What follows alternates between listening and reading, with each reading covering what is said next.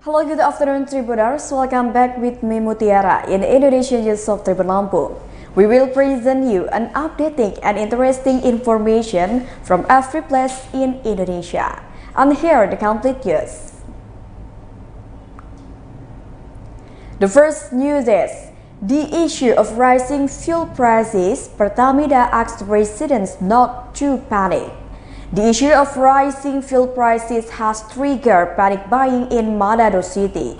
A view of queues of cars and motorbikes is presented at a number of public fueling stations in Manado City on Thursday, September 1, 2022.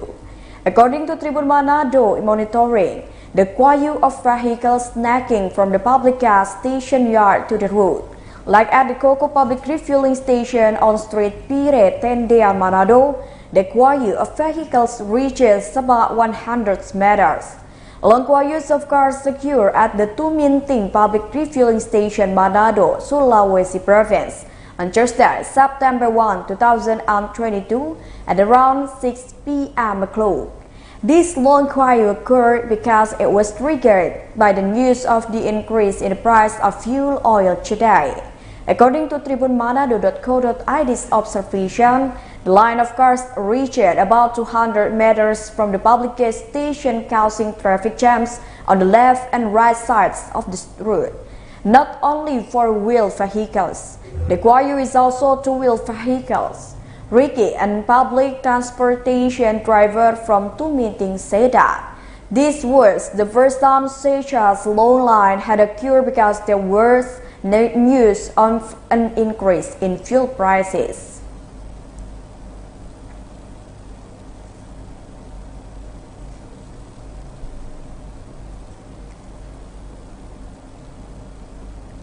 The next news is Ridwan Kamil visits accident victims at Bekasi Elementary School.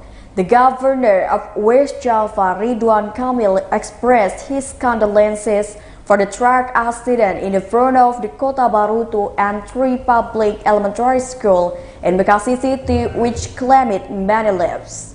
The day after the fateful incident on Thursday, September 1, 2022, Ridwan Kamil immediately visited the scene and spoke with the principal of the Kota Baru State Elementary School 2 and 3. The governor also visited the injured victim who was being treated at the Ananda Hospital and visited one of the victims' houses not far from the scene. Kang Emil said the accident was similar to a track accident in Cibubur some time ago, which also claimed many lives. For this reason, a thorough evaluation is needed from all aspects. Emil admitted that he had asked the Jabodetabek Transportation Management Agency to limit the operating hours of large vehicles crossing densely populated areas. The management of transportation on the roads that cross the Kota Baru State Elementary Schools 2 and 3 from the side of its authority is regulated by the Jabodetabek Transportation Management Agency. Emil hopes that the management agency will immediately evaluate transportation management, especially in the area. The West Java provincial government has also coordinated with the police, namely the Metro Jaya Regional Police, to ensure legal responsibility to those responsible. In this incident, 10 people died and 23 people were injured. So far, Jasara Harja Company has provided compensation to all victims who were treated or died. After discussing with the principal of the Kota Baru State Elementary School 2 and 3, it was agreed that there would be change in the movement of students to and from school. Students and parents whose child will no longer use the front door that is almost attached to the highway, but through the separate side door of the school. Emil said that not a few schools in Bekasi City are located quite close to the highway. From that, we need a system that can monitor the arrival and returns of students. Kang Emil will also respond quickly to suggestions from school principals who want to build a pedestrian bridge immediately.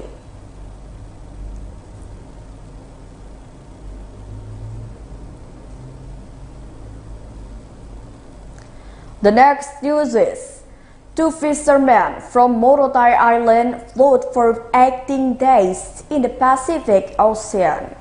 Two fishermen from Morotai Island, Regency, North Maluku, who were lost and floated for 18 days in the Pacific Ocean, are reported to have been found in the Philippines in safe condition.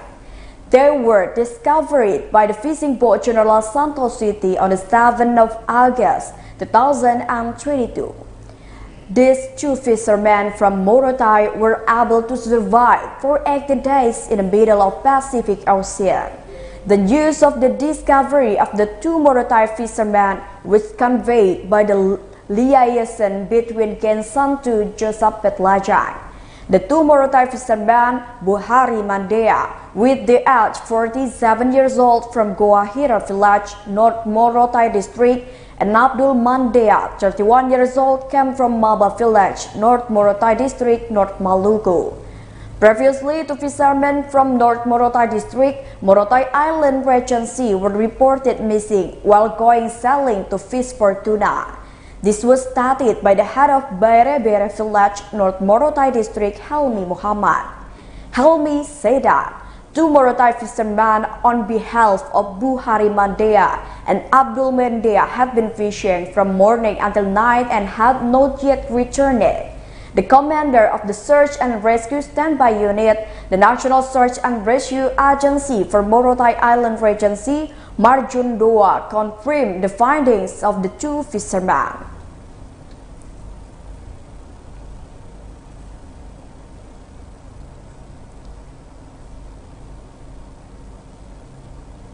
The next news is, elementary school students are forced to study on the terrace due to the ceiling of the classroom. The teaching and learning process at the Al-Hidayah Islamic Elementary School in Seisamayang Village, Sungal District, Deli Serdang Regency had to be carried out on the terrace because the classroom at the school were sealed by residents. There are 3 residents who are said to have done the sealing. He said that the residents sealed the school on Wednesday, August 31st, 2022. The 3 people who sealed it asked for the school to be closed because it was considered rejected by local residents. The action of these 3 residents led to the sealing of the classroom by locking and blocking the classroom doors. This was done at around 12 a.m. when students had finished the learning process. He said so far, the school has ended free school fees. The status of the school has also become a polemic because some residents there consider the land where the school building is to be given to build the Al-Hidayah Mosque.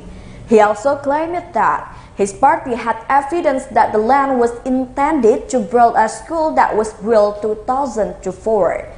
Based on information received from the previous management, the turmoil began to occur starting in the year 2012. At that time, the head of the village in the location had changed.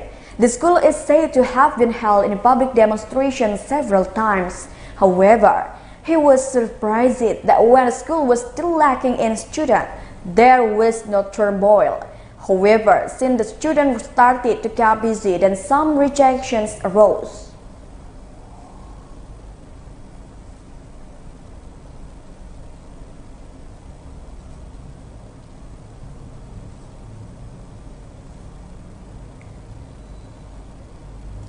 The next news is, the victim drowned in the Napun Gete Dam has been found.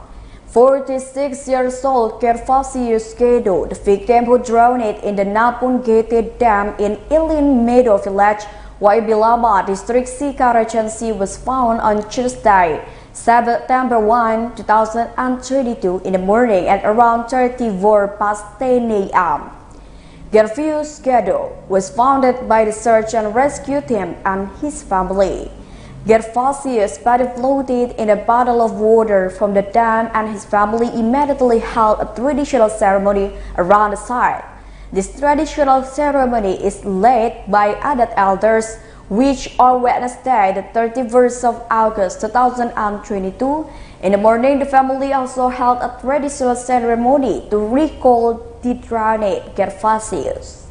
The ceremony that was held after it was found was carried out before Gervasius' body was taken by the family to the funeral home in Ilin Meadow.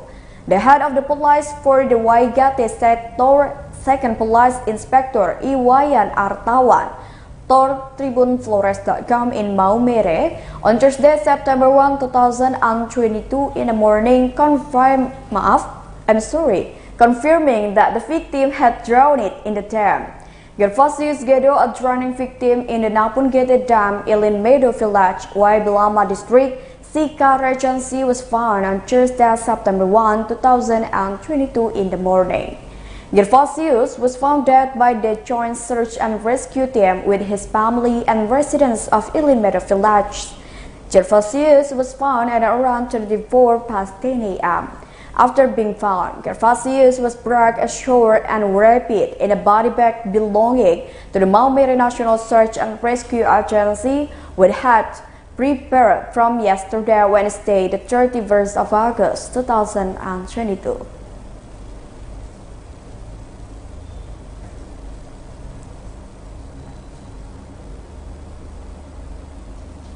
The next news is, perpetrators of immoral acts on girls with disabilities began to be revealed.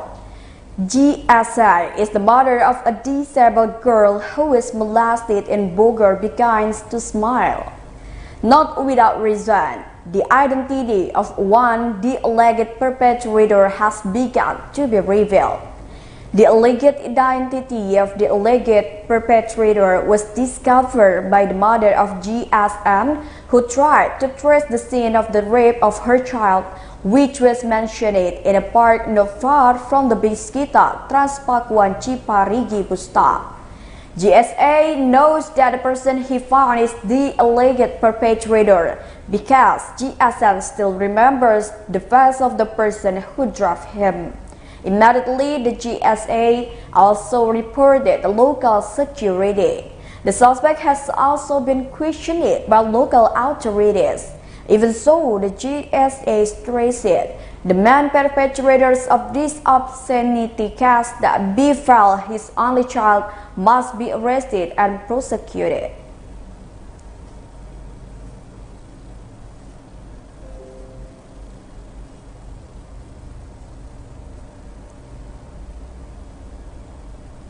The last news is, younger brother kills older brother as a result of being ordered by his biological father.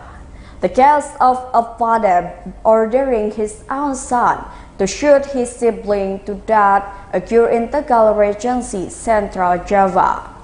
Reportedly involved in this shooting case Arya Tarwat and his second son Tirto, while the victim who died was shot named Kasbari. The motive for this case is because Tarwat considers his first child a burden on the family. Since childhood, the victim often throws tantrums that irritated Tarwat. The case began when the victim went to the neighbor's house to ask for help on Tuesday, August 32, 2022 at around 11 p.m. o'clock. The location is in Pedas Lohor Village, Adiwano District, Tegal Regency. At that time, Kasbari's head was seen bleeding from being badly injured. Neighbors who saw the victim then took him to the nearest clinic. However, the officer could not serve optimally because of Kasbari's serious injuries. The victim was then referred to the PKU Muhammadiyah Tegal Islamic Hospital at around 11 p.m. o'clock. While in the emergency room, Kasbari's condition was still conscious. A few hours later, the victim's condition continued to decline until he was declared dead on Wednesday, August 31, 2022 at around 4 a.m. Before he died, Kasbari had revealed the cause of the wound on his head. He admitted that he was shot by his own brother.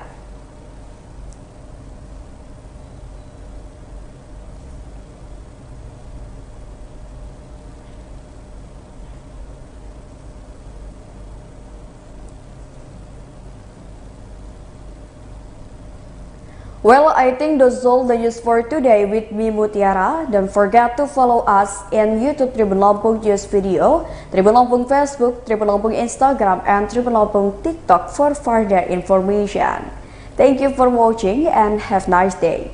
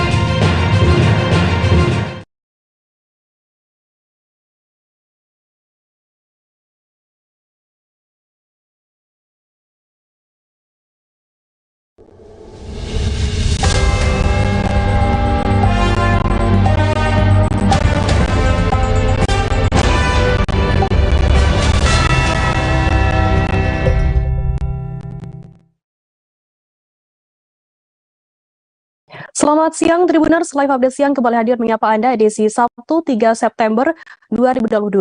Siang ini kami akan menyajikan berbagai informasi teraktual mengenai peristiwa yang terjadi di tanah air dan akan dilaporkan secara langsung oleh reporter kami di lapangan. Bersama saya Firda Ananda dan inilah live update selengkapnya.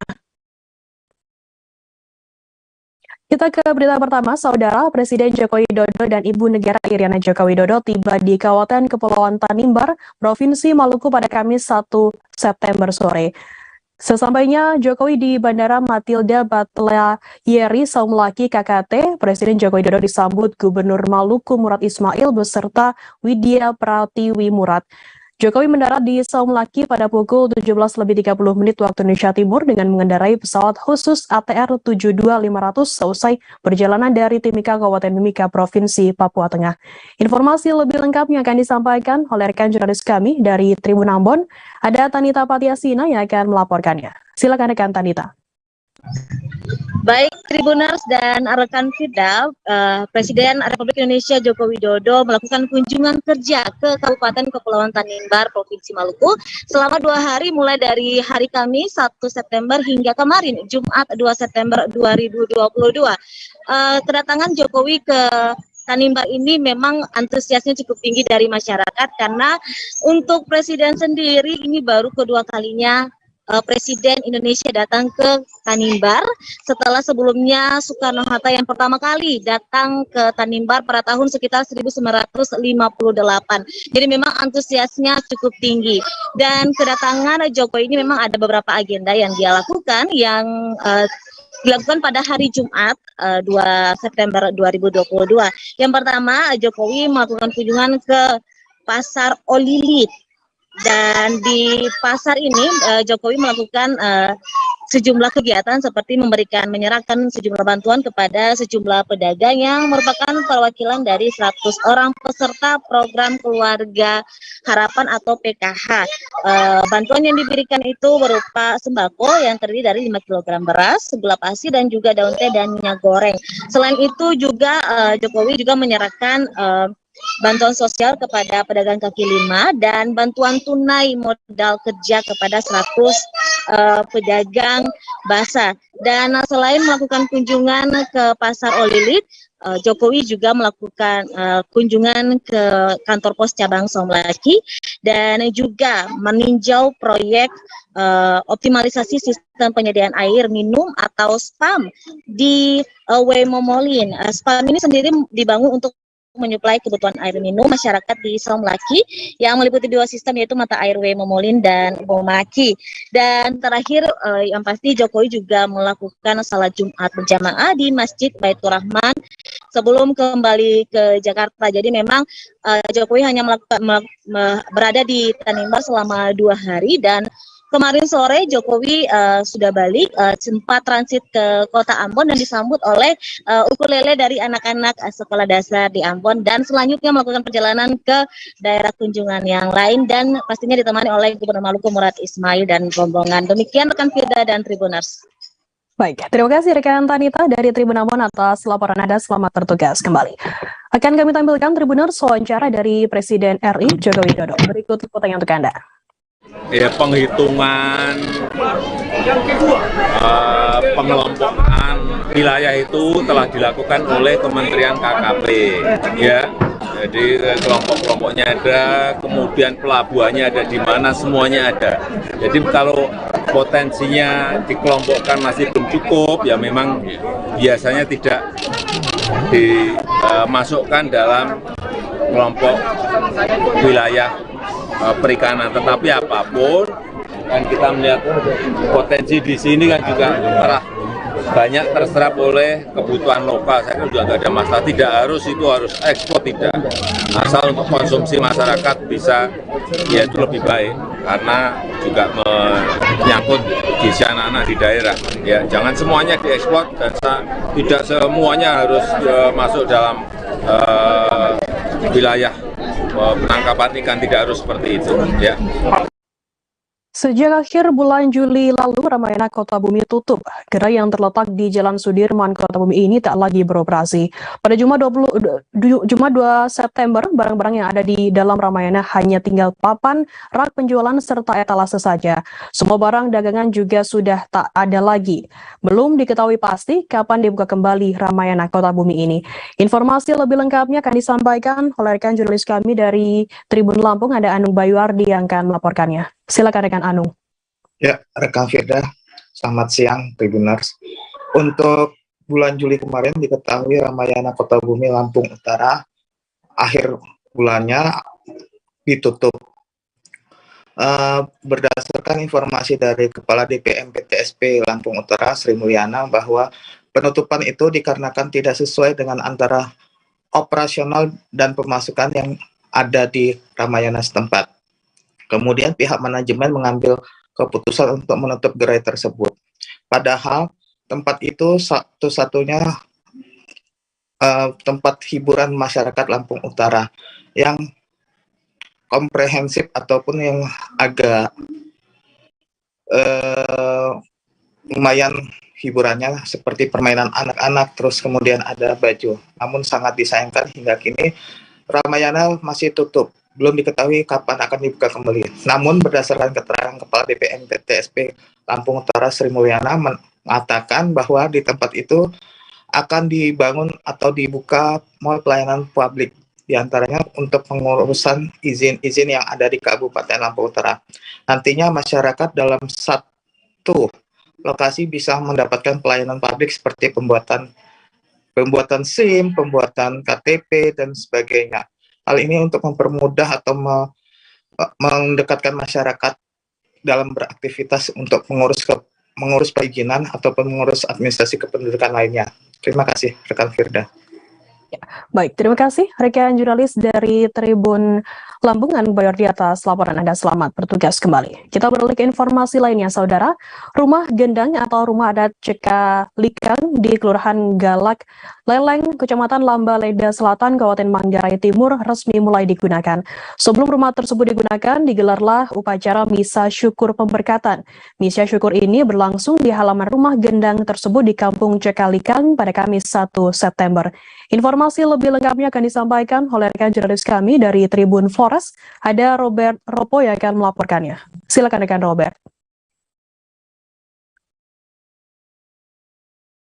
Baik rekan Firda dan sahabat Tribuners, dapat saya laporkan dari Borong Kabupaten Manggarai Timur di mana pada hari kemarin telah dilakukan misa syukur pemberkatan Rumah Gendang Cekalikang di Kelurahan Galak Leleng, Kecamatan Lambaleda Selatan, Kabupaten Manggarai Timur. Rumah Gendang ini sendiri milik masyarakat adat di Cekalikang, di Kampung Cekalikang. Dan misa syukur ini sendiri dipimpin oleh Romo Fikep Borong, yaitu Romo Simonama PR beserta sejumlah rekan para imam, dan juga turut hadir dalam misa syukur ini Bupati Manggarai Timur Agas Andreas SHM Hum, juga merupakan tokoh masyarakat Gendang tersebut, beserta Ibu Ketua TPPKK Kabupaten Manggarai Timur Nyonya Tresia Wisang Agas, Sekda Manggarai Timur, pimpinan Forkopimda, pimpinan OPD, pimpinan BUMN, BUMD, dan sejumlah undangan lainnya. Turut hadir dalam itu juga yaitu para tokoh adat, tokoh masyarakat setempat. Dalam kegiatan syukur itu sendiri, Romo Simonama PR dalam khotbahnya mengatakan bahwa Rumah Gendang adalah bagian dari orang Manggarai, karena Rumah Gendang adalah rumah yang melambangkan budaya orang Manggarai, di mana Rumah Gendang untuk tempat menyelesaikan persoalan-persoalan yang ada di lingkungan masyarakat sekitar, dan juga sebagai tempat untuk mempersembahkan hasil karya kepada Tuhan melalui leluhur atau nenek moyang setempat. Karena itu Romo Simon juga berharap kepada tokoh masyarakat, tokoh adat, dan masyarakat setempat agar menjaga rumah adat itu dengan baik, sehingga dapat dimanfaatkan untuk masyarakat di kemudian hari. Sementara itu, Bupati Manggarai Timur, Agas Andreas SAM juga menyampaikan hal yang sama. Menurut Bupati Agas bahwa rumah gendang itu adalah sebagai tempat untuk menyelesaikan persoalan-persoalan yang ada di tengah masyarakat sekitar, dan juga untuk mempersembahkan hasil karya, hasil jernih seperti hasil pertanian dan lain sebagainya yang dihasilkan oleh masyarakat kepada nenek moyang dan Tuhan yang Maha Kuasa. Karena itu Bupati Agas juga menyampaikan pesan yang sama, di mana agar rumah gendang itu dijaga kesuciannya, sehingga tidak boleh melakukan kegiatan-kegiatan di luar dari kegiatan-kegiatan adat di tempat itu, seperti mabuk-mabukan, karaokean, dan lain sebagainya. Ia juga berjanji akan menerima tamu, jika tamu-tamu yang dari luar yang akan menemui beliau, akan menerimanya di rumah gendang itu, karena Bupati juga merupakan tokoh masyarakat atau bagian dari anak rumah gendang itu. Dan dalam kegiatan selain misa syukur juga sebelumnya dilakukan acara Rokomolas Poco, di mana Rokomolas Poco adalah pembawaan di mana pemasangan tiang utama dari rumah gendang itu, dan dilakukan acara adat Manggarai yang namanya Rokomolas Poco. Dan sebelum kegiatan misa syukur juga pada malam harinya dilakukan upacara adat Teng Hang dalam bahasa daerah Manggarai. Teng Hang artinya memberikan sesajian kepada nenek moyang, dan juga pemasangan tanduk kerbau pada atap bagian atap dari rumah gendang itu. Dan juga selanjutnya selain misa syukur juga dilaksanakan kegiatan pesta adat caci, di mana caci ini merupakan tarian adat atau tradisi orang Manggarai, di mana memiliki keindahan atau kesenian, yaitu dari ketangkasannya. Demikian rekan Firda dan sahabat Tribuners dapat saya laporkan dari Borong, Kabupaten Manggarai Timur pada siang menjelang sore hari ini. Selamat siang dan terima kasih. Baik, terima kasih rekan Robert dari Tribun Flores atas laporan Anda. Selamat bertugas kembali. Kita beralih ke informasi selanjutnya, Saudara. Truk tangki Pertamina mengalami kebakaran seusai ditabrak sebuah minibus di Jalan Halmahera, Kota Malang pada Jumat 2 September 2022. Kejadian ini mengakibatkan 2 orang mengalami luka parah yang semuanya berada di dalam minibus. Akibat kejadian tersebut, 2 mobil pemadam kebakaran dikerahkan untuk memadamkan api. Api berhasil dipadamkan seusai petugas pemadam kebakaran PMK Kota Malang bersama PMK dari Depo Pertamina Malang merangsek ke titik api.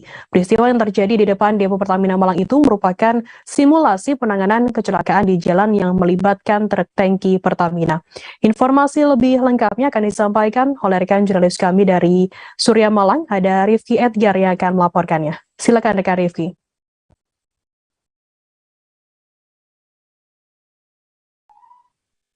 Baik rekan Firda, bisa kami laporkan dari Kota Malang bahwasannya PT Pertamina Petraniaga telah melakukan simulasi kecelakaan yang melibatkan truk tangki milik Pertamina di Jalan Raya. Dan simulasi ini digelar tepat di depan pool Pertamina yang berada di Jalan Halmahera, Kota Malang, di mana dalam skenario-nya truk tangki yang baru saja keluar dari depo Pertamina Malang itu tiba-tiba terserempet atau tertabrak oleh sebuah minibus yang mengakibatkan kebocoran dari truk tangki itu hingga BBM-nya mengalir keluar. Hal ini pun mengakibatkan truk tersebut mengalami kebakaran, dan akhirnya dilakukan upaya penanganan secara cepat oleh tim Pertamina yang juga bekerja sama dengan tim pemadam kebakaran dari Kota Malang. Dan menurut Muhammad Dodi Iswanto, Terminal Manager Malang, bahwasannya simulasi ini digelar sebagai bentuk kesiapsiagaan dalam penanganan darurat yang dilakukan oleh Pertamina di regional Jatim Balinus. Dia juga menjelaskan bahwa simulasi ini merupakan bentuk dari pelatihan yang dilakukan dalam rangka untuk meningkatkan keselamatan transportasi sesuai dengan arahan dari Kementerian Perhubungan. Dan dalam kegiatan ini mereka juga berkoordinasi dengan Kemenhub, kemudian juga dengan Komite Nasional Keselamatan Transportasi atau KNKT, dan juga Basarnas. Selain itu, dalam kegiatan itu juga berlangsung cukup dramatis. Semuanya benar-benar dihitung dan dievaluasi oleh tim Pertamina, di mana di sana juga melibatkan sejumlah warga, TNI Polri, yang juga turut serta dalam proses simulasi untuk penanganan kecelakaan ini. Dan proses pun juga berlangsung cepat, dan ini nanti akan dijadikan hasil evaluasi ketika sewaktu-waktu nanti terjadi sebuah insiden atau musibah yang melibatkan truk tangki BBM yang ada di jalan raya. Dan terakhir, Pertamina sendiri menyampaikan bahwasanya simulasi seperti ini harus terus dilakukan karena resiko pekerjaan, mengingat Pertamina selalu melakukan pendistribusian energi seperti BBM dan LPG ke setiap daerah. Dan maka dari itu Pertamina akan terus melakukan kesiapsiagaan sebagai upaya untuk melakukan antisipasi ini apabila terjadi hal-hal yang tidak diinginkan di jalan raya. Mungkin seperti itu informasi yang bisa kami sampaikan dari Kota Malang, Firda.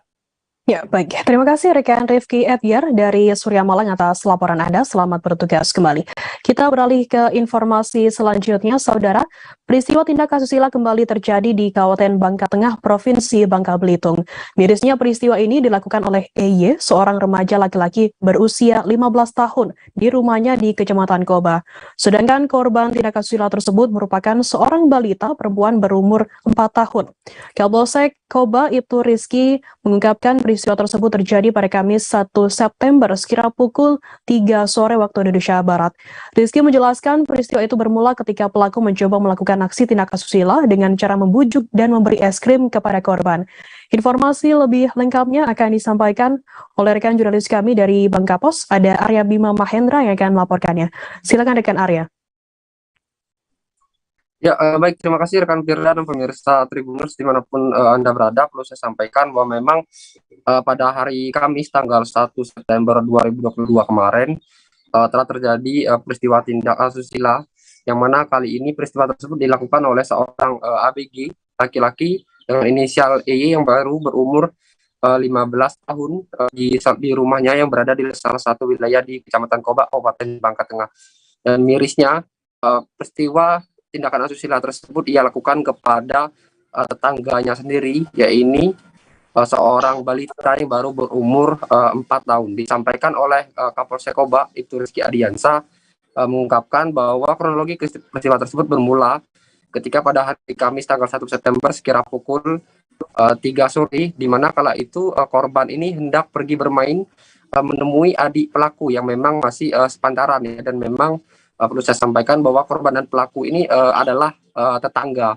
Dan kala itu korban ingin menemui adik pelaku untuk bermain, dan ketika itu si adik pelaku ini sedang tidak ada di rumah dan pergi bersama dengan orang tuanya. Seketika pelaku pun mengajak korban ataupun mengiming-imingi korban dengan memberinya es krim untuk kemudian diajaknya melakukan hal-hal yang tidak senonoh. Setelah itu terjadilah hal-hal yang tidak senonoh tersebut, di mana ketika itu korban pulang ke rumah dan melaporkan kepada ibunya bahwa bagian kemaluannya itu terasa perih, bahkan dirinya pun kerap menangis ketika hendak buang air kecil. Seketika ibu korban pun mengecek bagian kemaluan anaknya tersebut, dan memang terlihat ada bagian ataupun bercak-bercak kemerahan ya.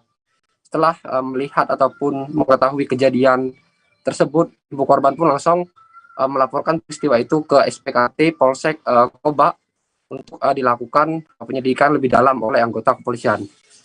Dan benar saja setelah dilakukan upaya penyelidikan lebih dalam oleh anggota kepolisian, disampaikan oleh Kapolsek Koba, setelah itu pihaknya pun melakukan penyelidikan, dan tiba-tiba saja si korban ataupun maksud saya si pelaku ini langsung diantar oleh ayah kandungnya sendiri untuk mempertanggungjawabkan perbuatannya dan memberikan keterangan kepada pihak kepolisian di Polsek Koba. Dan atas kejadian itu pelaku beserta korban dan orang tuanya pun langsung dibawa ke unit PPA Satreskrim Polres Bangka Tengah untuk dilakukan upaya penyelidikan lebih lanjut sesuai dengan prosedur penanganan anak yang berhadapan dengan hukum. Selain itu, dari pihak kepolisian juga menyita sejumlah barang bukti, yaitu pakaian yang dikenakan korban berupa satu helai baju tidur lengan panjang berwarna putih bermotif boneka, satu helai celana tidur panjang berwarna putih motif boneka, dan lembar pengantar visum repertum. Disampaikan oleh Kapolsek Oba, atas peristiwa itu pada pelaku patut diduga melanggar pasal 81 ayat 1, subsidiar 82 ayat 1 Undang-Undang Nomor 17 Tahun 2016 tentang penetapan Perpu Nomor 1 Tahun 2016 tentang perubahan kedua atas Undang-Undang Nomor 23 Tahun 2002 tentang perlindungan anak junto pasal 293 KUHP dengan ancaman pidana penjara maksimal 15 tahun. Dan diketahui juga pada kemarin dari unit Satreskrim Polres Bangka Tengah sudah melakukan pemeriksaan baik terhadap keluarga pelaku maupun keluarga korban, dan dimungkinkan untuk kedepannya mungkin akan diambil langkah hukum berupa diversi dengan cara memediasi antara kedua belah pihak. Namun jika memang mediasi tersebut tidak menemukan titik ataupun jalan tengah, maka proses hukum akan tetap berlaku sesuai dengan prosedur penanganan anak yang berhadapan dengan hukum. Mungkin demikian bisa saya laporkan, rekan Firda, kembali ke studio. Baik, terima kasih rekan Arya Bima Mahendra dari Bangka Pos atas laporan Anda. Selamat bertugas kembali. Kita beralih ke informasi selanjutnya, Saudara. Sempat merasakan hotel Prodeo pada 2015 lalu, Rita, 29 tahun, kini kembali ditangkap tim Busernaga Satreskrim Polres Pangkal Pinang setelah menggasak 2 unit sepeda motor dan 2 kotak amal. Warga Sungai Selan ini ditangkap pada Kamis 1 September kemarin setelah tim Busernaga mendapatkan adanya laporan pencurian sepeda motor di Jalan Abdullah Adari, Kota Pangkal Pinang pada Selasa 2 Agustus lalu. Informasi lebih lengkapnya akan disampaikan oleh rekan jurnalis kami dari Bangka Pos, ada Rizky Irianda yang akan melaporkannya. Silakan rekan Rizky. Iya, Firda. Pada Kamis 1 September lalu, tim Busernaga Satreskrim Polres Pangkal Pinang berhasil menangkap Rita yang berumur 29 tahun di kediamannya di Sungai Selan. Diketahui Rita ini merupakan seorang residivis yang keluar dari penjara pada 2018 lalu dengan kasus pencurian, dan kali ini juga Rita ini ditangkap lagi-lagi setelah mencuri sepeda motor di Jalan Abdullah Adari, Kota Pangkal Pinang pada Selasa 2 Agustus 2022 lalu. Diketahui Rita ini mencuri sepeda motor korban, memanfaatkan situasi sepi serta korbannya pada saat itu sedang melaksanakan salat subuh. Lebih lanjut, saat dilakukan penangkapan dan dilakukan interogasi oleh anggota Busernaga, Rita ini sempat berkilah telah melakukan aksi pencuriannya. Namun saat terus didalami, akhirnya Rita ini pun mengaku mengambil motor dengan cara menuntun motor tersebut ke rumahnya, dikarenakan memang saat hendak mencuri sepeda motor ini, motor tersebut tanpa dikunci stang. Lalu tak hanya fokus dalam pengungkapan kasus curanmor, tim Naga pun juga mendapati laporan hilangnya kotak amal. Akhirnya pun bisa mengungkapkan dalang dibalik aksi di warung pecel lele di Semabung Baru, Kota Pangkal Pinang. Untuk kasus pencurian kotak amal ini, Rita pun juga mengakui mencuri kotak amal yang dipergunakannya untuk berfoya-foya bersama rekan-rekannya. Sedangkan untuk kotak amal ini dibuang di sekitar lokasi pencurian di Semabung. Sementara itu, Kasatreskrim Polres Pangkal Pinang, AKP Adi Putra, juga mengungkapkan pihaknya kini telah mengamankan 2 unit sepeda motor dan 2 kotak amal sebagai barang bukti untuk penyelidikan lebih lanjut. Demikian, Firda. Ya, baik. Terima kasih rekan Rizky dari Bangka Pos atas laporan Anda. Selamat bertugas kembali. Kita beralih ke informasi lainnya, Saudara. Bayi laki-laki yang diprediksi berumur baru belasan hari sempat ditemukan warga dalam kardus di sebuah balai di Desa Meria Paloh, Kecamatan Muara 1, Lok Sumawe pada Sabtu 27 Agustus lalu. Hingga Sabtu 3 September hari ini atau sudah memasuki sepekan, bayi tersebut masih dirawat di Rumah Sakit Umum Cut Muti Aceh Utara di Bukit Rata. Informasi lebih lengkapnya akan disampaikan oleh rekan jurnalis kami dari Serambi News Indonesia, ada Saiful Bahri yang akan melaporkannya. Silakan rekan Saiful. Terima kasih, Firda.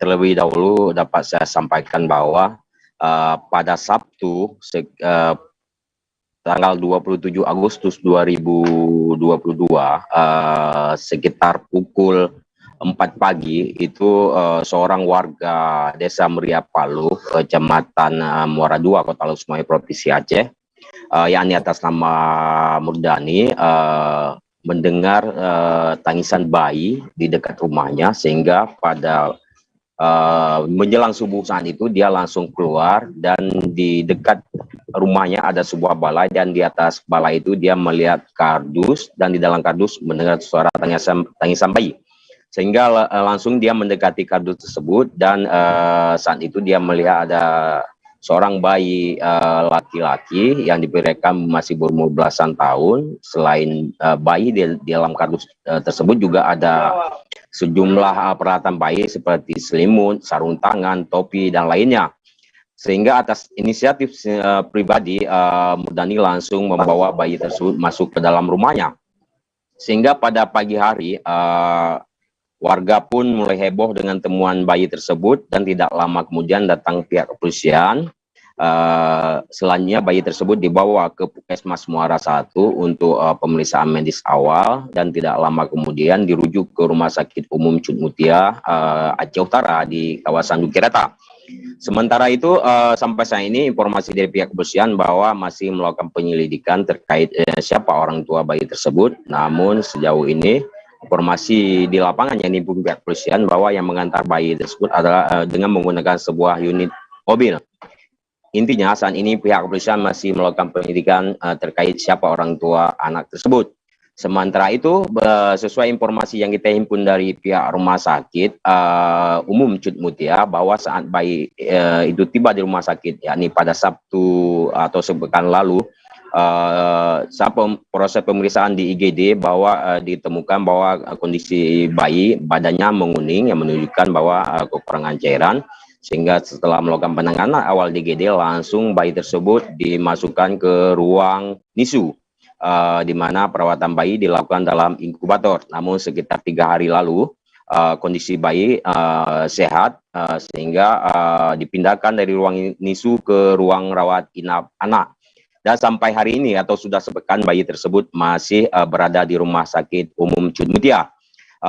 Sementara itu, informasi yang kita himpun dari pihak Dinas Sosial Kota Lusmoyo, sejauh ini sudah ada sekitar 7 orang tua atau masyarakat yang ingin mengadopsi anak tersebut, baik yang langsung mengajukan berkas permohonan adopsi, ada juga yang menghubungi via petugas Dinas Sosial, bahkan ada juga yang langsung datang ke Dinas Sosial sekedar mempertanyakan dulu syarat-syarat untuk bisa mengadopsi anak tersebut. Namun sejauh ini pihak Dinas Sosial belum mengambil keputusan siapa orang tua yang ataupun warga yang berhak mengadopsi anak tersebut, karena pihak kepolisian masih pihak Dinas Sosial masih menunggu status dari bayi tersebut, maksudnya menunggu informasi dari pihak kepolisian apakah anak tersebut masih memiliki keluarga ataupun dinyatakan terlantar. Sehingga bila pihak kepolisian menyatakan anak itu terlantar, maka pihak Dinas Sosial akan langsung mencari orang tua asuh terhadap anak tersebut. Intinya saat ini anak tersebut ataupun sudah 8 hari masih berada di Rumah Sakit Umum. Sehubungan memang belum ada keputusan pasti dari pihak Dinas Sosial untuk menetapkan siapa orang tua asuh terhadap bayi tersebut. Demikian, Firda. Ya, baik. Terima kasih rekan jurnalis dari Tsunami News Indonesia atas laporan Anda. Selamat bertugas kembali. Akan kami tampilkan Tribuners wawancara dari Muslimin Yusuf, Kepala Dinas Sosial Lok Sumawe, dan berikut liputannya untuk Anda. Pak Kadis, bisa dijelaskan saat ini gimana kondisi bayi yang ditemukan dalam kardus itu? Ya, alhamdulillah kondisi bayi yang ditemukan di Kecamatan Muara I kemarin, alhamdulillah kondisinya sudah membaik, sehat, alhamdulillah, dan sekarang penempatannya di Rumah Sakit Cud Mutia masih dalam status perawatan lah, diperawat, itu dalam kondisi terakhir per hari ini kondisi sehat, alhamdulillah. Informasinya sudah ada banyak warga yang ingin mengadopsi anak tersebut. Apa benar Pak Kadis? Ya, ada beberapa orang yang sudah melayangkan surat permohonan secara tertulis, itu ada 3 orang. Namun yang via telepon atau yang baru nanya-nanya, totalnya ada lebih kurang ada 7 atau 8 orang yang kepingin warga atau masyarakat yang ingin mengadopsi anak tadi itu ada. Supporter PSIS Semarang akan hadir di Stadion Manahan untuk memberikan dukungan tim kesayangan mereka saat melawan Persis Solo pada Sabtu 3 September. Salah satunya basis supporter Panser Biru. Sekretaris Umum DPP Panser Biru Paulus Chandra menyebutkan ada kurang lebih 2.000 anggota yang akan melakukan away day. DPP Panser Biru pun akan membagikan tiket kepada para anggota sebelum sama-sama berangkat ke Solo. Informasi lebih lengkapnya akan disampaikan oleh rekan jurnalis kami dari Tribun Solo, ada Adi Surya yang akan melaporkannya. Silakan rekan Adi. Ya, baik rekan Firda, selamat siang untuk Tribun sekalian. Saya akan melaporkan terkait ribuan supporter PSIS yang sudah datang ke Solo, dan dari pantauan di lapangan memang para supporter PSIS Semarang sudah sampai di kota Solo, tepatnya di area Stadion Manahan. Dan tadi pada saat perjalanan dari Semarang menuju ke Solo pun sejumlah supporter dari Persis Solo itu juga mengawal kedatangan mereka hingga sampai ke Stadion Manahan. Dan saat ini supporter PSIS Semarang sendiri masih menunggu waktu masuk ke area Stadion Manahan yang open gate-nya itu akan dimulai pada pukul 2 siang ini. Ada setidaknya 2.000 supporter dari basis supporter Panser Biru yang kabarnya hadir ke Stadion Manahan untuk mendukung tim kesayangan saat melawan Persis Solo hari ini. Mungkin bisa saya sampaikan kembali ke rekan Firda. Baik, terima kasih rekan Adi dari Tribun Solo atas laporan Anda. Selamat bertugas kembali. Akan kami tampilkan Tribuners wawancara dari Sekretaris Umum DPP Panser Biru Paulus Chandra, dan kemudian ada juga wawancara dari Presiden DPP Pasopati Mariadi Gondrong. Berikut liputannya untuk Anda. Untuk teman-teman Panser Biru, Pulau Nun di Kota Solo.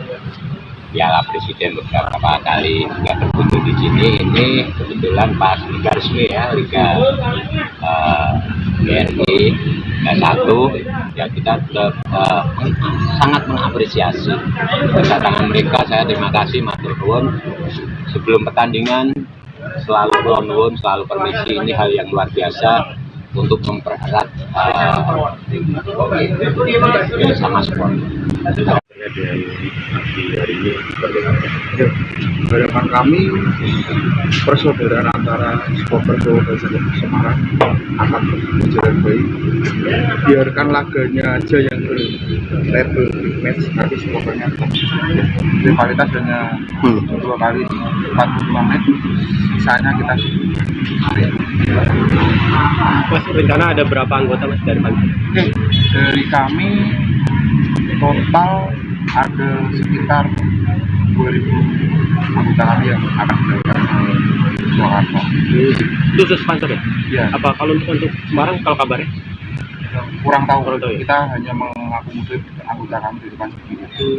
Terus kalau rencana nanti AWD ada satu komando atau gimana? Ya, dari Semarang hamil seminggu kemarin kita udah mulai rancang untuk AW ke Surakarta ini.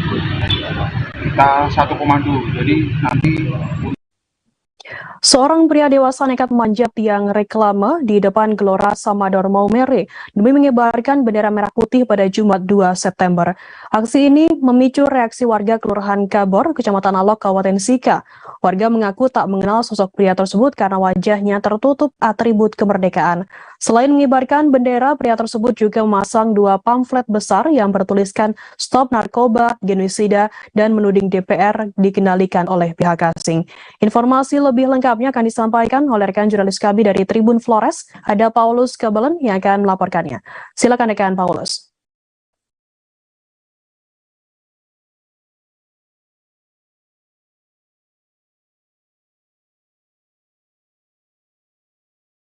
Oh, rekan Paulus.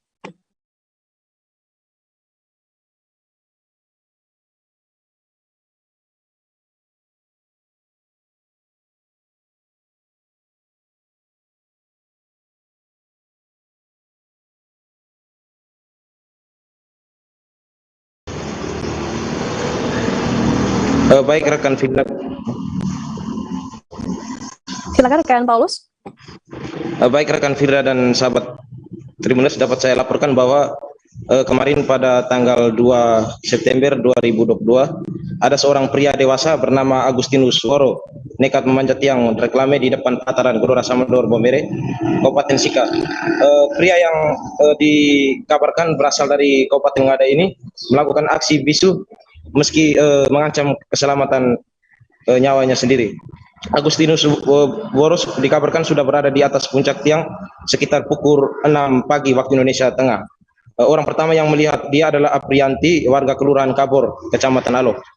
Aksi yang ia lakukan ini berjalan ataupun berlangsung selama 15 jam dan pihak Satpol PP sempat menegurnya dan meminta dia untuk turun, namun permintaan itu dia tolak. Ia hanya melayangkan surat bertuliskan permintaan untuk menemui Uskup Maumere. Dia juga meminta Pak Kapolres Sika dan Ramil untuk memfasilitasi dia bertemu dengan Uskup Maumere. Dan setelah berlangsung 15 jam pada pukul 21 atau 9 malam waktu Indonesia Tengah, tim Basarnas Maumere dikerahkan untuk menuju lokasi. Setelah dilakukan beberapa perbincangan bersama dengan Bapak Agustinus ini, akhirnya beliau mau untuk turun, namun ia meminta agar salah satu aktivis PMKRI Santo Tomas Maurus Maumere ikut bersama dia di atas, sehingga mereka melangsungkan beberapa diskusi dan akhirnya ia berhasil diturunkan pada pukul 9 malam. Dan informasi terakhir yang saya dapatkan, Bapak Agustinus Woro ini langsung dibawa ke Mapores Sika. Ia sudah mendapat makan selama 15 jam.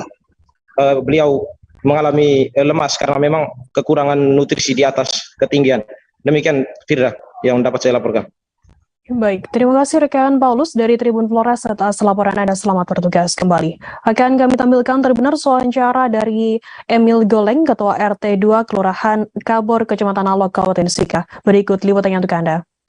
Pagi ini kok sudah ada tulisan, lalu lampion bendera merah putih, ikat merah putih, itu sepertinya itu kerjanya aktivis. Nah, mungkin terlalu peduli dengan negara ini, banyak narkoba. Pelaku narkoba di institusi sendiri, orang sipil.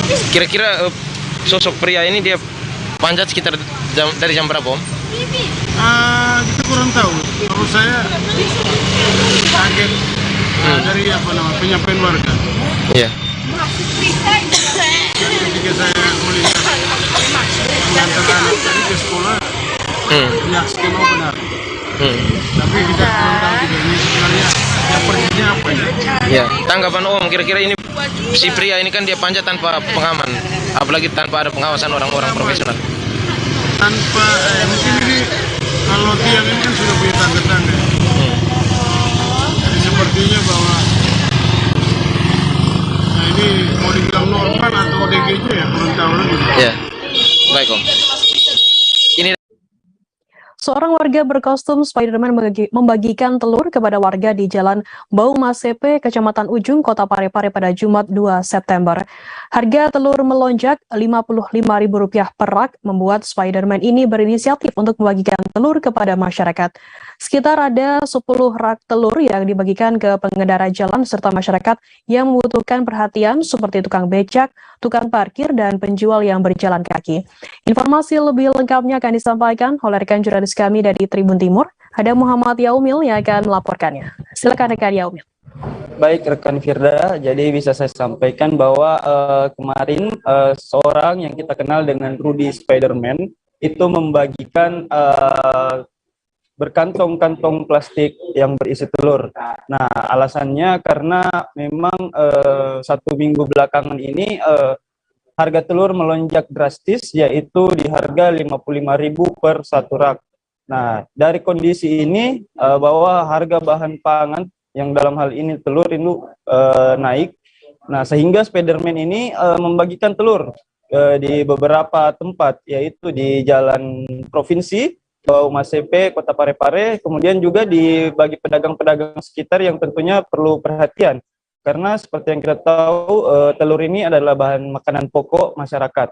Nah, adapun yang dibagikan itu seperti pedagang-pedagang kaki lima, terus tukang parkir, dan warga-warga sekitar.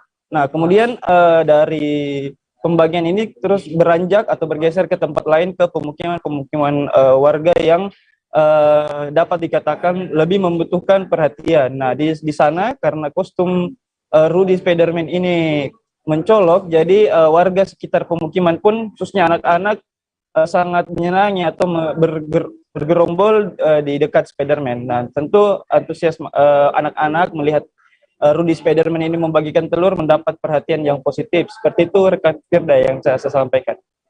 Ya, baik. Terima kasih rekan Yomil atas laporan Anda. Selamat bertugas kembali. Akan kami tampilkan Tribuners wawancara dari Rudy, seorang pria berkostum Spiderman yang membagikan telur. Berikut liputannya untuk Anda. Jadi sebenarnya aksi yang kita lakukan adalah aksi sosial. Harga telur sekarang itu sangat luar biasa tuh naiknya, susah banget bagi mereka yang kurang mampu. Jadi kita berinisiatif untuk membagikan telur kepada warga, khususnya yang memang kita lihat kondisinya memprihatinkan. Contoh di daerah sini, di kawasan sini ya rata-rata kita ngasih satu kantong satu warga. Kalau berapa rat tadi telur yang dibagi? Itu hari pertama ini kita bagi 10 dulu, dan kemudian besoknya insya Allah 10 lagi. Keterangan sejumlah saksi dalam sidang lanjutan ke-11 kasus dugaan pemerkosaan santriwati di sebuah ponpes di Jombang atas terdakwa Mas Beci, 41 tahun, di ruang sidang Cakra kantor PN Surabaya pada Jumat 2 September justru menyingkap motif sesungguhnya dari pihak korban. Penasihat hukum terdakwa IGD Pasek Suardika menduga bahwa kriminalisasi yang dituduhkan pihak korban kepada kliennya Mas Beci bukan karena adanya tindakan kekerasan seksual, melainkan dilatar belakangi manuver bersifat politis yang dilancarkan oleh oknum kelompok tertentu di pihak korban. Tujuannya menggulingkan jabatan Ketua Umum Organisasi Pemuda Sidikiyah atau OPSYD Indonesia yang sedang diemban oleh Mas Beci. Informasi lebih lengkapnya akan disampaikan oleh rekan jurnalis kami dari Tribun Jatim. Ada Luhur Pambudi akan melaporkannya. Silakan rekan Luhur. Oke, baik Firda. Jadi memang sidang lanjutan ke-11 ya, kasus dugaan pemerkosaan santriwati di sebuah pondok pesantren di Jombang atas terdakwa Mas Beki, 41 tahun, di ruang sidang Cakra kantor PN Surabaya kembali digulirkan atau kembali dilanjutkan dengan agenda pemeriksaan saksi pada hari Jumat kemarin. Dan keterangan para saksi yang ditanya oleh pihak penasihat hukum ternyata kembali mengungkap sebuah temuan keterangan yang lebih mendalam, yang lebih bersifat mendalami atau menguliti mengenai motif sesungguhnya di balik kasus pemerkosaan yang beberapa tahun belakangan ini dituduhkan kepada pihak terdakwa, yakni adanya motif bersifat politis yang bertujuan menggulingkan posisi terdakwa Mas Beki sebagai pimpinan utama, pimpinan umum atau bisa disebut ketua umum ya, dari sebuah organisasi pemuda Sidikiyah Indonesia yang dikelola oleh orang tua dari Mas Beki dan sekaligus menjadi Mas Beki juga salah satu pimpinan pondok pesantren Sidikiyah yang ada di Jombang. Kemudian temuan tersebut didasarkan oleh pihak penasihat hukum melalui sebuah video yang berisi pernyataan testimoni korban yang sudah disebar melalui Facebook beberapa tahun yang lalu atau seiring dengan berkembangnya kasus tersebut di Jombang ataupun di Jawa Timur. Video tersebut kemudian dikonfrontasi oleh pihak penasihat hukum kepada saksi dalam sidang tersebut. Dan IGD merasa janggal dengan video yang seakan-akan direkayasa karena sosok korban tampak begitu gamblang bersuara di depan kamera, suatu bentuk perilaku yang aneh sebagai korban kekerasan seksual yang biasanya cenderung malu dan menutup diri. Kemudian ending dari akhir dalam video tersebut dianggap oleh pihak penasihat hukum ternyata tidak berorientasi pada menghakimi Mas Beki sebagai pelaku tindakan kekerasan seksual, tapi ujung-ujungnya malah mengendaki Mas Beki sebagai ketua dari OPSYD organisasi di pesantren tersebut untuk melepas jabatannya atau digantikan oleh kelompok lain atau sosok pejabat lain. Dan sementara itu agenda sidang pemeriksaan saksi yang telah bergulir sejak bulan lalu, menurut keterangan dari pihak jaksa penuntut umum, selama ini sudah memeriksa sekitar 11 orang saksi. Dan rencananya masih ada sekitar 20 lebih saksi yang akan diperiksa. Dan kasus ini sudah sempat menjadi perhatian publik karena memang kasus tersebut kejadian kekerasannya sebenarnya dilaporkan sejak 2017, namun dilaporkan secara resmi, baru dilaporkan secara resmi dalam ke pihak institusi kepolisian pada tahun 2018. Kemudian proses penyelidikan kasus tersebut berlangsung hingga proses pengambilan alihan kasus tersebut dari pihak Polres Jombang hingga ke Polda Jatim terjadi pada tahun 2019. Namun kasus tersebut sekitar tahun 2020 hingga tahun 2021 cenderung berhenti di tempat dan baru tahun 2022 penangkapan paksa terhadap terdakwa kembali terjadi dengan mengerahkan sekitar ratusan orang polisi dari pihak Polda Jatim dan Polres Jombang. Demikian reportase kami. Kembali ke studio. Terima kasih. Rekan jurnalis dari Tribun Jatim, Luhur Pambudi atas laporan Anda, selamat bertugas kembali. Akan kami tampilkan Tribuners wawancara dari penasihat hukum terdakwa IGD Pasek Suardika. Berikut liputannya untuk Anda. Saksi katanya, ini saksi fakta yang mengikuti proses interview yang bersama-sama dengan saksi korban, terang, jelas, dan di hadapan sumpah mengatakan bahwa interview ada di teras gubuk ST. Gubuk terapi di teras, bisa dilihat semua orang, dan kemudian disebutkan juga wawancaranya hanya 5-10 menit. Ini linear dan keterangan saksi sebelumnya yang pro sana yang mengatakan juga mereka sendiri mengalami itu. Nah, saksi korban mengaku dia diwawancarai di tengah gubuk di dalam ruangan, sementara dua saksi tadi mengatakan dia melihat langsung dan bergiliran. Itu saksi korban tuh hanya diwawancarai 5-10 menit juga sama dengan yang lainnya. Di teras juga? Di teras juga, siang hari. Jadi tidak ada cerita dari jam. Seorang pria diamankan tim Satres Narkoba Polres Belitung karena diduga terlibat peredaran sabu pada Kamis 1 September. Pria berinisial AZ alias Ahmad ini, warga asal Lampung, diamankan di sebuah bengkel. Berdasarkan hasil penggeledahan rumah tersangka, polisi menemukan sabu seberat 152 gram. Informasi lebih lengkapnya akan disampaikan oleh rekan jurnalis kami dari Pos Belitung. Ada Dede Suhendar yang akan melaporkannya. Silakan rekan Dede. Ya, baik Firda dan Tribuners, bisa kami sampaikan seorang pria berinisial AZ alias Ahmad yang berusia 29 tahun diamankan tim dari Satres Narkoba Polres Belitung pada hari Kamis tanggal 1 September kemarin. Berdasarkan keterangan dari Kasipenmas Humas Polres Belitung Ibda Beli Pinem menyampaikan penangkapan berawal dari informasi seorang warga adanya transaksi narkoba jenis sabu di sekitar Jalan Tanjung Baru. Menanggapi informasi tersebut, tim Satres Narkoba langsung melacak keberadaan tersangka dan langsung diamankan di sebuah bengkel yang terletak di Jalan Sriwijaya, Kelurahan Pal 1, Kecamatan Tanjung Padan, Kabupaten Belitung sekitar pukul 14 siang. Berdasarkan hasil interogasi terhadap tersangka, mengakui bahwa dirinya baru saja melakukan transaksi narkoba jenis sabu dengan cara melempar barang bukti di sebuah lokasi. Kemudian tersangka mengakui bahwa barang bukti masih tersisa di kediamannya yang terletak di Jalan Bineka, Desa Dukong, Kecamatan Tanjung Padan, Kabupaten Belitung. Akhirnya tim Satres Narkoba yang dipimpin oleh Kasat Narkoba Polres Belitung, AKP, maksud kami dipimpin oleh Kasat Narkoba, langsung mendatangi kediaman tersangka yang teralamat di Jalan Bineka, Desa Dukong, Kabupaten Belitung. Dari hasil penggeledahan yang disaksikan dua orang warga setempat, polisi mendapati barang bukti narkoba jenis sabu dengan berat sekitar 152,01 gram. Barang bukti tersebut beberapa telah dikemas menggunakan plastik klip dengan rincian 8 bungkus plastik klip kecil, kemudian 8 bungkus plastik klip sedang, dan sisanya 2 bungkus plastik klip besar. Selain itu, berdasarkan hasil penggeledahan, polisi juga berhasil menemukan satu alat isap sabu, yaitu yang disebut bong, kemudian juga menemukan timbangan digital, serta satu unit handphone dan juga buku rekening milik tersangka. Akibat perbuatan tersebut, tersangka akan dijerat menggunakan pasal primer, yaitu pasal 114 ayat 1 dan subsidiar pasal 112 ayat 1 Undang-Undang Nomor 35 tahun 2009 tentang narkotika, dengan ancaman hukuman minimal 6 tahun penjara atau maksimal 20 tahun penjara. Kasipenmas Humas Polres Belitung mengatakan bahwa status tersangka sendiri merupakan kurir sabu yang sudah 3 kali melakukan pengiriman dari wilayah Pangkal Pinang menuju Kabupaten Belitung. Untuk pengiriman pertama, tersangka ini mendapatkan kiriman sekitar 10 G sabu, kemudian pengiriman kedua 1 ons, dan pengiriman ketiga juga 1 on. Kemudian untuk para tersangka sendiri, ia diperintahkan untuk mengantarkan sabu sesuai dengan lokasi yang telah ditentukan oleh seseorang oknum di wilayah Pangkal Pinang dengan cara dikemas dalam bungkus snack makanan, kemudian dilempar di tempat tertentu yang sudah ditentukan. Untuk sementara ini tersangka masih diperiksa di Mapolres Belitung untuk mendalami proses kejahatan yang dilakukannya. Demikian Firda.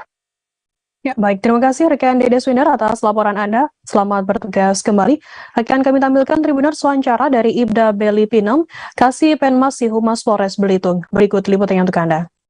Oke, baik. Rekan-rekan, siang ini kembali lagi kita merilis untuk pengungkapan kasus narkoba.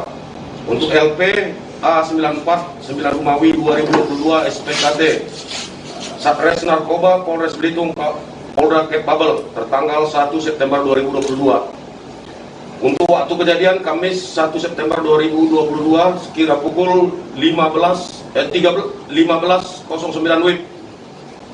Untuk TSK inisial Ajek alias Ahmad, umur 29 tahun. Pada hari Kamis 1 September 2022 sekira pukul 14.00 Satres Narkoba mendapat informasi dan informasi bahwa ada pria penyalahguna narkotika di seputaran Jalan Sriwijaya. Selanjutnya, Polres Kepulauan Siau Tagulandang Biaro berhasil mengungkap kasus perjudian online di wilayah hukum Kabupaten Sitaro. Langkah ini diambil menyusul adanya perintah Kapolri Jenderal Listio Sigit Prabowo yang menginstruksikan jajaran di semua tingkatan untuk memberantas penyakit masyarakat termasuk judi. Tak tanggung-tanggung setelah menerima perintah lewat video conference pada pertengahan Agustus lalu, jajaran Polres Kepulauan Sitaro berhasil mengungkap 5 kasus perjudian jenis toto gelap atau togel. 5 kasus tersebut terdiri dari 2 kasus yang ditangani Satreskrim Polres Kepulauan Sitaro, 1 kasus dari Polsek Siau Timur, dan 2 kasus judi lainnya ditangani oleh Polsek Siau Barat. Informasi lebih lengkapnya akan disampaikan oleh rekan jurnalis kami dari Tribun Manado, ada Octavian Hermanses yang akan melaporkannya. Silakan rekan Octavian. Baik, terima kasih rekan Firda. Selamat sore Tribuners dimanapun berada. Terkait pengungkapan kasus judi jenis toto gelap yang dilakukan oleh Polres Kepulauan Sitaro, dapat kami laporkan bahwa proses atau operasi kepolisian yang dilakukan jajaran Polres Kepulauan Sitaro telah berlangsung kurang lebih 2 pekan terakhir ini, di mana hal itu dalam rangka menindaklanjuti perintah Kapolri yang disampaikan lewat video conference beberapa waktu lalu. Pasca menerima perintah tersebut, jajaran Polres Kepulauan Sitaro bersama dengan polsek jajaran yang ada langsung mengambil langkah dan hingga saat ini telah berhasil mengungkap kurang lebih 5 kasus perjudian online jenis toto gelap atau togel. Dari 5 kasus tersebut, jajaran Polres Sitaro berhasil mengamankan 5 orang tersangka, dan saat ini sebagaimana informasi yang kami terima dari pihak Polres Kepulauan Sitaro yang disampaikan lewat press conference kemarin, bahwa untuk Polres Sitaro yang ditangani oleh Polres Kepulauan Sitaro ada 1 kasus yang saat ini masuk dalam tahap 1, yang 1 sudah masuk dalam tahap P21. Untuk Polsek Sidim sendiri sudah tahap 1 juga dan telah disampaikan ke Jaksa Penuntut Umum. Sedangkan untuk wilayah 2 polsek lainnya yaitu Polsek Tagulandang dan juga Polsek Biaro masih belum ditemukan kasus perjudian. Untuk wilayah Polsek Siau Barat sendiri ada 2 kasus yang saat ini sudah masuk ke tahap 1 dan tahap 2. Terkait hal itu, Tribuners dari jajaran Polres Sitaro juga berhasil mengamankan beberapa barang bukti dari para tersangka, baik itu telepon genggam atau handphone yang digunakan untuk memasang nomor-nomor pesanan yang dijadikan orderan dari para pelanggan untuk judi togel ini, dan juga rekapan kertas rekapan judi togel serta uang tunai dalam berbentuk nilai rupiah. Selain itu juga dalam konferensi pers kemarin, Kapolres Kepulauan Sitaro AKBP Iwan Permadi memberikan penegasan melalui awak media bahwa pihaknya akan terus mengambil tindakan dalam rangka pemberantasan perjudian sebagaimana instruksi dari Kapolri. Selain itu, Kapolres Sitaro juga memberikan penegasan terhadap para anggotanya yang melakukan operasi kepolisian agar supaya tidak ada yang terlibat atau membekengi praktik perjudian di wilayah Sitaro. Ia pun memastikan bakal mengambil tindakan tegas untuk para anggota yang terlibat dalam kasus perjudian ini. Hal mana dalam operasi sendiri, selain jajaran Satreskrim Polres Sitaro, Kapolres juga telah menurunkan pihak intelijen maupun pengamanan internal dan ini Propam untuk mengawasi kerja dalam rangka penindakan kasus perjudian. Demikian rekan Firda.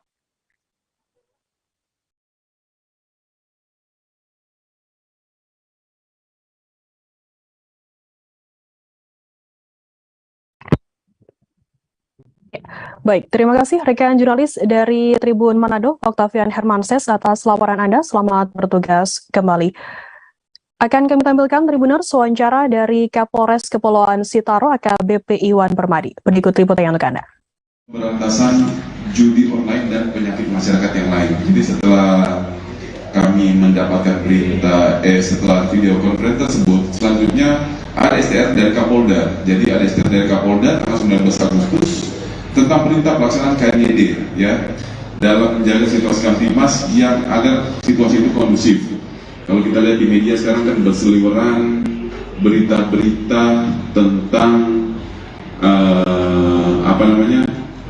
berita-berita tentang perilaku anggota Polri yang akhirnya berimbas terhadap institusi kita. Makanya ada berita dari itu dan ini mungkin untuk khalayak ramai, untuk khalayak umum kan sudah tahu semua. Jadi ada perintah dari kita, makanya saya mengeluarkan surat perintah kepada jajaran saya yang berada di Polres Kepulauan Sitaro untuk kita membasmi semua yang berhubungan dengan hal tersebut. Polda Sulawesi Utara dan jajaran mengungkap 35 kasus tindak pidana selama bulan Agustus. Hasil pengungkapan kasus tersebut kemudian diulas oleh Kabid Humas Polda Sulut, Kombes Pol Jules Abraham Abbas melalui press conference pada Jumat 2 September siang. Jules Abraham lalu mengurai modus operandi, kronologi barang bukti dan tersangka dari kasus-kasus tersebut. Dalam pengungkapan 9 kasus narkoba tersebut, petugas turut mengamankan 12 orang tersangka beserta sejumlah barang bukti. Informasi lebih lengkapnya akan disampaikan oleh rekan jurnalis kami dari Tribun Manado, ada Randy Umar yang akan melaporkannya. Silakan rekan Randy. Oke, selamat siang semuanya Tribuners dimanapun Anda berada. Jadi di siang hari ini akan melaporkan hasil liputan saya pada Jumat kemarin, di mana Polda Sulawesi Utara melaksanakan press conference. Press conference ini khusus untuk bulan Agustus tahun 2022 terkait penanganan kasus yang dilakukan oleh 3 jajaran, yaitu jajaran Ditreskrim Polda Sulut, selanjutnya Ditreskrim Sus Polda Sulut, dan Ditres Narkoba Polda Sulawesi Utara.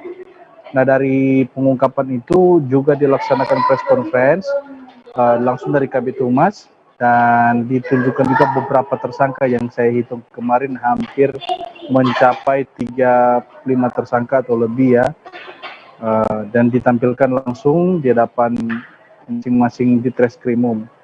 Dan dari hasil pengungkapan ini, Kabid Humas Polda Sulut Kombes Pol Jules Abraham Abbas menekankan bahwa langkah ini dilakukan untuk menindaklanjuti instruksi dari Kapolri Listio Sigit Prabowo untuk melakukan pemberantasan baik dari judi online, baik dari kasus narkoba dan juga kasus solar ilegal.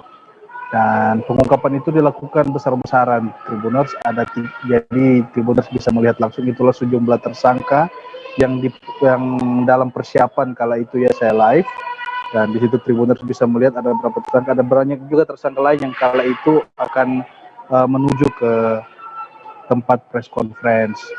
Dan dari situ Tribuners Polda Sulawesi Utara juga berkomitmen akan terus mengungkap kasus ini.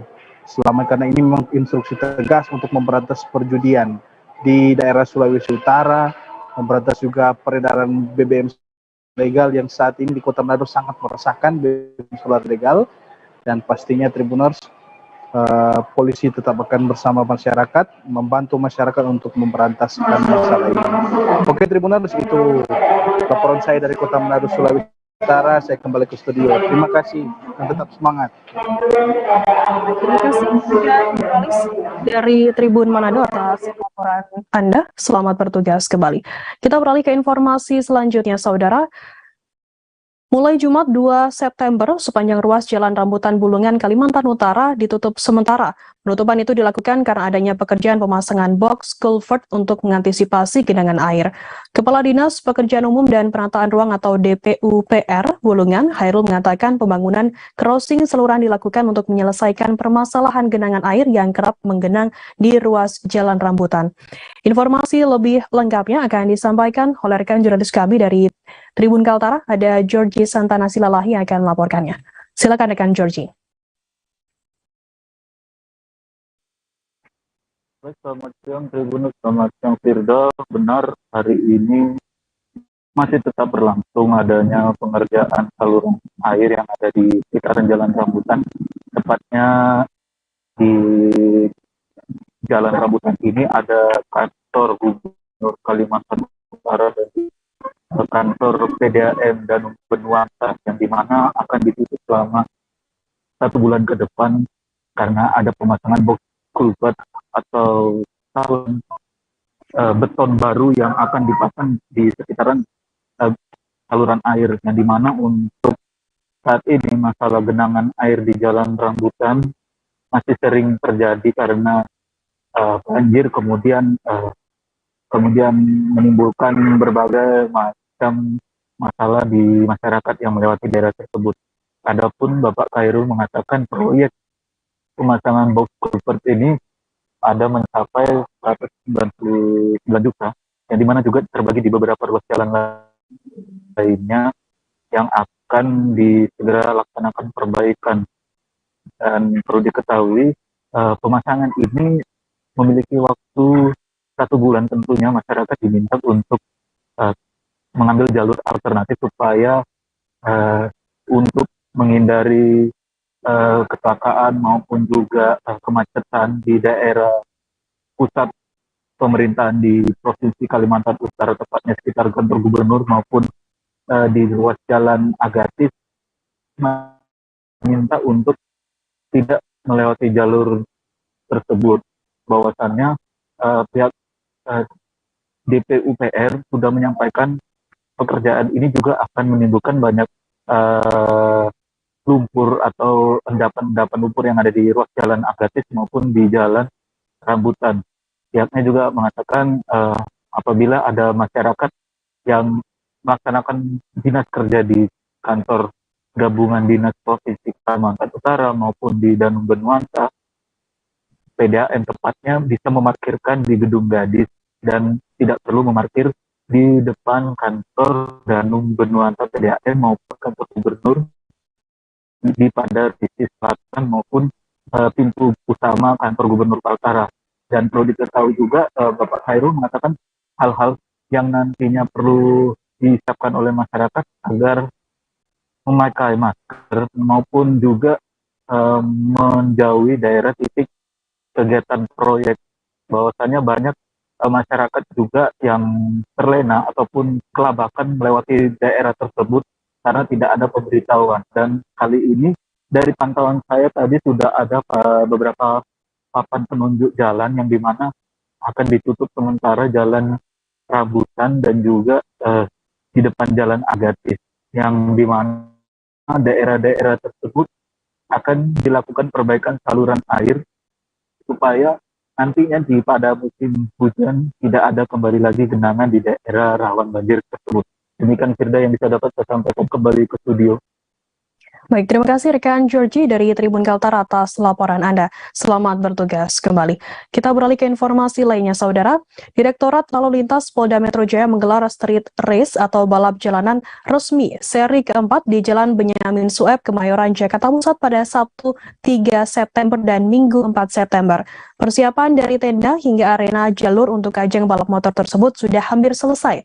Terlihat juga puluhan tenda berwarna putih sudah terpasang yang nantinya menjadi tempat para pembalap motor. Informasi lebih lengkapnya akan disampaikan oleh rekan jurnalis kami dari wartakotalive.com. Ada Alfian Firmansyah yang akan melaporkannya. Silakan rekan Alfian. Selamat siang para tribuners. Saya sedang berada di lokasi di Street di Kemayoran, Jakarta Pusat yang diadakan atau diselenggarakan oleh pihak Polda Metro Jaya. Saat ini peserta dari ajang balap resmi jalanan ini sudah mencapai 1.025 orang. Lalu hingga siang ini masih terus berdatangan para pembalap motor yang mengikuti ajang balap. Selain adanya ajang balap tersebut, ada juga tinju itu dari pihak Polda Metro Jaya, dan banyak juga tenda-tenda putih yang terus dibangun untuk tempat singgah para pemotor atau para klub motor yang ingin datang ke tempat street race di Kemayoran, Jakarta Pusat dari berbagai daerah di laporan.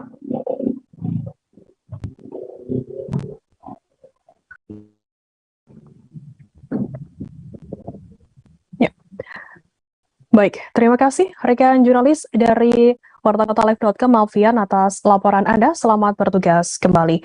Akan kami tampilkan Tribuners wawancara dari Dirlantas Polda Metro Jaya Kombes Pol Latif Usman. Berikut liputannya untuk Anda. Hormati seluruh komunitas pembalap jalanan yang ada di wilayah Jakarta, Depok, Tangerang, Bekasi, dan tentunya dia ada dari luar Jakarta ya. Ada beberapa yang dari Jawa Barat ikut hadir. Kita berterima kasih atas keikutsertaannya. Tentunya pada kesempatan yang berbahagia ini paling utama selalu kita panjatkan puji syukur kepada Allah SWT, nikmat yang luar biasa kita dapat bersilaturahmi di sore hari ini dalam kegiatan yang sangat mulia, karena kita ingin menyatukan perasaan, menyatukan energi kita, dan menjadikan suatu acara ini melampiaskan energi yang tersisa dari kita-kita. Dan tentunya Polda.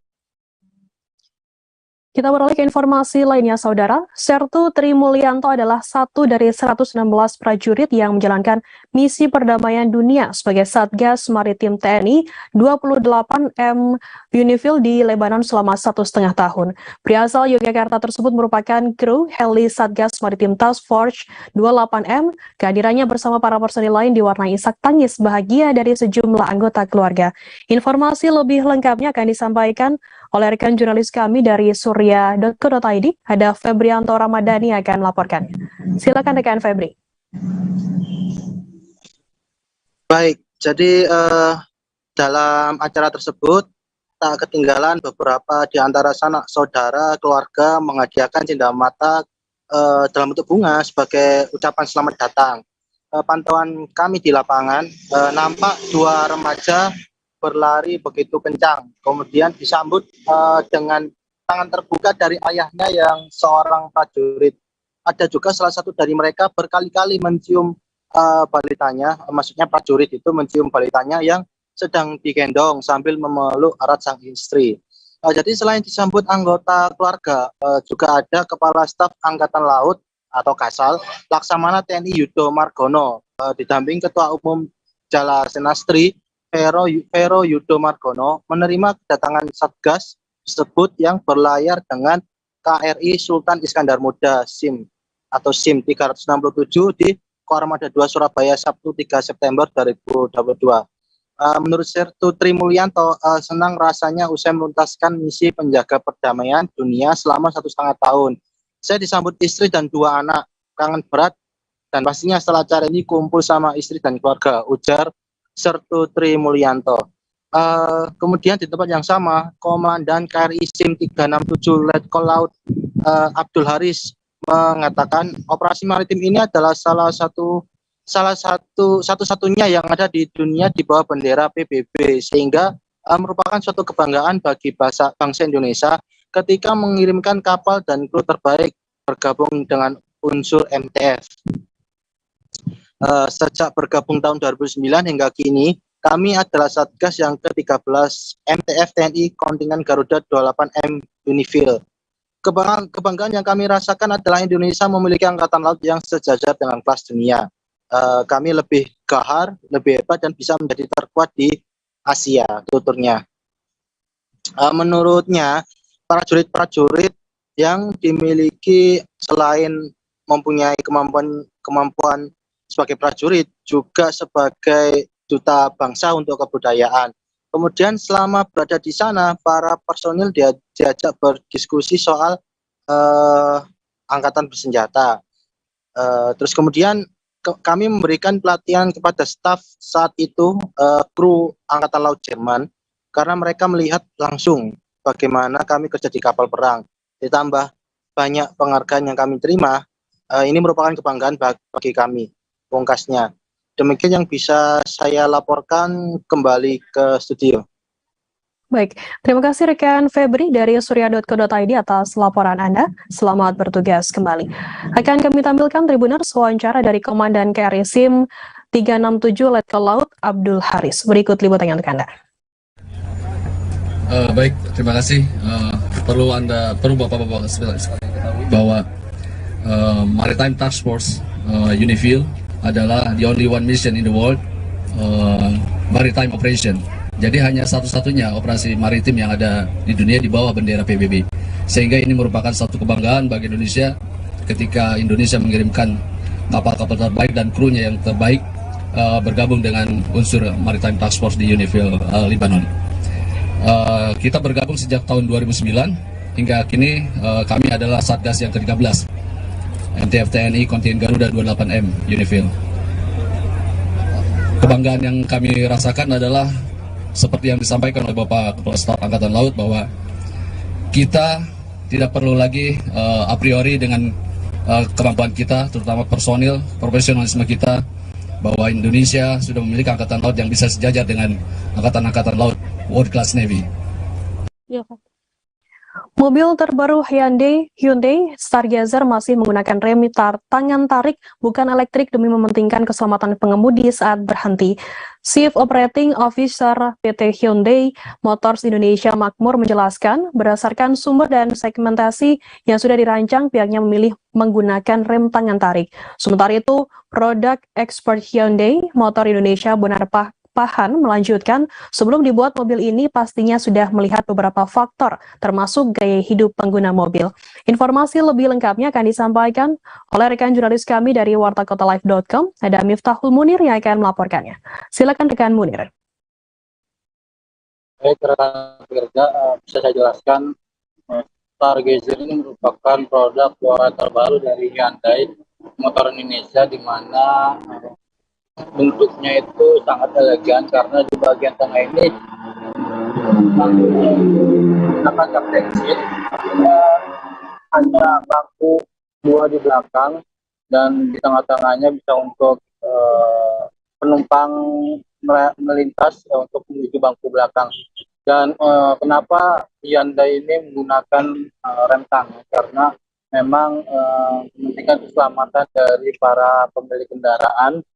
Karena kalau elektrik itu belum tentu atau ditakutkan akan terjadi masalah pada jangka panjang. Dan pihak dari Hyundai sendiri tidak menutup kemungkinan di produk-produk kedepannya bakal menggunakan rem tangan elektrik demi kebutuhan masyarakat berkendara.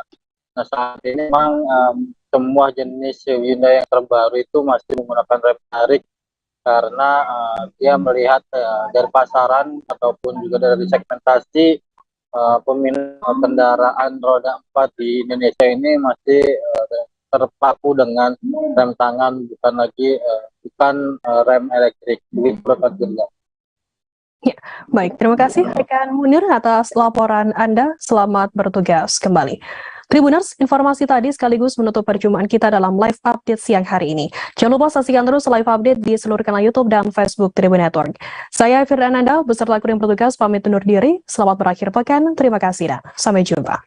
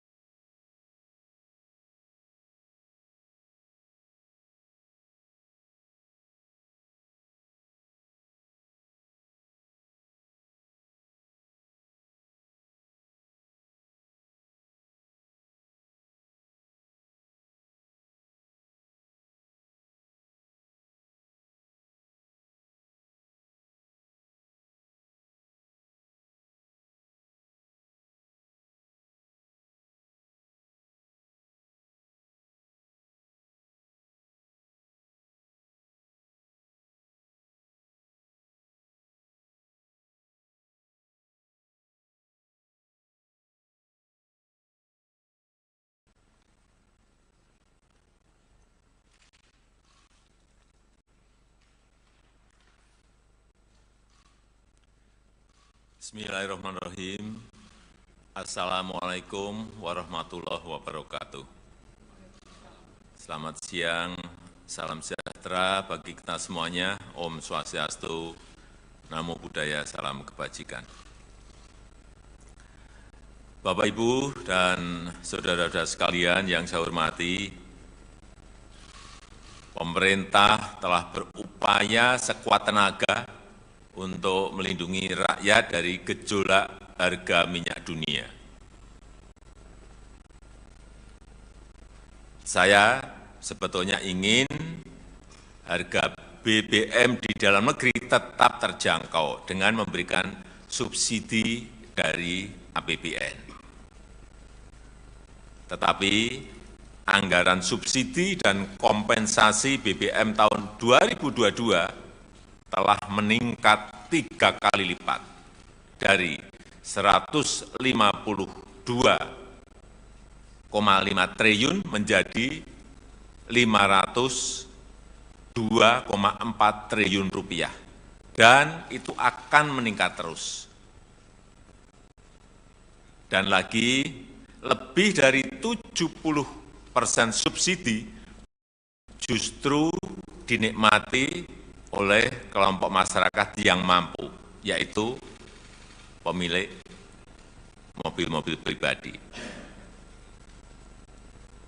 Mestinya uang negara itu harus diprioritaskan untuk memberikan subsidi kepada masyarakat yang kurang mampu. Dan saat ini pemerintah harus membuat keputusan dalam situasi yang sulit. Ini adalah pilihan terakhir pemerintah, yaitu mengalihkan subsidi BBM. Sehingga harga beberapa jenis BBM yang selama ini mendapat subsidi akan mengalami penyesuaian. Dan sebagian subsidi BBM akan dialihkan untuk bantuan yang lebih tepat sasaran.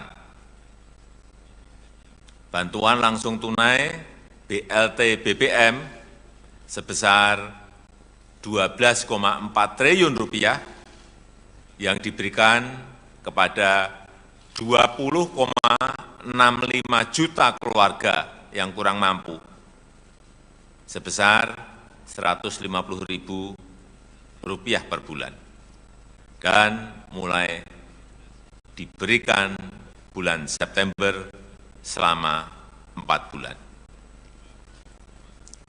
Pemerintah juga menyiapkan anggaran sebesar Rp9,6 triliun untuk 16 juta pekerja dengan gaji maksimum Rp3,5 juta per bulan, dalam bentuk bantuan subsidi upah yang diberikan sebesar Rp600.000. Saya juga telah memerintahkan kepada pemerintah daerah untuk menggunakan 2% dana transfer umum sebesar Rp2,17 triliun untuk bantuan angkutan umum, bantuan ojek online, dan untuk nelayan. Pemerintah berkomitmen agar penggunaan subsidi yang merupakan uang rakyat harus tepat sasaran.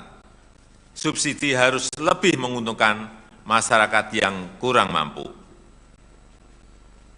Selanjutnya, saya minta Menteri ESDM, Menteri Keuangan, dan Menteri Sosial untuk bisa memberikan penjelasan yang lebih rinci. Terima kasih. Wassalamualaikum warahmatullahi wabarakatuh. Silakan, Pak Menteri.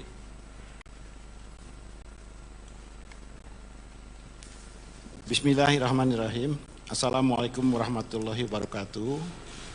Hari ini, tanggal 3 September tahun 2022, pukul 13.30, pemerintah memutuskan untuk menyesuaikan harga BBM subsidi, antara lain Pertalite dari Rp7.650 per liter menjadi Rp10.000 per liter.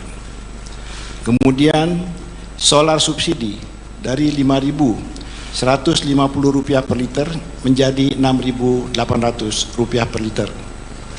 Pertamax non subsidi dari Rp12.500 per liter menjadi Rp14.500 per liter.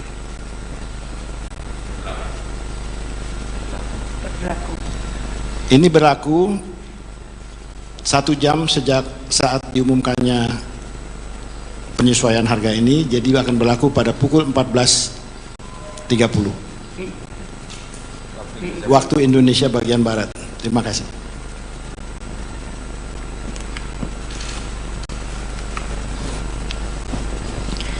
Terima kasih. Bapak Presiden telah menyampaikan kepada masyarakat mengenai kenaikan dari subsidi yang disediakan oleh anggaran pendapatan belanja. Jadi tadi telah disampaikan bahwa anggaran subsidi yang selama ini dalam Perpres 98 di mana pemerintah sudah menaikkan 3 kali lipat adalah dalam bentuk kenaikan subsidi untuk BBM dan LPG dari tadinya hanya 77,5 triliun ke 149,4 triliun rupiah. Sedangkan untuk listrik dari 56,5 triliun naik ke 59,6 triliun rupiah, dan kompensasi untuk BBM dari 18,5 triliun menjadi 252,5 triliun rupiah, dan kompensasi untuk listrik naik dari 0 menjadi 41 triliun, sehingga total subsidi dan kompensasi untuk BBM, LPG, listrik itu mencapai 502,4 triliun. Angka 502,4 triliun dihitung berdasarkan rata-rata dari ICP yang bisa mencapai $105 per barel dengan kurs Rp14.700 per dolar Amerika, dan volume dari Pertalite yang diperkirakan akan mencapai 29 juta kiloliter, sedangkan volume dari solar bersubsidi adalah 17,44 juta kiloliter. Masyarakat saat ini bertanya karena harga minyak dalam sebulan terakhir agak mengalami penurunan.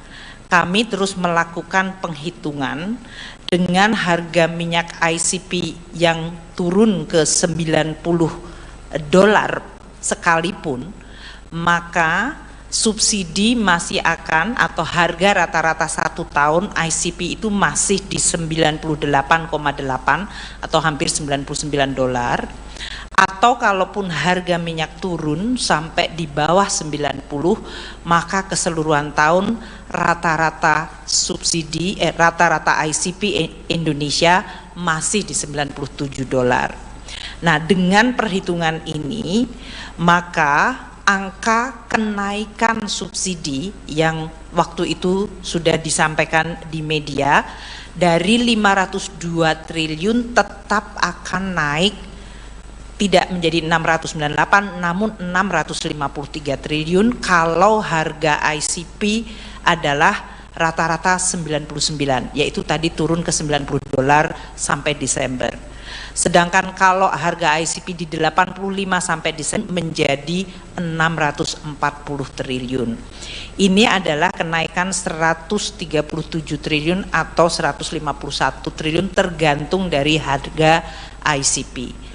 Perkembangan dari ICP ini harus dan akan terus kita monitor karena memang suasana geopolitik dan suasana dari proyeksi ekonomi dunia masih akan sangat dinamis. Kami akan terus mengalokasikan subsidi bagi masyarakat tadi antara 591 apabila harga ICP-nya ada di 85 atau 605 triliun apabila harga ICP di 99. Apabila harga ICP di atas 100, maka total subsidi kepada masyarakat dalam bentuk BBM masih akan mencapai 649 triliun. Inilah yang tadi disampaikan oleh Bapak Presiden, maka sebagian dari tadi belanja yang tadinya adalah untuk keseluruhan subsidi adalah digunakan untuk memberikan bantuan sosial kepada masyarakat. Kita juga akan memantau dampak inflasi dan pertumbuhan ekonomi serta kemiskinan dari kenaikan BBM yang diumumkan oleh Bapak Menteri ESDM. Kita perkirakan dengan adanya bansos yang diberikan tambahan 24,17 triliun, maka kita bisa menahan pertambahan jumlah. Ini akan kita berikan 150.000 4 kali, namun kita berikan dalam 2 tahap. Jadi per tahapnya Rp300.000. Kita berikan per September ini, dan nanti pada awal Desember kita berikan yang kedua. Nah, di dalam perjalanan itu, apabila tadi untuk mengantisipasi itu, maka warga bisa mengusulkan, kami punya situs namanya Usul Sangga, jadi warga bisa mengusulkan dirinya sendiri ke dalam program Usul Sangga itu, dan kami akan cek di lapangan 24 jam 365 hari siap melayani kalau ada keluhan-keluhan tadi. Kemudian untuk mengatasi warga yang tidak mampu mengakses, misalkan dia kondisinya fisiknya sakit atau tempatnya di pegunungan, seperti yang di daerah pegunungan di Papua dan sebagainya, itu kita akan siapkan khusus. Kita sudah sepakat dengan PT POS, kita akan siapkan, kita akan kerjasama dengan suku-suku, kepala suku, adat, kemudian pemerintah daerah dan tokoh-tokoh agama untuk membagi salur sana, dengan kami melakukan penerbangan khusus ke sana. Itu sudah kami janjikan. Dan bagi warga yang sakit, yang disable, yang mungkin juga tidak perlu datang ke kantor pos, cukup di rumah, maka PT POS itu sudah perjanjiannya. Jadi tidak perlu, tinggal nanti mengecek saja, itu gratis dengan telepon ke tadi cek bansos dan Usul Sangga dan comment center 021 171 itu gratis, bisa dicek di situ apakah kami kenapa kami belum terima, maka kami akan tindak lanjuti. Jadi yang sakit, sekali lagi yang lansia, yang mungkin jauh tidak bisa mengakses ke PT POS, tidak usah khawatir, kami akan antar ke rumah masing-masing. Seperti itu. Ada pertanyaan? Silakan. Baik, terima kasih Pak Jokowi dan Bapak Ibu. Saya Yasin dari TV One. Pak, yang pertama kira-kira nanti proyeksinya dengan metode seperti ini bisa tepat sasarannya berapa persen? Dari tadi kan tidak tepat sasaran, kita kan 70%. Dengan metode ini harapannya bisa menurunkan supaya bisa tepat sasaran berapa persen. Kemudian selanjutnya setelah ini kan sampai Desember Pak, apakah nanti tahun depan akan ada anggaran baru lagi untuk subsidi atau seperti apa? Terima kasih. Jadi bantuan sosial ini setiap bulan sesuai dengan Undang-Undang Nomor 13 Tahun 2011 itu kami perbaiki setiap bulan. Jadi di undang-undang itu sebetulnya 1 tahun 2 kali. Tapi karena kondisi perubahan di daerah itu cukup pesat, maka kemudian kita melakukan perubahan setiap bulan. Jadi setiap bulan saya membuat SK baru dan itu masukan dari daerah dan usul sangga tadi. Jadi masyarakat bisa mengusulkan sendiri. Nanti kita memang harus kita verifikasi, karena kalau tidak kita verifikasi nanti tidak sesuai juga. Jadi tetap kita verifikasi. Nah, itu masukan itu kita perbarui setiap bulan. Itu dari daerah. Karena memang di Undang-Undang Nomor 13 Tahun 2011 itu kewenangan data itu ada di daerah. Itu daerah memang harus mengupdate setiap bulan ada yang meninggal. Kami juga cross-check dengan data kependudukan dan sebagainya. Jadi kalau dengan data kependudukan clear, kita juga dapat penilaian dari KPK cukup bagus soal ini. Seperti itu. Tadi pertanyaannya kalau dengan kenaikan apakah perbaikan dari alokasi subsidi BBM akan menjadi lebih baik. Jadi subsidi kalau memang melalui komoditas yang tadi saya sampaikan bahwa dengan adanya kenaikan harga BBM tadi sekitar di $100 atau bahkan kalaupun turun ke $95, maka jumlah subsidi BBM dan listrik masih akan sebesar 647 triliun atau 653 triliun kalau harganya agak menurun sedikit seperti sekarang sampai Desember. Dana subsidi ini memang masih akan dinikmati oleh mereka yang punya mobil. Jadi memang subsidi yang melalui komoditas seperti BBM tidak bisa dihindarkan, pasti dinikmati oleh kelompok yang memiliki kendaraan yang mengkonsumsi subsidi tersebut. Oleh karena itu memang untuk menciptakan keadilan yang lebih baik kita memberikan kepada kelompok 40% terbawah.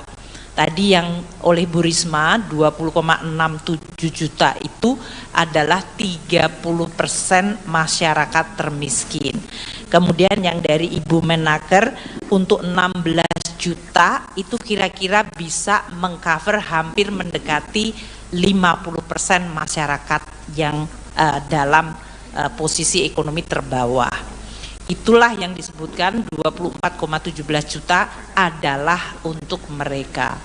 Pertanyaan kedua, untuk tahun depan di dalam Undang-Undang APBN dan sekarang masih dibahas dengan DPR, kita mengajukan subsidi BBM sebesar 336 triliun. Dan kalau ini pun dengan tadi kenaikan yang diumumkan oleh Menteri ESDM, kita kemungkinan masih akan ada tambahan 100 triliun lagi adanya kurang bayar tahun ini yang masuk ke 2023. Jadi ini nanti yang akan dibahas oleh kami dengan DPR untuk Undang-Undang APBN 2023 yang akan selesai akhir September pembahasannya. Namun Presiden Jokowi telah menyampaikan di dalam nota keuangan RUU APBN tahun 2023 itu sudah dicadangkan 336 triliun rupiah untuk subsidi BBM. Masih ada? Saya Naya dari CNN, Pak. Saya ingin bertanya, apakah dengan adanya kenaikan harga BBM bersubsidi ini dan juga tren harga minyak bumi yang menurun, minyak dunia yang menurun, apakah ada pembatasan kendaraan bersubsidi pada nantinya setelah kebijakan ini diberlakukan? Terima kasih.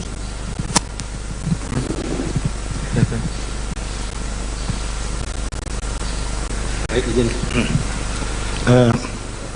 Harga minyak memang trennya turun naik tiap hari. Ya, jadi memang tidak bisa dijadikan patokan untuk jangka panjang. Nah, mengenai ketepatan alokasi subsidi ini, ya tadi disampaikan oleh Ibu Menku bahwa banyak dari masyarakat yang masih menggunakan BBM subsidi meskipun tergolong mampu. Nah, ini tentu saja di lapangan sudah akan dilakukan pengawasan, ya, dan juga Pertamina sedang menyiapkan sistem pengawasan, pengaturan dengan digitalisasi. Nah, ini diharapkan dengan metode ini, mekanisme ini kita bisa lebih mempertajam ketepatan pemanfaatan BBM subsidi ini untuk yang membutuhkan. Demikian. Cukup. Saya kira tadi sudah jelas semuanya disampaikan oleh para menteri, dan saya tutup. Assalamualaikum warahmatullahi wabarakatuh.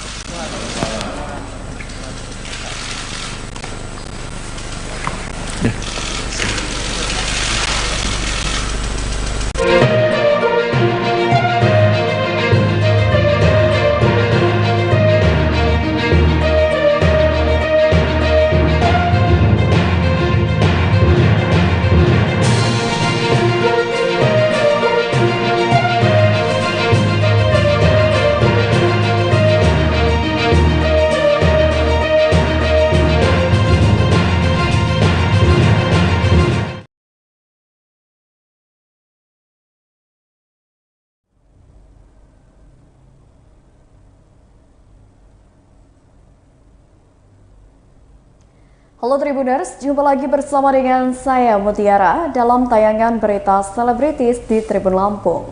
Kami akan menyajikan informasi menarik dan terupdate seputar selebritis tanah air untuk Anda.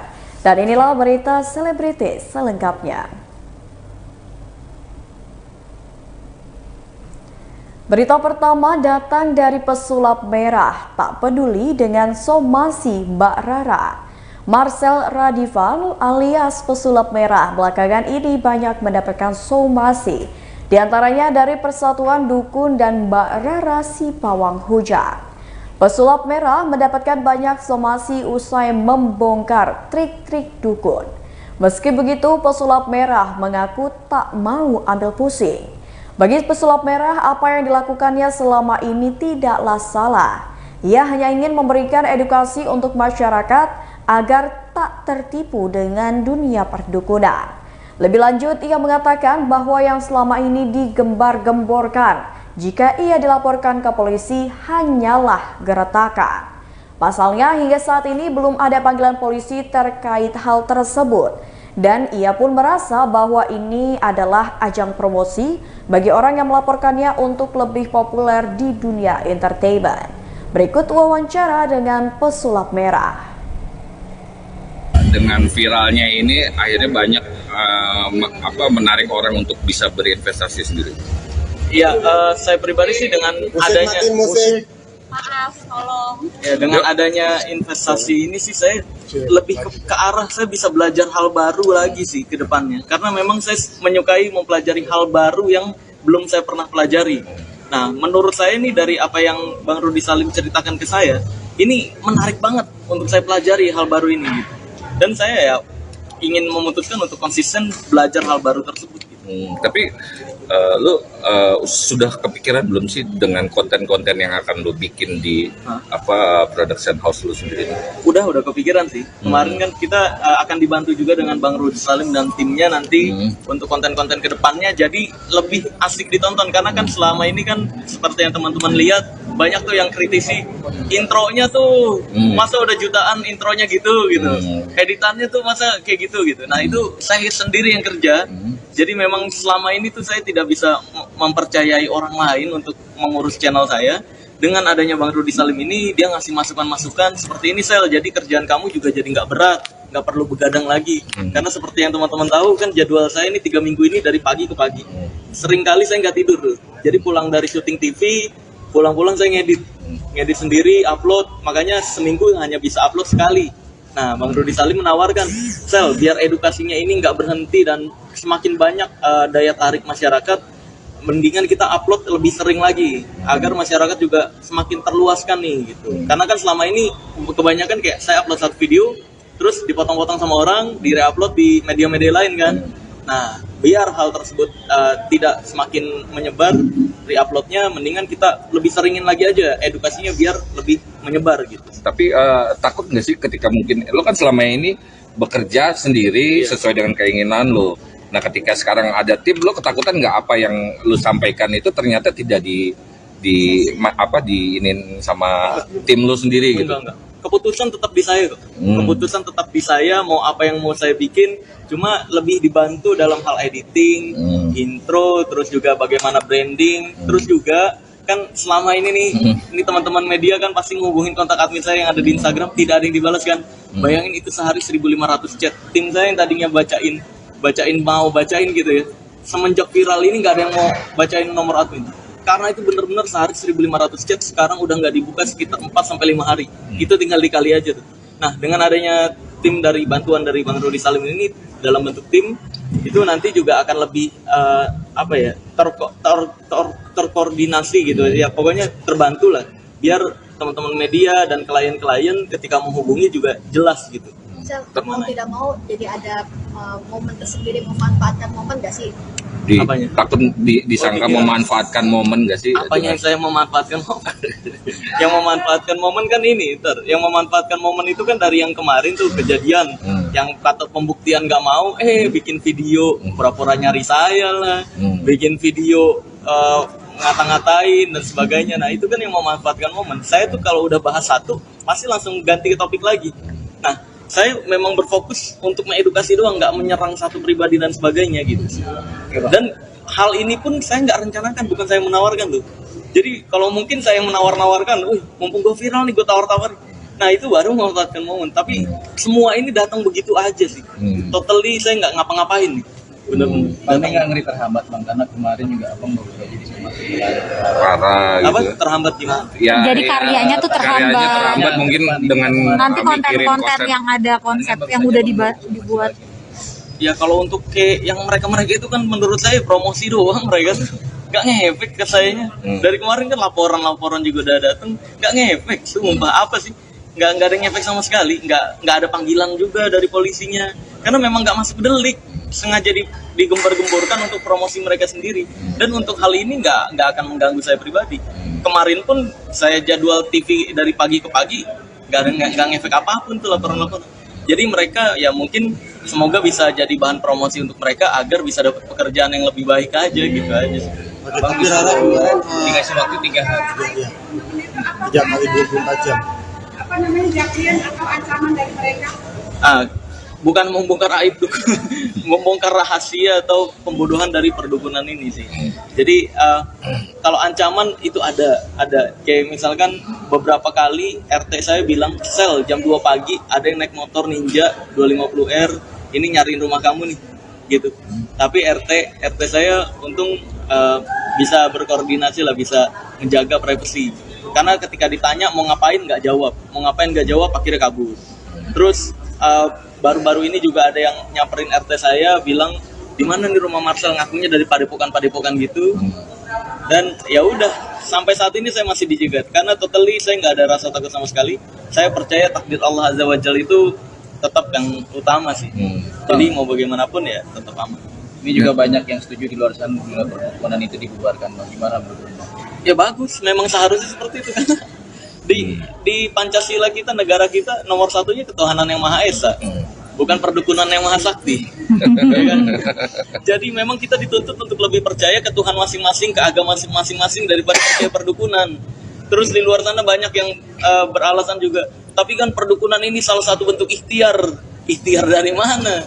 Ikhtiar itu kerja dengan hal-hal yang masuk akal, bukan malah mengganti kepercayaan kamu yang harusnya ke Tuhan, tapi ke orang ini gitu.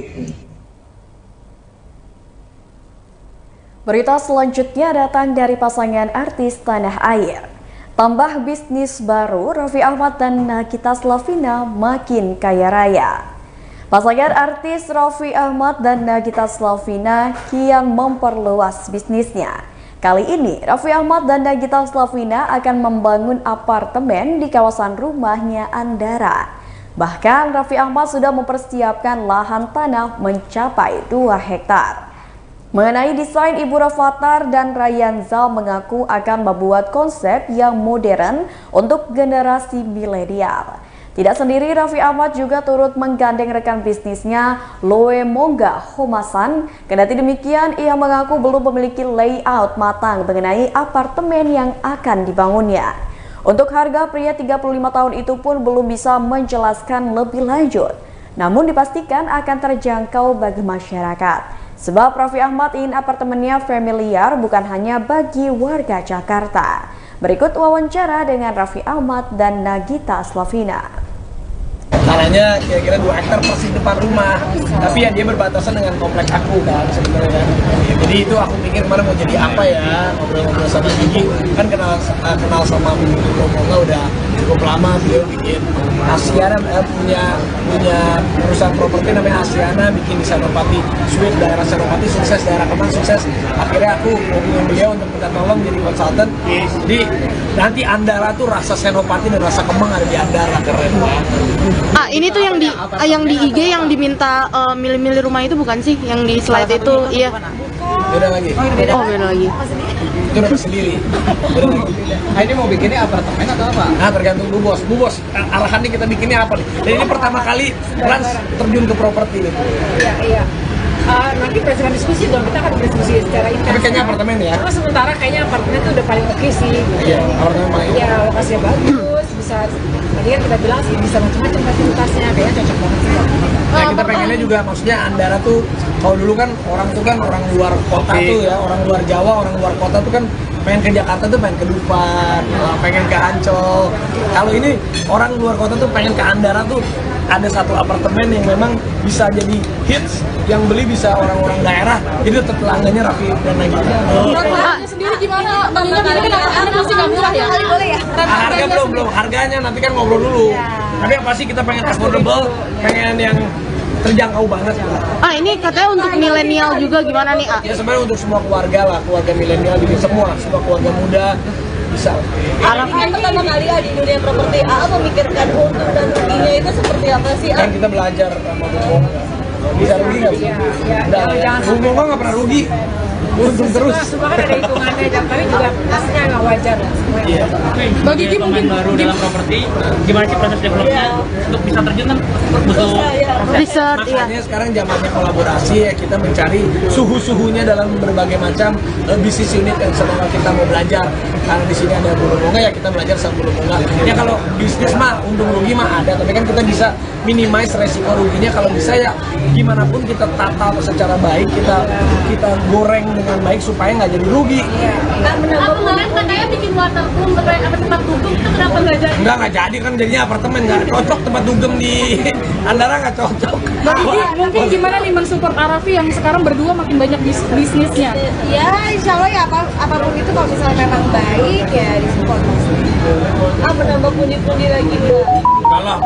Kalau pundi-pundi banyak puyengnya juga pastinya. Membagi tugasnya gimana sih, kan bisa dibilang dijalani berdua nih bisnis, membagi tugasnya gimana nih bagi kita para Arafi? Ya sama-sama sih, tapi memang biasanya kalau ide memang datangnya banyaknya dari ya nanti tungguin aja bulan depan, nanti kita ngobrol supaya bulan depan ada update-nya lagi. Kita bisa share ke kita update aja tuh ya. Ya supaya ada, karena dari desainnya apartemen kita pengen dari sosial media kita kan kita bikin sayembara tuh ada hadiahnya tuh, jadi bisa benar-benar tahu apa yang iya, jadi bukan hanya orang Jakarta aja, sampai orang-orang di luar Jawa, orang daerah se-Indonesia bisa beli. Arafi kan pernah bilang pengen pensiun di usia muda, tapi sekarang malah makin sukses sama bisnis. Dan makin nama baru bisnis baru juga gimana? Belum tua aku nanti lah, ya maksudnya umur 40-an lah, kan ya semuanya pengennya maksudnya kerjanya bisa lebih santai. Makanya sekarang kita tancepin. Tapi bisnis makin banyak kan. Aduh, aku belum mati, jangan ngomongin warisan dulu. Iya maksudnya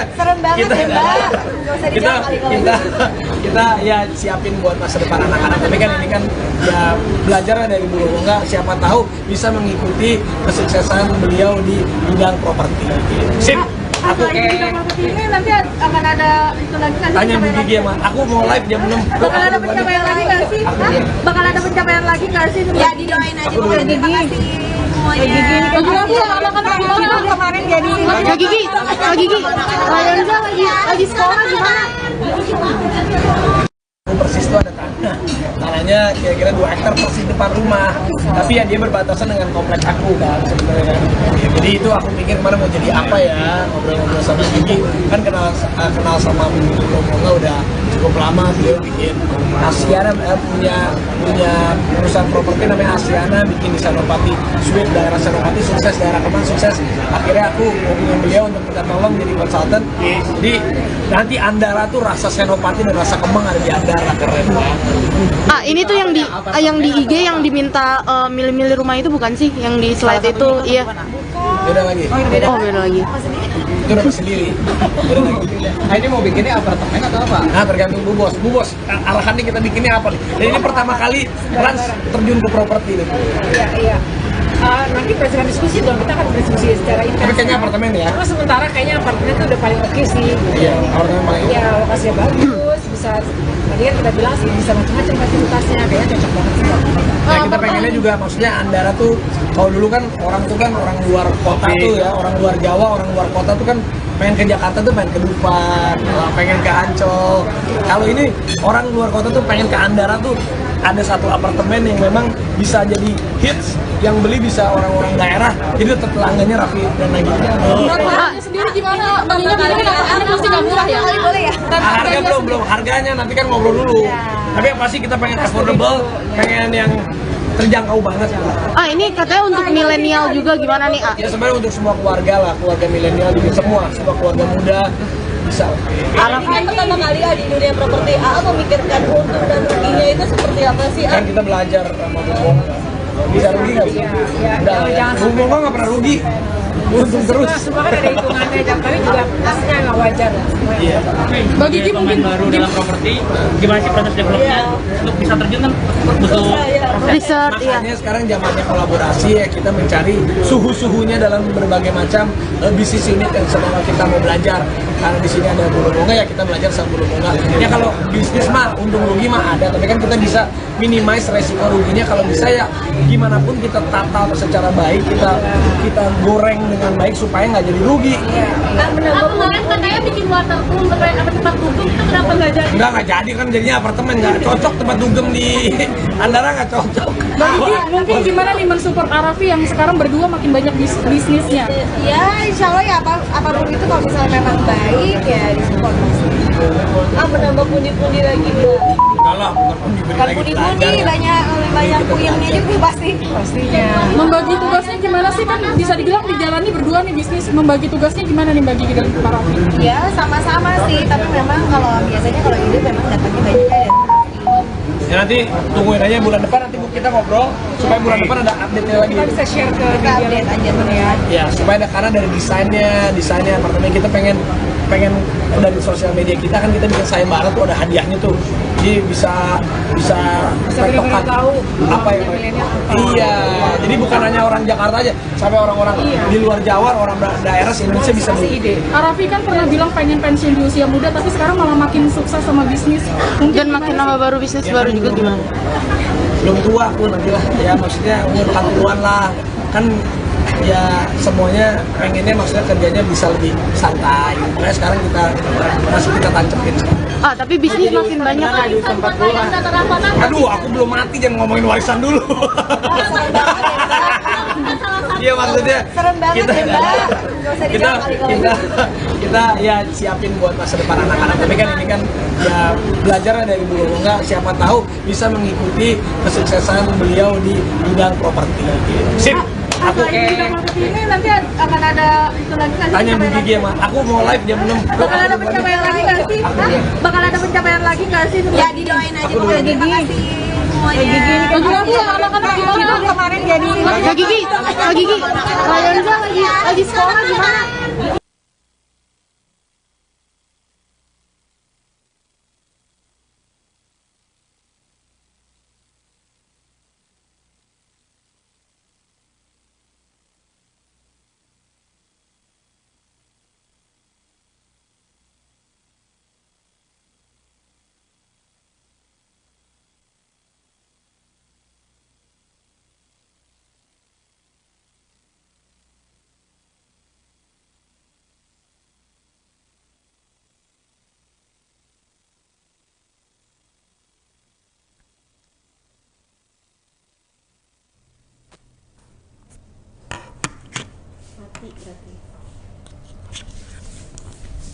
Ulang dari awal berarti.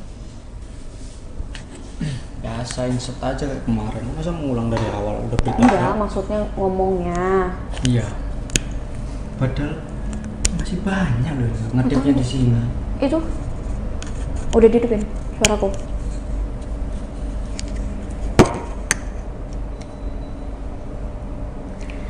Luna Maya senang dipasangkan dengan Reza Hardian dalam film terbaru. Bintang film Luna Maya kecewa setelah selesai syuting film Mendarat Darurat. Di film Mendarat Darurat itu, Luna Maya beradu akting dengan Reza Rahadian hingga Marissa Anita. Luna Maya memainkan peran Kania yang menjadi selingkuhan Glenn yang diperankan oleh Reza Rahadian. Mantan pacar Ariel Noah tersebut kecewa lantaran tidak ada adegan kiss dengan Reza Rahadian di film Mendarat Darurat. Saat itu Luna Maya ditemani Reza Rahadian mengenalkan film Mendarat Darurat di bioskop 21 Plaza Senayan, Jalan Asia Afrika, Senayan, Tanah Abang, Jakarta Pusat. Namun kekecewaan Luna Maya itu hanya sebatas candaan saja. Di beberapa film lain, Reza Rahadian diketahui melakoni adegan mesra dengan lawan mainnya itu. Luna Maya mengaku cemburu pada beberapa lawan main Reza Rahadian yang mendapatkan kesempatan beradegan mesra dengan aktor serba bisa tersebut saat syuting film. Mendengar candaan Luna Maya itu, Reza Rahadian hanya tertawa. Panji Pragiwaksono adalah komika yang dipercaya MD Pictures untuk menyutradarai film Mendarat Darurat. Di film ini yang mulai tayang di bioskop pada 8 September 2022 itu, Luna Maya beradu akting dengan Reza Rahadian. Luna Maya memang sudah menunggu lama untuk bisa beradu akting dengan Reza Rahadian. Berikut wawancara dengan Luna Maya.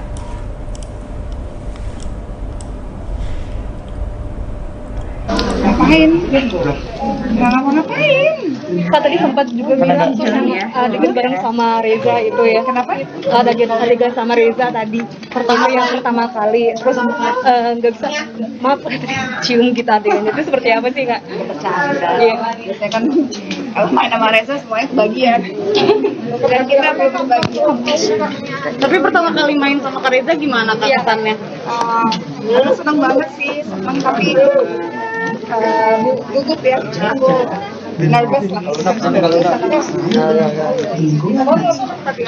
Kaluna. Makasih Kaluna.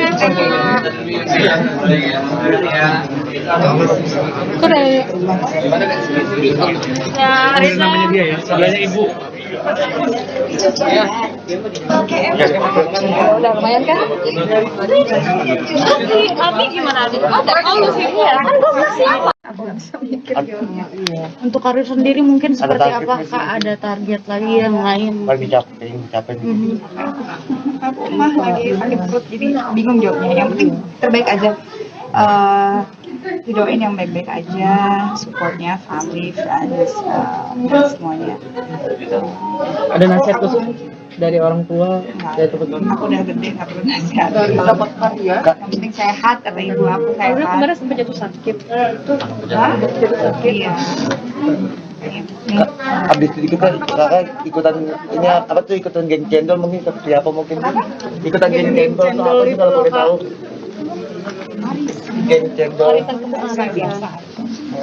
Tapi kan isinya para sultan semua gitu. Kalau ngumpul tuh ngapain aja sih kalau boleh tahu? Ngapain? Nggak ngapa-ngapain. Kak tadi sempat juga bilang tuh adegan bareng sama Reza itu ya. Kenapa? Adegan sama Reza tadi pertama kali. Terus nggak bisa, maaf, cium kita adegannya itu seperti apa sih Kak? Bercanda. Iya. Biasanya kan kalau main sama Reza semuanya kebagian. Dan kita belum kebagian. Tapi pertama kali main sama Kak Reza gimana Kak kesannya? Aku seneng banget sih, seneng tapi gugup ya, aku nervous lah. Berita selanjutnya datang dari Angelina Sondag, di mana akun media sosial miliknya diduga diretas. Akun media sosial Angelina Sondag diduga diretas oleh orang tidak dikenal. Angelina Sondag mengetahui akun Instagramnya diretas pada Agustus 2022. Ketika itu Zahwa Mas Said memberitahu ke Angelina Sondag terkait dugaan peretasan tersebut. Zahwa Mas Said adalah anak penyanyi Reza Artamevia dari pernikahannya bersama mendiang Aji Mas Said. Akibat tindakan peretasan itu, perempuan yang akrab disapa Angie itu kehilangan banyak tawaran endorsement dari pihak lain. Akun media sosial Angelina Sondak kemudian diketahui dipakai pelaku untuk melakukan penipuan dengan modus menjual handphone. Angelina Sondak mendapati kabar ada lebih dari 10 orang yang tertipu. Lalu ia juga mengembalikan sejumlah uang dari pihak lain yang membatalkan kerjasama endorsement. Berikut wawancara dengan Angelina Sondak. Jadi jualan handphone, terima endorsement. Jadi kita kaget gitu ya ketika ditanyakan bahwa kita udah kirim bajunya kok belum di-endorse gitu aja. Tapi ya mudah-mudahan lah ini bisa jadi pelajaran juga buat aku bahwasanya nggak boleh gaptek-gaptek banget. Sekarang alhamdulillah jadinya udah bisa attack, bisa main IG sendiri gitu. Kalau kemarin ini kan emang bener-bener awam lah ya. Sepanik apa sih Mbak ketika mengetahui ide ini? Itu awalnya panik banget karena sebenarnya jam 12 siang itu habis ingat banget gitu, baru aja gitu ngelipat sejadah ya, terus sahwa langsung jadi sebelum aku sholat aku udah ngejadwalin kan ini yang tayang segala macem. Nah terus aku sholat aku baru ngelipat sejadahnya, sahwa WA mami I think your WA is hacked gitu kan. Aku panik, aduh Kak, terus gimana? Terus ini harus ngapain gitu? Ya ampun, gimana nih? Jangan login, aku login gitu. Ketika aku login, setelah masuk kan disuruh send verification. Nah ternyata kode yang di-send itu dia si hacker udah ganti jadi nomor telepon dia. Jadi kodenya tuh nggak terkirim ke handphonenya aku. Nah walhasilnya udah berkali-kali dicoba, kata sama mami just report ini hack gitu. Nah, thank you so much lah for mentioning dokter ya.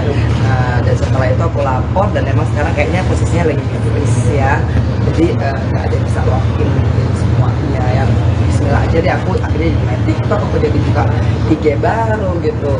Cuman memang kayaknya sih aku juga minta tolong kepada kepolisian Republik Indonesia karena yang tertipu ini kan nggak cuma 1-2 orang ya. Kasian banget aku tuh bener-bener pas besok harinya tuh banyak yang telepon gitu. Mereka tuh pertama minta kembaliin duitnya karena mereka sudah membeli handphone. Nah, dan itu ada beberapa orang mungkin tergiur kali ya. Nah akhirnya aku juga minta maaf ke mereka dan aku bilang kalau mereka mau melaporkan mereka juga berhak melaporkan sendiri gitu. Tapi saya sendiri bukannya nggak mau melaporkan ya, maksudnya saya pernah ada dalam penjara lama gitu. Dan kalau misalkan saya sih maunya orang itu berubah bukan karena masuk penjara. Jadi saya masih berdoa kepada Allah semoga hacker ini, masa tombak hacker itu bukan aku minta untuk tobat ya, cuman astagfirullahaladzim, pokoknya sesuatu yang bukan hakmu ketika masuk ke dalam tubuhmu itu kan jadi akan jadi haram gitu kan. Haram itu tuh tinggal tunggu waktunya, entah itu kena ke kamu, entah itu kena ke anak kamu gitu kan.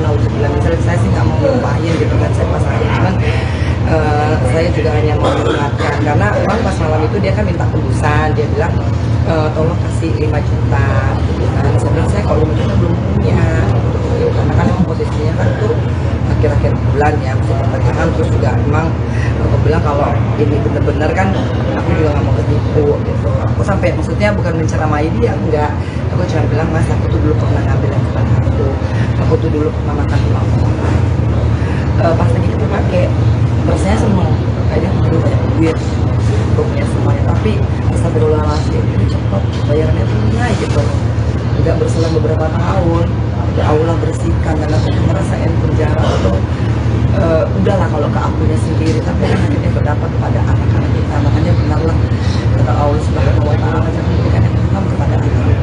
Dan kata dia makasih atas nasihatnya. Mulai aku sih nggak nasihatin mas, ya Allah lillah gitu loh. Kalau misalkan terjepit dan melakukan itu, jangan itu dijadikan alibi ataupun jadikan modus. Itu semua susah ya, kita bersyukurnya bagaimana.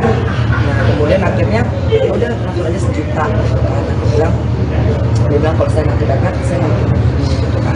Bilang boleh nggak telepon, nggak mau. Nah, akhirnya ya sudahlah, akhirnya aku bismillah, aku tanya aku udah nomor konsultasi sama polisi bilang ya pasti sih mbak ketemu ayo kalau pak transfer gitu kan, kita ya udah nggak apa-apa, nggak menjadi sedekah, nggak menjadi bersihin dan yang lain-lain. Aku doain dan polisinya tanya kalau mau dilaporin berarti harus berkonsekuensi dengan kalau dia tertangkap gitu kan, dan dia akan dihukum proses pidana.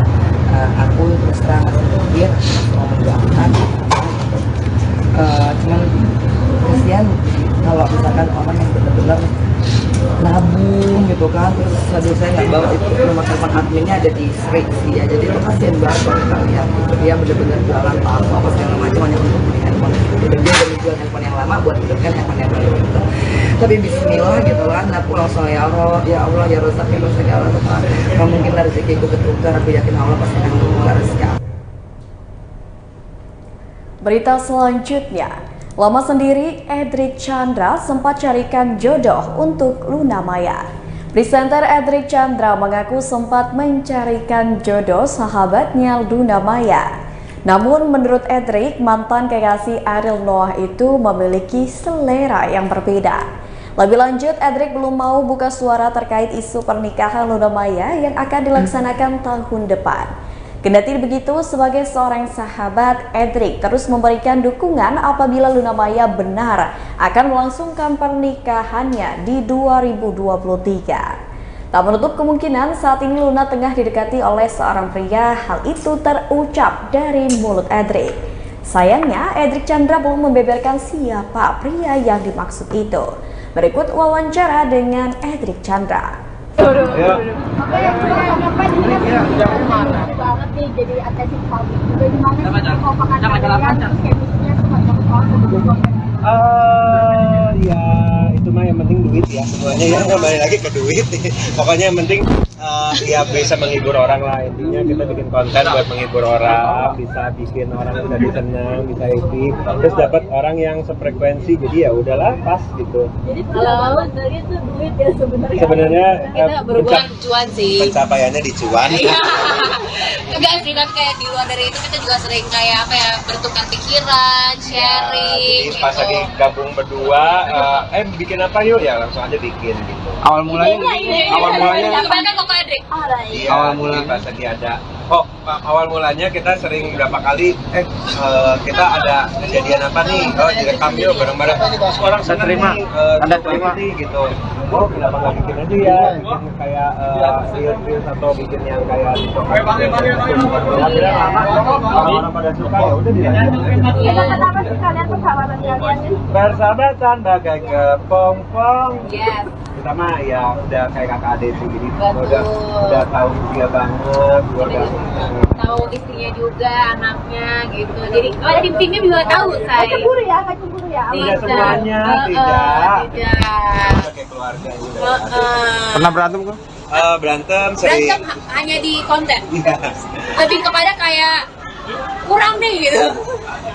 Kita ya namanya juga kan kalau misalnya bikin sesuatu, dia pengennya apa, saya pengennya apa, yuk kita bikin bareng-bareng. Cuma ya dia kadang-kadang nggak ada ide ya, jadi kan banyak kan idenya dari gua semua. Emang temannya nggak ada timbal balik gitu. Iya emang konsepnya gitu kok. Tapi yang pasti aku selalu mendukung Koko, tapi tetap kan model nantinya kalau misalnya kita lagi MC off air, Koko selalu nyanyi, gue selalu dancer. Gue dancernya Edric Chandra. Kalau ibaratnya BCL Boys, gue Edric Boys. Nah, tapi gaya begini di kamera doang atau di belakang kamera tetap sama aja. Kita sama begini terus. Jadi memang temenannya memang begini, memang sahabatan kita memang kayak saudara sih, udah bukan sahabat lagi, kayak saudara. Memang kayak kakak adik. Gue juga sering ngobrol apapun, gue kenal keluarganya dia, kita kenal dia udah kayak saudara. Iya, gue mau wedding sama dia yang MC inside. Iya, jadi mungkin ada yang teman-teman kenal aja sifatnya Edric itu kenapa? Sifatnya dari kolega itu sebenarnya Koko Edric itu tuh bukan, kalau kalian lihat di Instagram kan sama TikTok tuh Koko tuh orang lucu banget emang dari dulu ya, kita nonton Extravaganza, Super Deal-nya dia gitu kan, lucu-lucu, tapi padahal aslinya tuh very deep, kayak ketuhanan yang Maha Esa banget. Ketuhanan yang Maha Esa satu ketuhanan yang Maha Esa dua manusia yang ada dan tiga pokoknya ya jangan sampai salah ya. Bye-bye say. Ntar gue jadi duta lagi. ya. Kalau menurut Kakak Hendra ini sifat yang belum diketahui dari Kalau Pet ini orangnya, tapi dia apa adanya sih, dia apa adanya, dia jadi diri sendiri, makanya orang-orang senang ngelihat dia karena orang melihat sosok yang nggak ada yang ditutupin dari seorang Pet gitu. Dan kecuali aurat ya, Bro. jadi apapun yang dia lakukan semuanya bikin orang senang aja gitu. Kalau asmara gimana Kak kalau Pet? Asmara, kasih tahu nggak ya? Jangan Oh, kasih tahu nggak ya? Lu jangan jual cerita gue tabok ya. Ditunggu aja ya, Ditunggu sebentar aja, lagi ya. Ditunggu sebentar lagi. Pokoknya Doain ya guys. doain sebentar lagi. Semoga nanti kalau misalnya ada sesuatu, pasti kalian yang dikasih tahu duluan. Aku jadi MC-nya. Tapi ada tahun ini nggak kok? Ada target tahun ini nggak Kak? Mau tahu banget ya. Ada gimana sih? Gue nggak ikutan. Ada gimana sih? Gimana sih, Beb?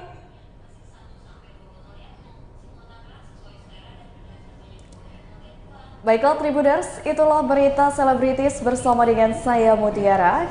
Jangan lupa untuk terus saksikan YouTube Tribun Lampung News Video, Facebook Tribun Lampung, Instagram @tribunlampung, dan TikTok @tribun Lampung untuk informasi terupdate lainnya. Selamat sore dan sampai jumpa.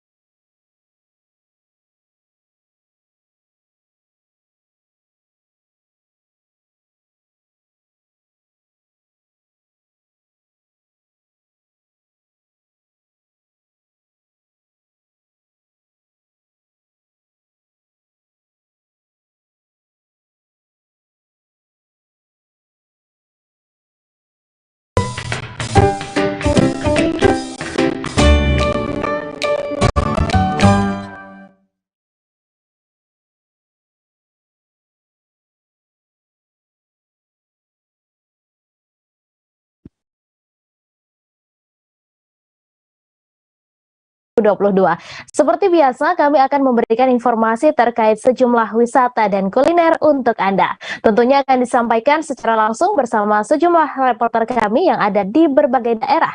Bersama saya, Misa Desiraid, inilah Live Tribun Travel Update selengkapnya. Kita ke informasi pertama Tribuners. Sapak Bayo-Bayo Sanggala dikenal sebagai wisata alam religi. Sapak Bayo-Bayo Sanggala menyajikan wisata dengan perpaduan nuansa budaya Toraja dan religius dengan menyajikan patung perjalanan salib di antara keindahan bebatuan alam Toraja. Destinasi wisata ini tidak hanya dibuat untuk umat Kristiani, namun juga wisata spiritual bagi masyarakat non-Kristiani. Adanya makam menjadi tanda kekhasan budaya Toraja yang dimana masyarakat sebagian masih menguburkan mayatnya di gua-gua batu.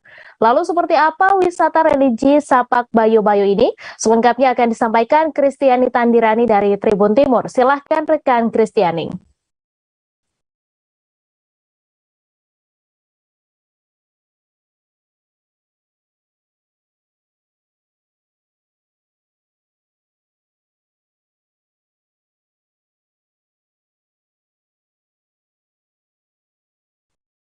Mohon maaf Tribuners, wartawan kami belum dapat tergabung karena kendala koneksi. Kita beralih ke informasi selanjutnya. Sempat 2 tahun ditutup karena pandemi COVID-19, objek wisata Bukit Peramun Belitung rencananya akan kembali dibuka bertepatan dengan momen G20 di Belitung. Pengelola Bukit Peramun, Arsel Community, juga memperkuat konsep hutan digital dengan mengharuskan pengunjung yang ingin datang memesan melalui web booking. Laporan selengkapnya akan disampaikan Adelina dari Pos Belitung. Silakan rekan Adelina. Baik rekan Mei dan Tribuners, saat kami berkunjung ke objek wisata yang berada di Desa Air Selumar, Kecamatan Sejuk ini memang tidak banyak perubahan. Bukit Pramun masih menjadi hutan yang terjaga dan menjadi rumah bagi berbagai satwa, termasuk primata terkecil di dunia, tarsius, yang masih hidup liar di hutan Bukit Pramun. Sebagai hutan digital, objek wisata yang masuk sebagai geosite dalam Geopark Belitung ini menyiapkan web booking untuk pemesanan bagi wisatawan yang akan datang. Sebelum datang, pengunjung harus memesan melalui website pramun.com, lalu memilih paket wisata dan mengisi tanggal dan jam berkunjung, lalu meneruskan pembayaran. Beberapa paket wisata yang ditawarkan yakni trekking menyusuri hutan menuju ke puncak bukit yang berjarak 515 meter dari lokasi parkir kendaraan. Pemandangan di puncak bukit ini pun sangat indah, di mana pengunjung dapat melihat view hutan, bahkan dari kejauhan saat cuaca cerah akan terlihat mercusuar Pulau Lengkuas. Selain itu, ada juga paket melihat tarsius yang merupakan primata terkecil di dunia. Sensasi melihat tarsius ini pastinya tidak akan terlupakan, karena akan melihat langsung aktivitas hewan nokturnal ini di alam bebas. Bahkan Menteri Pariwisata dan Ekonomi Kreatif Sandiaga Uno juga pernah mencoba mencari tarsius di Bukit Pramun. Selain itu ada juga paket wisata cross country, sunset, sunrise, dan private camp. Ketua Arsel Community Adong mengatakan bahwa ke depan Bukit Pramun akan dikembangkan sebagai special interest tourism, bukan mass tourism. Jadi tidak akan buka umum seperti dulu, tapi semua orang yang datang harus melakukan pemesanan melalui pusat reservasi. Dengan demikian, jumlah wisatawan pun disesuaikan dengan SDM yang ada agar bisa memastikan kenyamanan dan keamanan. Bukan saja memperlakukan sistem reservasi dan pembayaran baru, pengelola juga menyiapkan fasilitas dan layanan lebih, semisal menyiapkan welcome drink yang khas, yaitu ginger pasak bumi yang memiliki khasiat kesehatan. Fasilitas seperti jalur trekking pun juga sudah diperbaiki. Ketika datang ke Bukit Pramun, yang terpenting pengunjung dapat menambah pengetahuan, misalnya mengetahui jenis pohon dan manfaatnya, yang dapat diketahui dengan mengunduh aplikasi Kepo atau Kenali Pohon. Selanjutnya tinggal di-scan saja tanda seperti hologram di pohon. Kemudian robot guide pun akan menjelaskan informasi seputar pohon tersebut.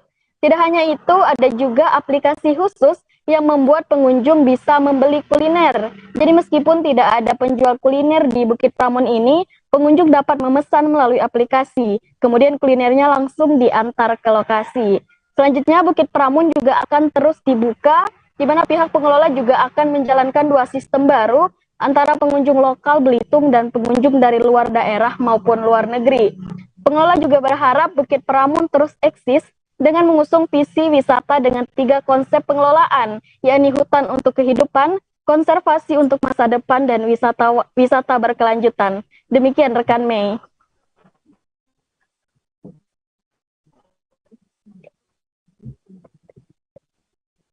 Baik, terima kasih rekan Adelina dari Pos Belitung atas laporan Anda. Selamat bertugas kembali. Kita beralih ke informasi selanjutnya, Tribuners. Berwisata ke Taman Lapangan Banteng Jakarta Pusat bisa menjadi ide kegiatan menarik yang bisa dilakukan akhir pekan ini. Pameran Flora dan Fauna 2022 digelar oleh Pemprov DKI Jakarta selama 1 bulan penuh di Taman Lapangan Banteng hingga 26 September mendatang. Warna-warni bunga dan tanaman hias terlihat menyegarkan mata ketika pengunjung mulai memasuki area Taman Lapangan Banteng Jakarta Pusat. Bagaimana keseruan mengunjungi pameran Flora dan Fauna 2022 ini akan disampaikan langsung oleh Pebi Adeliana dari Tribun Jakarta. Silakan rekan Pebi. Ya, Mei, pameran Flora dan Fauna digelar oleh Pemprov DKI Jakarta selama 1 bulan penuh sejak 26 Agustus lalu hingga 26 September 2022 mendatang. Warna-warni bunga dan tanaman hias bisa kita saksikan kalau berkunjung ke Taman Lapangan Banteng ini. Berbagai jenis tanaman dan juga hewan bisa kita temui kalau datang ke sana, seperti misalnya ada tanaman hias, tanaman buah, bonsai, dan juga berbagai jenis tanaman lainnya. Begitu pun juga dengan satwa-satwa yang ada di sana. Nah, salah satu yang menarik selain ada pameran tanaman, anak-anak dan juga dewasa yang datang ke pameran tersebut juga disuguhkan dengan berbagai spot menarik di pameran tersebut. Beberapa di antaranya juga disertai dengan wahana permainan anak-anak sehingga bisa menjadi salah satu spot menarik untuk beraktivitas seru di akhir pekan begitu. Seperti misalnya ada miniatur Jakarta International Stadium atau JIS, kemudian juga ada miniatur Tebet Eco Park. Selain itu juga ada beberapa spot bertema khusus, misalnya seperti ada kampung Jepang dari Kepulauan Seribu, kemudian juga ada air mancur estetik sebagai potret ruang ketiga dari wilayah kota administrasi Jakarta Selatan, kemudian juga ada spot kincir angin dan juga wahana Ragunan Zoo. Nah, memang untuk wahana Ragunan Zoo sendiri menjadi salah satu wahana yang cukup menarik dalam pameran flora dan fauna yang ada di Taman Lapangan Banteng ini, di mana sejumlah satwa awetan diperkenalkan kepada masyarakat untuk edukasi bagi pengunjung yang datang. Sedikitnya ada sekitar 30 satwa awetan yang dipamerkan, seperti misalnya ada satwa berjenis karnivora dan juga herbivora, seperti ada harimau Sumatera, kemudian juga ada singa Afrika, ada macan tutul, komodo, gajah Sumatera, rusa, hingga hewan endemik Indonesia seperti misalnya ada anoa begitu. Nah, menurut kurator mamalia dari Taman Marga Satwa Ragunan sendiri bernama Haris, dikatakan bahwa maksud dari satwa awetan ini merupakan satwa asli yang sebelumnya hidup, namun mereka telah mati dan kemudian diawetkan untuk kepentingan edukasi bagi masyarakat. Adapun kata dia, tidak semua bagian tubuh dari satwa tersebut merupakan bagian tubuh aslinya. Beberapa diantaranya juga terdapat penambahan organ tubuh lain yang memang dibuat menyerupai organ tubuh aslinya, seperti misalnya ada kuku, taring, dan juga rongga mulut. Nah, kalau ke sini ada juga nih sebuah barcode khusus yang memang disediakan di masing-masing tempat dari satwa tersebut untuk memudahkan para pengunjung mengetahui informasi seputar satwa-satwa yang ada di sana. Nah, adapun bagi Tribuners yang mau berkunjung ke pameran flora dan fauna ini, letaknya berada di Taman Lapangan Banteng, Jakarta Pusat, dan bisa dinikmati setiap harinya hingga tanggal 26 September mendatang, mulai dari pameran ini dari jam 9 pagi sampai jam 7 malam begitu. Nah, selain itu kalau misalnya datang ke sini, selain tadi ada pameran tanaman, kemudian juga ada spot-spot menarik yang bisa dikunjungi, terdapat juga sejumlah tenan kuliner yang bisa dicicipi nih. Jadi selain bisa jalan-jalan, foto-foto seru-seruan, kalau udah capek bisa langsung isi perut di kuliner-kuliner yang ada di sana begitu, Mei.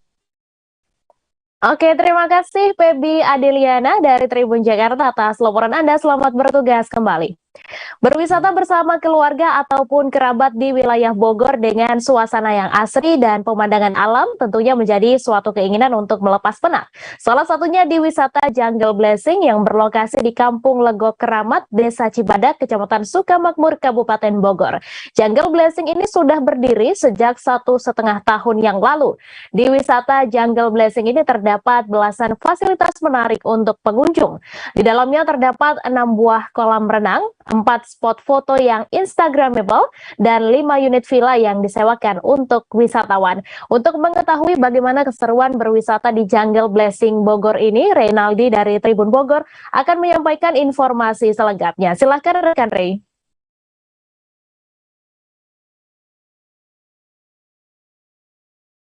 Ya, baik Mei, selamat siang rekan Tribuners.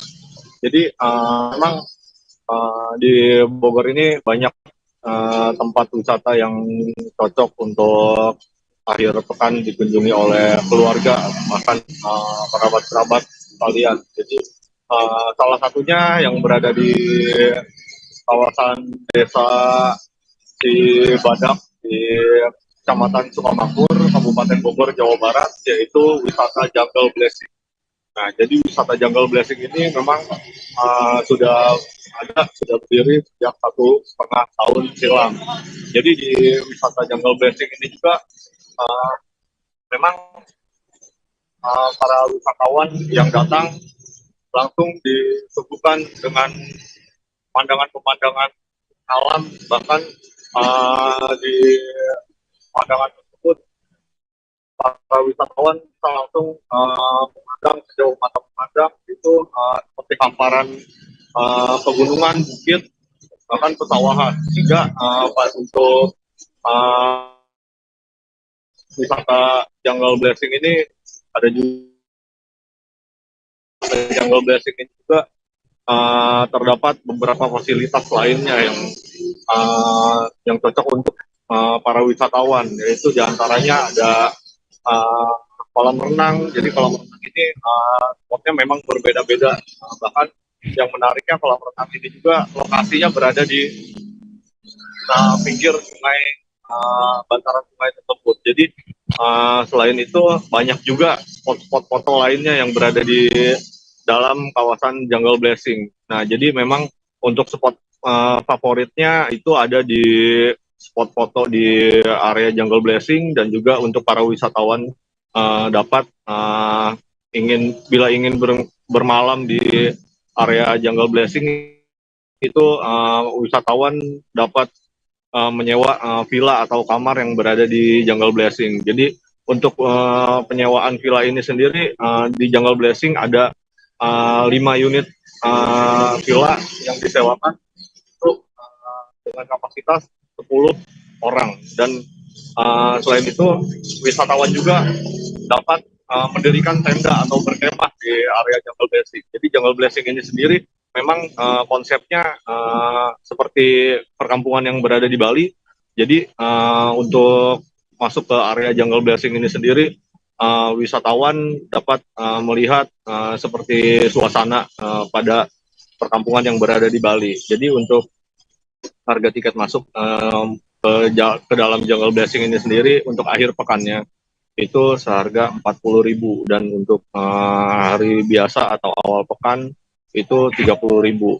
Dan juga untuk menikmati outbound itu harganya 30.000, tetapi harga tersebut ada potongan harga sebesar 50% bila pengunjung memiliki sebuah voucher, dan voucher itu dapat didapatkan oleh marketing yang berada di perkampungan-perkampungan wilayah tersebut. Jadi memang bila voucher tersebut bisa dipakai hanya pada akhir pekan saja, dan untuk outbound itu sendiri. Jadi untuk akses menuju wisata Jungle Blessing ini sendiri memang aksesnya sudah terbilang cukup bagus, karena memang jalan tersebut sudah dibeton, dan juga pemandangan-pemandangan di jalan menuju ke arah Jungle Blessing ini sendiri seperti hamparan sawah dan perkebunan milik warga sekitar.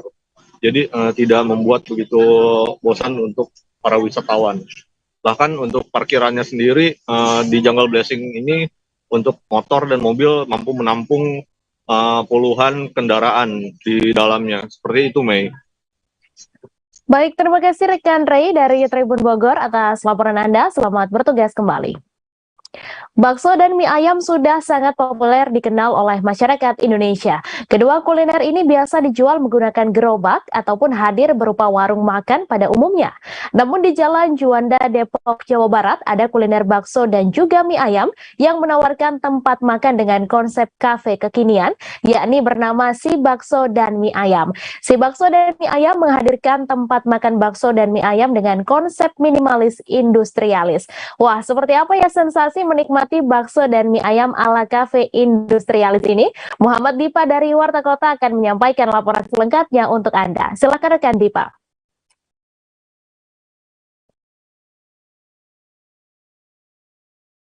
Ya, baik rekan Mei dan juga Tribuners. Bagi Tribuners yang ingin menyantap bakso dan mie ayam dengan suasana tempat ala kafe kekinian, bisa datang ke Si Bakso dan Mie Ayam yang berada di Jalan Insinyur Juanda, Depok, Jawa Barat. Nah, lokasi tempat makan ini agak bersembunyi memang karena berada di belakang bangunan Soto Kudu dan juga Dapur Coklat. Nah, untuk akses keluar masuk kendaraan sendiri, pengunjung harus melewati sebuah jalan kecil seperti gang kecil seperti itu yang cukup untuk dilalui satu mobil. Nah, si bakso dan mie ayam ini juga mengusung konsep resto ala kafe kekinian dengan tema minimalis industrialis, di mana desain bangunan dari tempat makan ini didominasi dengan tembok-tembok semen yang tanpa dicat, lalu juga bata-bata putih, serta juga ada bata-bata merah yang tersusun di tembok-tembok bangunan dari resto ini. Kemudian selain itu ada juga elemen industrialis dari tempat makan ini seperti kap-kap lampu gantung yang terbuat dari seng, lalu juga ada bangku dan meja-meja makan yang tersusun rapi di dekat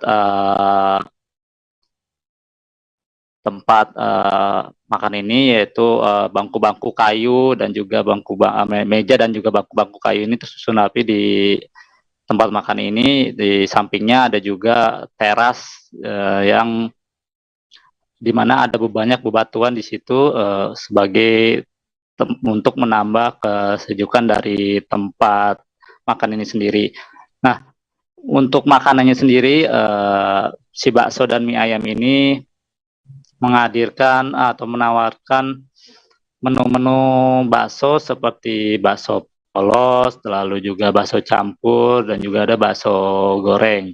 Misalkan untuk mie ayamnya ada mie kangkung, lalu yang berisi dengan potongan ayam, pangsit, telur, serta kangkung.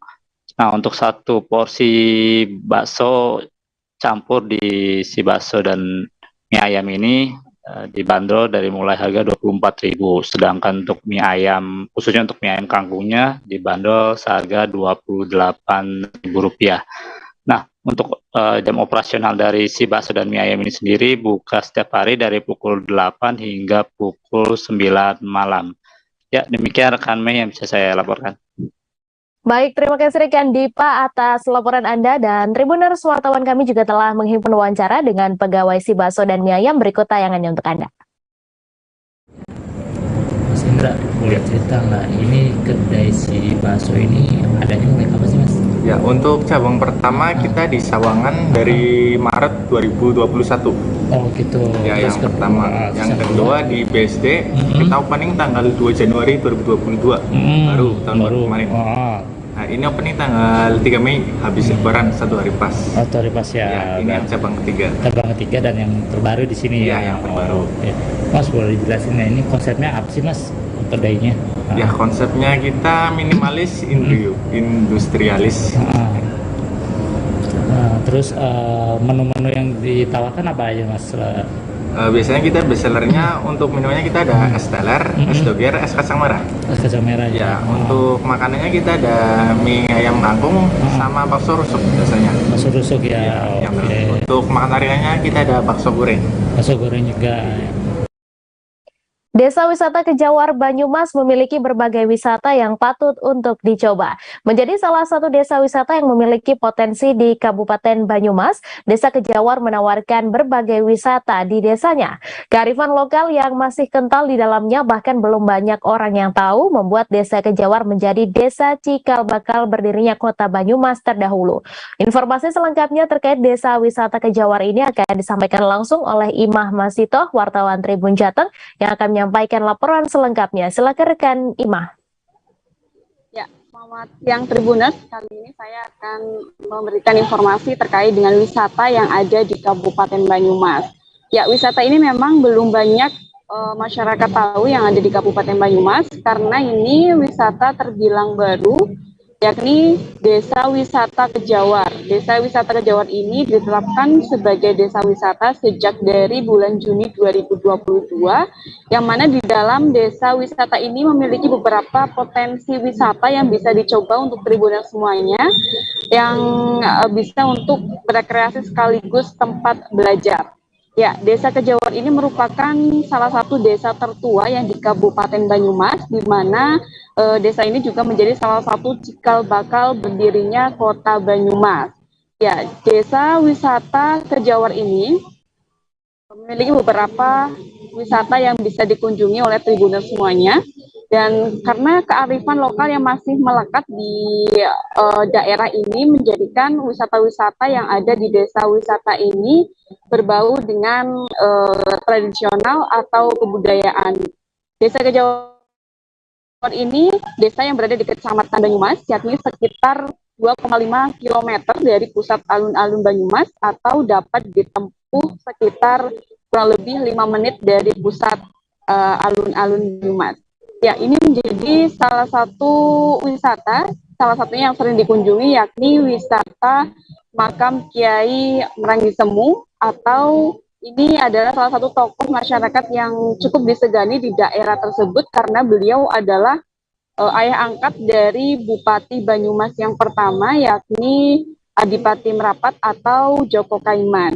Ya, wisata religi ini sering dikunjungi oleh masyarakat baik yang ada di dalam kota Banyumas maupun juga yang ada di luar kota Banyumas. Banyak mereka yang berkunjung untuk berziarah di hari-hari tertentu seperti Kamis Wage dan juga Jumat Kliwon. Mereka banyak mengunjungi ke makam Mbah Kiai Merangi Semu ini.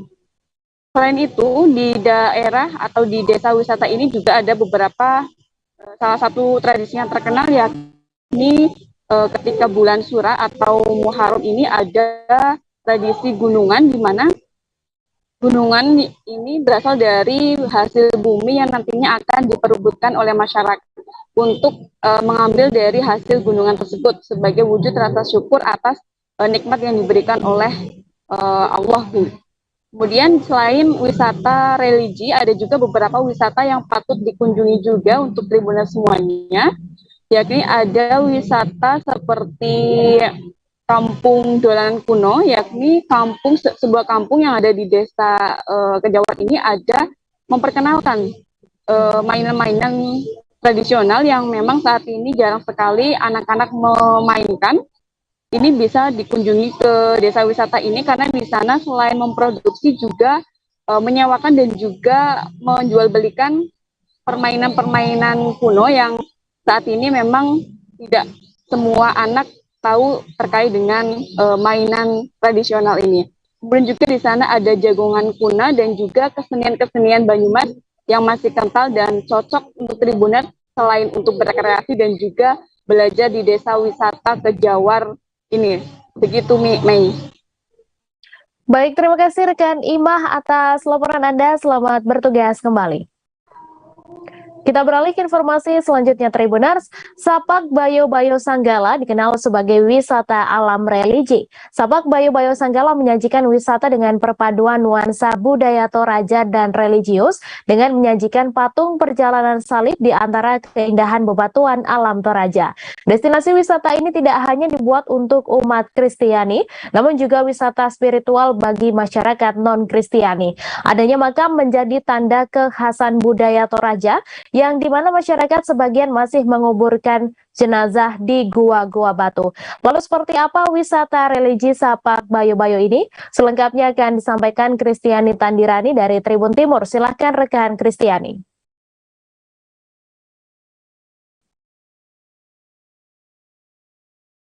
Baik, jadi salah satu wisata religi yang terkenal di Tanah Toraja adalah wisata religi Sapak Bayo-Bayo yang terletak di Desa Sanggala, Tanah Toraja. Wisata ini adalah salah satu wisata yang menyajikan ikon-ikon religi seperti patung-patung yang terdiri dari 12 stasi yang menceritakan tentang perjalanan Sang Yesus. Di perjalanan ini juga ada memperkenalkan 3 jenis khasane Toraja. Selain itu, di tempat ini juga ada batu kapur yang menjadi tanda bahwa Tanah Toraja pernah menjadi sebuah lautan. Dan salah satunya yaitu ornamen batu susu atau kalaktif yang merupakan akibat dari air yang meluncur di batuan kapur yang kemudian menetes yang mengakibatkan di tempat tersebut menjadi lokasi yang sangat bersejarah.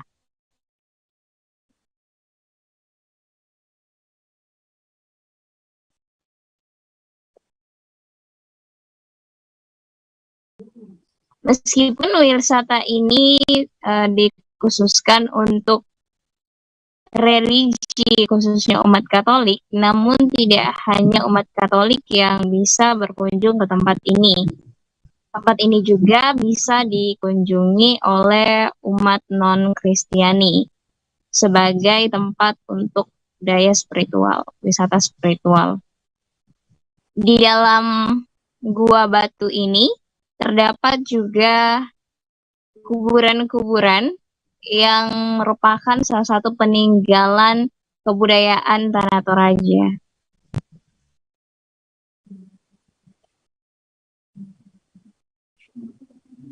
Selain itu, di tempat ini juga dijadikan sebagai pusat ziarah keluarga kudus, di mana umat-umat Katolik biasanya berdoa di tempat ini dan mengenang melalui 12 stasi yang tersedia dapat mengenang perjalanan salib yang dilakukan oleh Yesus. Selanjutnya, tempat ini juga cukup strategis karena berada di jalan akses ke Sangala Toraja yang cukup mudah untuk digapai karena perjalanan akses ke sana sangat strategis.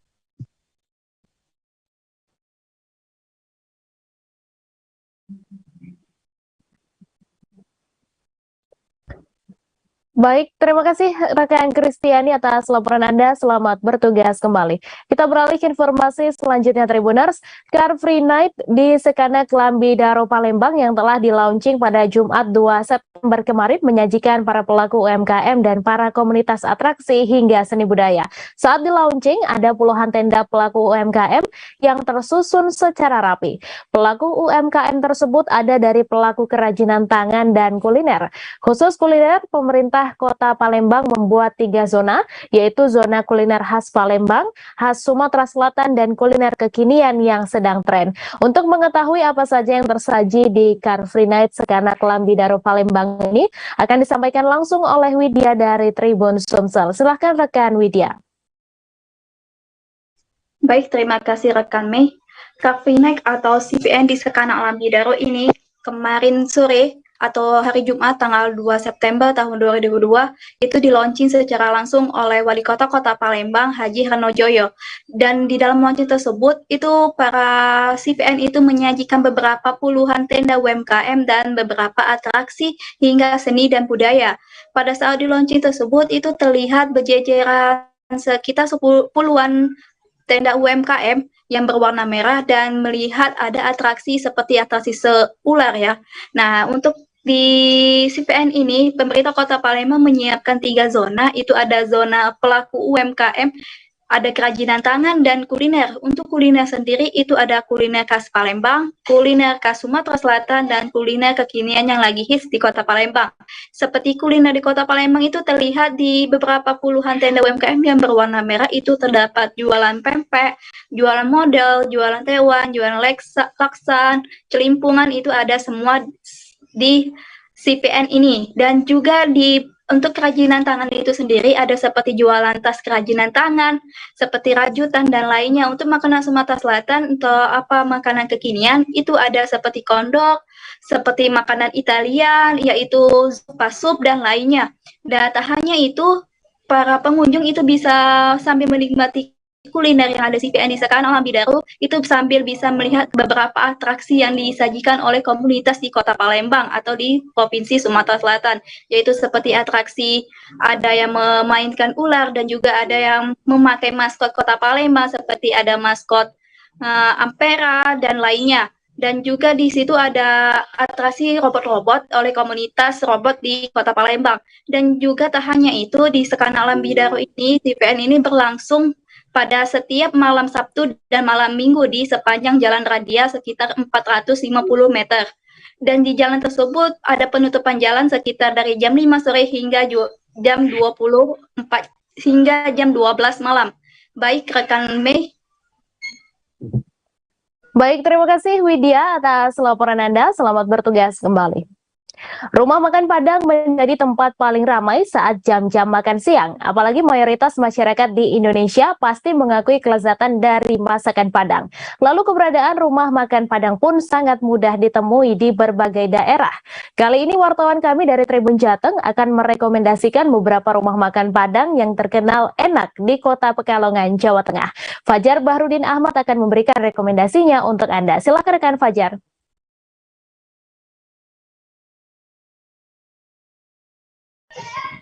Ya, terima kasih Mei. Tentu kita tahu bahwa rumah makan Padang atau restoran Padang menjadi tempat makan favorit yang itu di berbagai daerah manapun. Nah, khusus di Kota Pekalongan ini kami ingin merekomendasikan, jadi ada 2 rumah makan atau restoran Padang yang sangat terkenal enak di masyarakat Kota Pekalongan ini. Nah, ini ada 2 Mei. Jadi yang pertama ini bernama Rumah Makan Ampera Uni. Nah, ini pedagangnya masih merupakan asli orang Padang, tepatnya Padang Pariaman ya. Dan cita rasanya di Rumah Makan Ampera Uni ini yaitu pedas sedap seperti itu. Dan lokasinya ini berada di Jalan Veteran Pekalongan, atau jika dari rumah sakit RSUD Keraton Pekalongan itu 120 meter ke arah utara. Dan di situ menu bestsellernya yaitu rendang dan teri putih.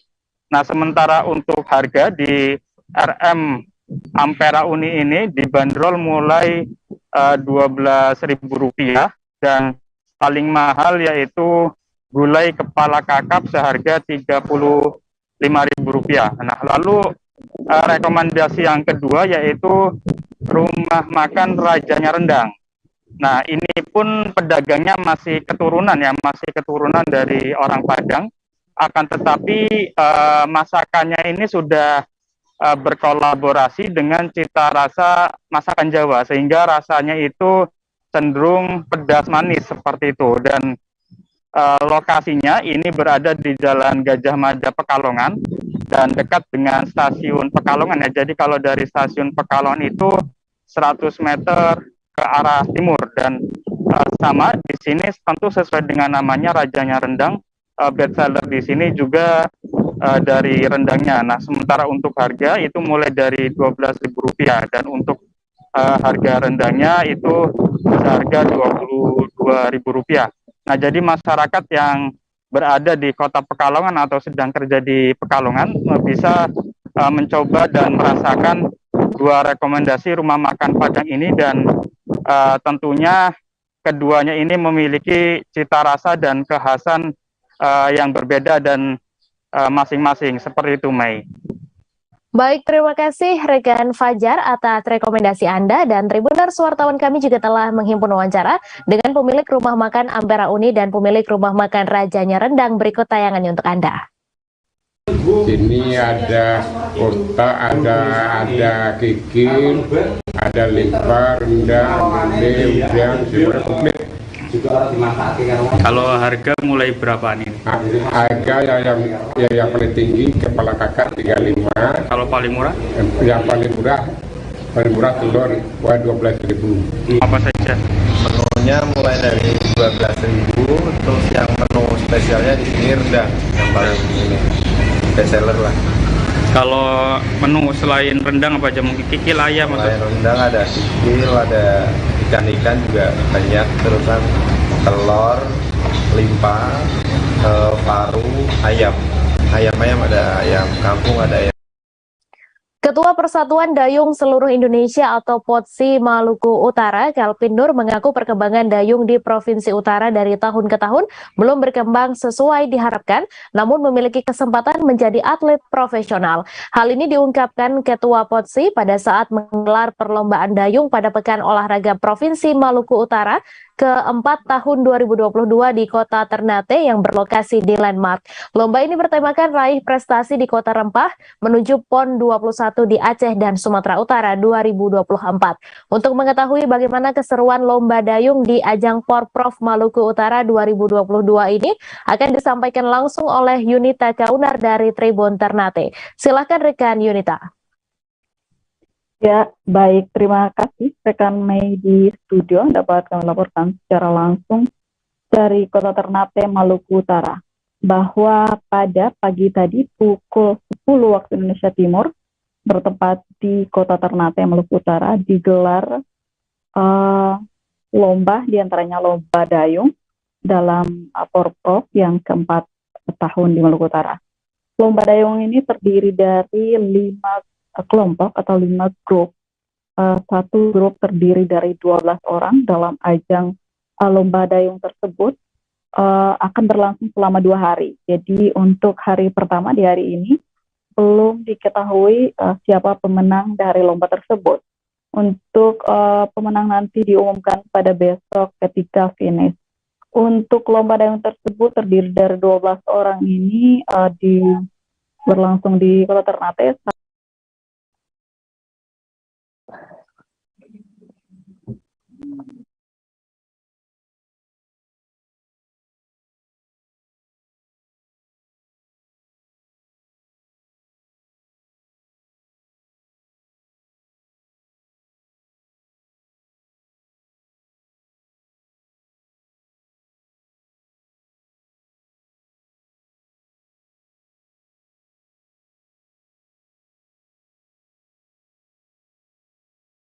Tribuners, wartawan kami juga telah menghimpun wawancara dengan Ketua POTSI Maluku Utara. Berikut tayangannya untuk Anda. Lumayan bagus. Nah, memang seperti juga yang disampaikan Pak Waketum KONI Pusat, beliau bilang Maluku Utara ini tuh ladangnya atlet dayung sebetulnya. Kenapa nggak kita gali? Nah sekarang dengan terbentuknya organisasi atau katakan mulai tumbuh saat ini POTSI Provinsi Maluku Utara, dan kita sudah punya sedikit sarana untuk membina atlet-atlet, makanya manfaatkan hal ini. Jadi saya himbau, tadi saya juga sampaikan, ini momen yang tepat untuk mencari bibit-bibit atlet atau penerus-penerus yang katakan yang Cek 1-2, dan untuk seluruh panitia informasi panggilan untuk seluruh panitia berkumpul di tenda utama akan diadakan briefing. Seluruh panitia lomba dayung supaya bisa berkumpul di panggung tenda utama untuk diadakan briefing. Terima kasih. Iya, melalui Porprov kali ini kira-kira pengembangan dari POTSI sendiri untuk atlet-atlet dayung Maluku Utara menuju ke PON di Aceh dan Sumatera Utara nanti seperti apa, Pak? Yang pasti yang ada akan kita kembangkan. Saya juga menyampaikan kepada pemerintah daerah, mohon dukungannya terhadap atlet-atlet kita, beri kesempatan mereka untuk meraih prestasi di kancah nasional maupun internasional.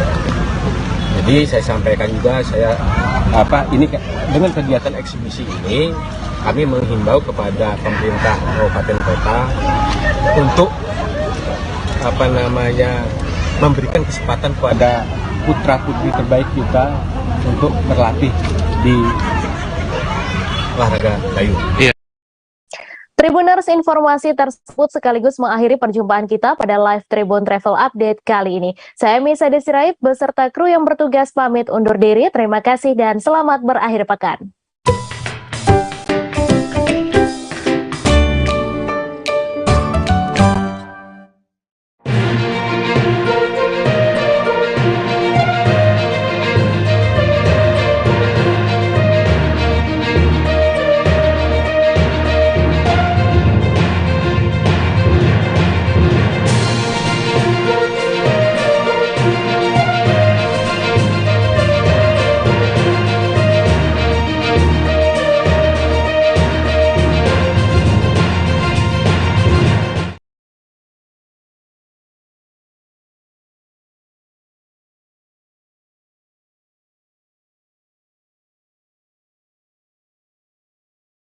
Oke, halo, assalamualaikum warahmatullahi wabarakatuh. Waalaikumsalam warahmatullahi Kami wabarakatuh. pun.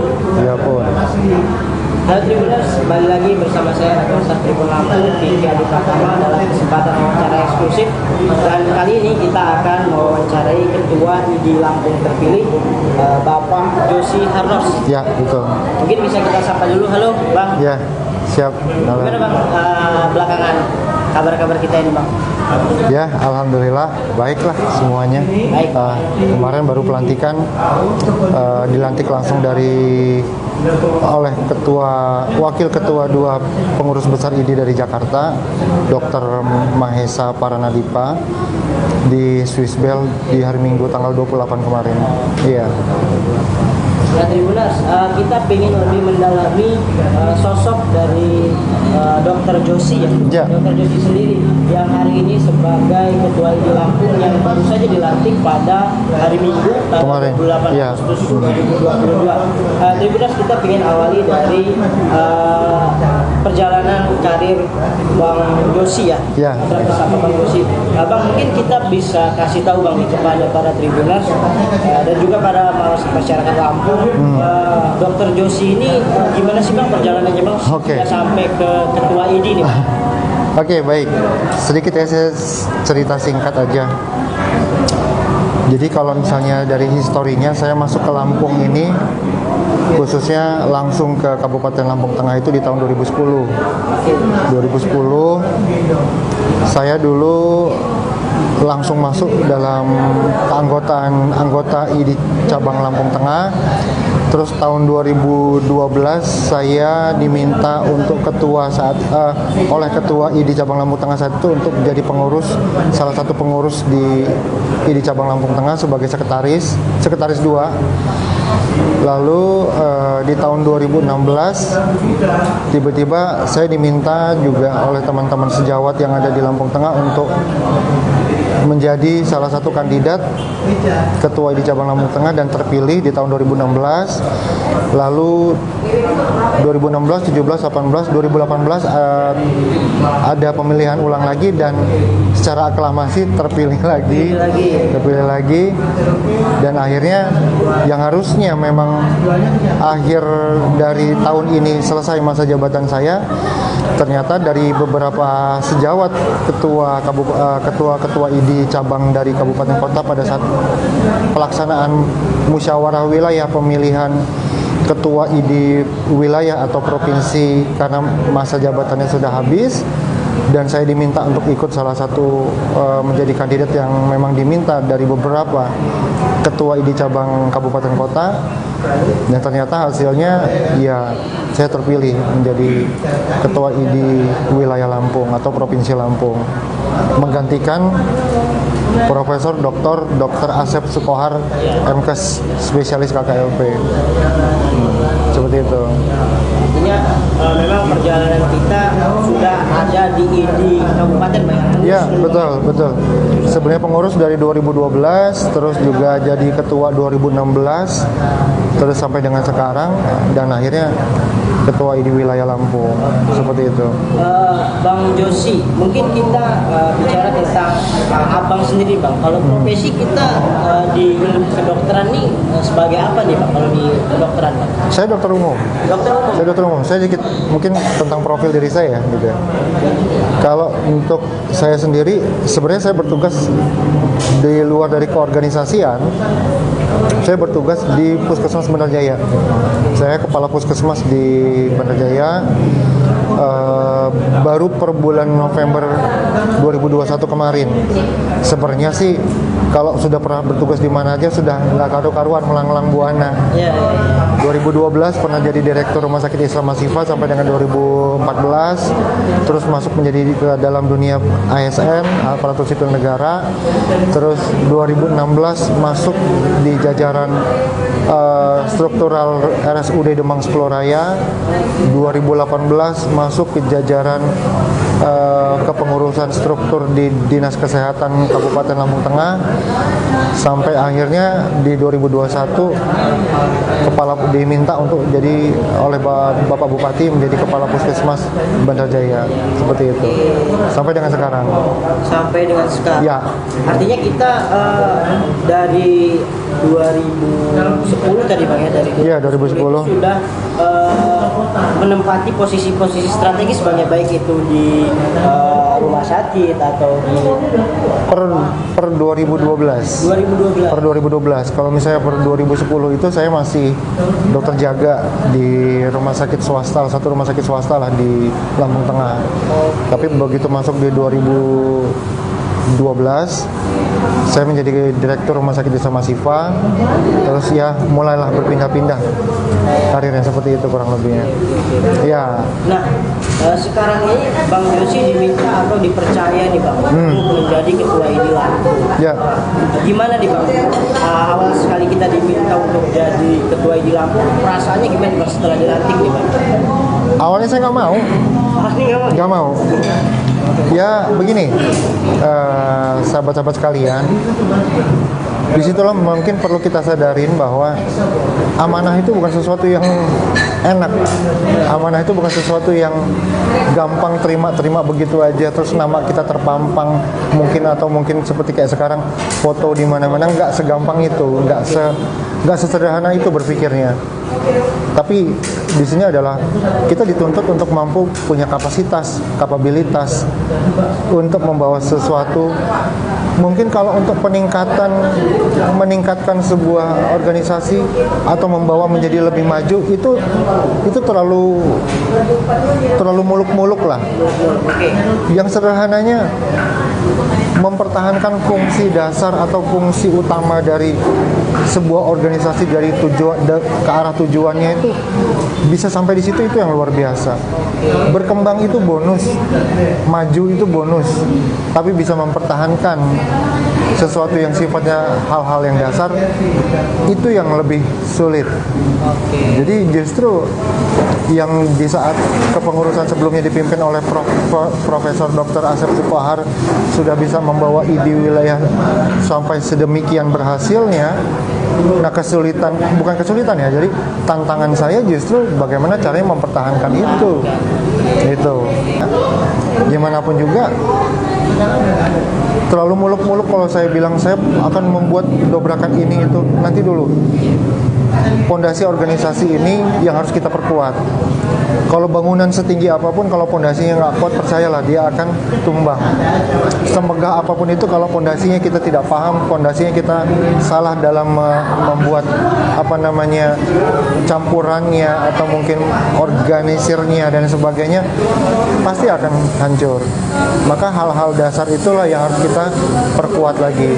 Contoh yang saya maksud hal dasar itu adalah seperti misalnya nih, seorang dokter itu adalah modalitas seorang dokter itu selain memang dia harus memiliki pengetahuan tentang ilmu kedokteran, yang lebih utamanya etika.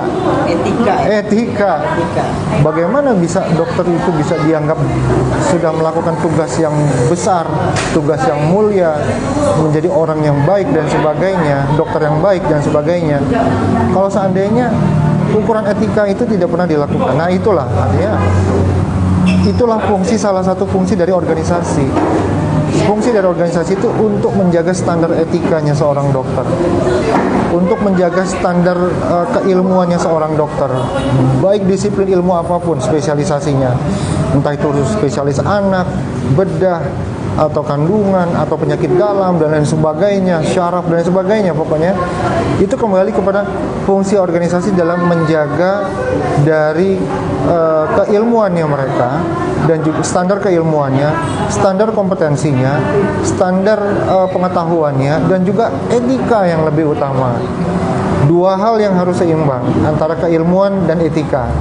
Karena seandainya dalam diri seorang dokter ada ketidakseimbangan antara keilmuannya, disiplin ilmunya dengan etikanya, pasti akan menimbulkan dampak terhadap masyarakat apapun itu bentuknya. Jadi artinya Hal yang harus dibangun, sekali lagi pondasi yang harus dijaga adalah dua hal yang tadi saya sebutkan. Pertama itu etika, kemudian disiplin ilmunya. Iya. Batasan-batasannya tentang irisan-irisan yang mungkin bisa bersinggungan dengan profesi spesialisasi yang lain. Kita kan jaga harus.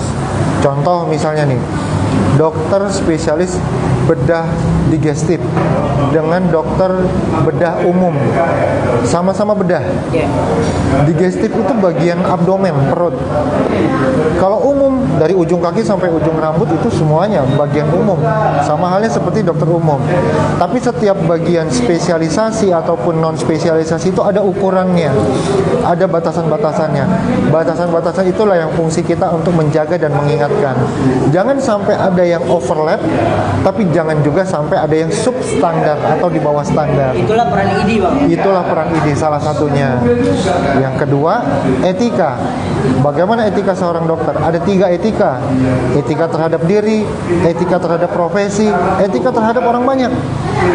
Nah, ini yang harus diingatkan. Sehingga yang muncul pribadi dokter itu dengan standar etika yang sama antara dokter satu dengan yang lainnya. Tidak ada perbedaan. Harusnya seperti itu. Dan itu bukan hal yang gampang. Nah, Bang, menarik nih, Bang, dengan berbagai hal tadi yang sudah dipaparkan sama Bang Josi.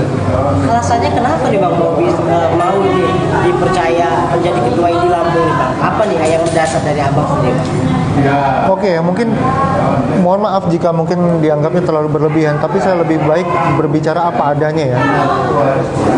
Saya bukan tipikal orang yang memang suka mencari jabatan, mencari apa ya, maksudnya jabatan di ID atau tapi saya orang yang pantang juga untuk di saat memang sudah diamanatkan terus saya mundur atau lari.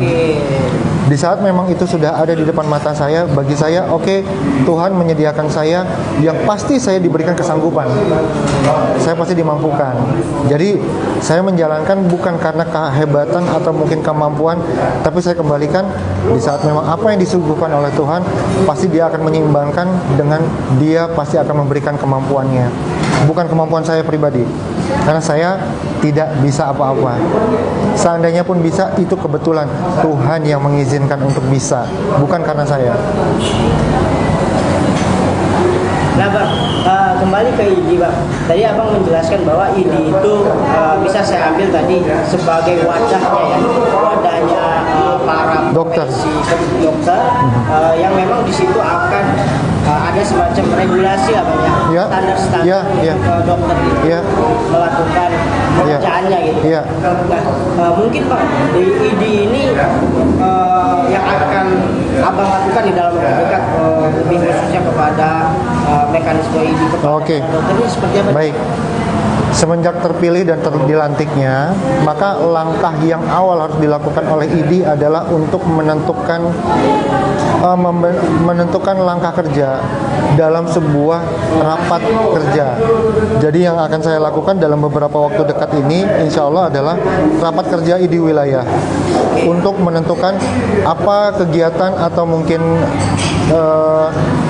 tindakan atau kegiatan yang akan dilakukan dalam jangka pendek, menengah ataupun panjang. Nanti kan di dalam itu, di dalam struktur ini kan ada beberapa bidang.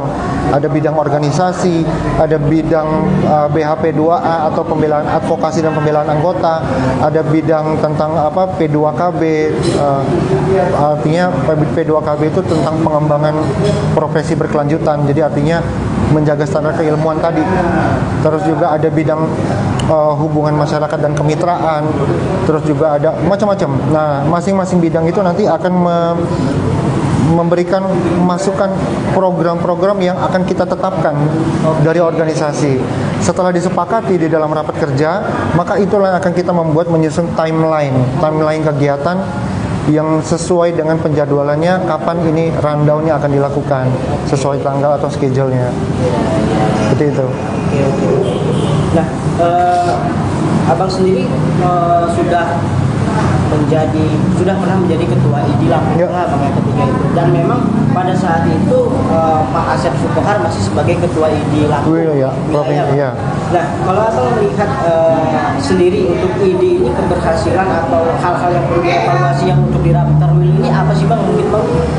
Kalau secara khusus Provinsi Lampung mungkin tidak lah ya, tapi mungkin secara umum. Secara umum kenapa? Karena kita juga ada garis-garis besar organisasi yang memang ada dari pusat juga ya. Berdasarkan dari ya ibaratnya kita bisa katakan isu strategi yang memang sudah ditetapkan dari pusat di hasil Muktamar IDI yang terakhir di bulan April tahun 2022 kemarin di Aceh.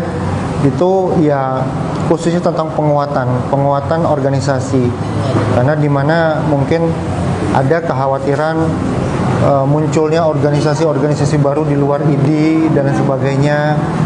Ya sebenarnya kalau menurut saya pribadi itu bukan sebuah akar masalah, justru akar masalahnya adalah bagaimana IDI bisa membuat sebuah jembatan kebutuhan dari setiap anggotanya, dokter-dokter yang ada di Lampung ini. Jadi jembatan tersebut juga harus menseimbangkan dari tentang masalah kebutuhan masyarakat Lampung, keadaan masyarakat Lampung, demografi masyarakat Lampung, terus juga standar pendidikan masyarakat Lampung. Untuk Lampung aja sendiri misalnya nih, saya ambil contoh kecil saja. Untuk Bandar Lampung, apakah masyarakat Kota Bandar Lampung dengan masyarakat di Kabupaten Lampung Tengah atau Tulang Bawang atau mungkin kabupaten yang lainnya, apakah memiliki derajat pendidikan yang sama? Tidak. Apakah kulturnya sama? Tidak. Apakah pasti heterogen atau di situ justru homogen? Macam-macam variannya. Artinya yang diminta untuk beradaptasi adalah bukan sang masyarakatnya, tapi justru dokternya yang mampu adaptif terhadap keadaannya. Itu PR salah satu tugas utamanya kita juga. Maka dikatakan standar perilaku atau standar perlakuan ya, mungkin standar perlakuan dokter terhadap masyarakat itu tidak bisa dibuat standar yang sama di satu daerah dengan yang daerah lainnya. Kita harus sesuaikan. Tapi memang abang sendiri melihat begitu bang ya, untuk pola-pola semacam kayak dari daerah satu kemudian ke daerah pasti lain, begitu ya. Begitu bang ya. Iya begitu. Contoh kecil masalah kasus ini kalau misalnya kayak penyakit saja.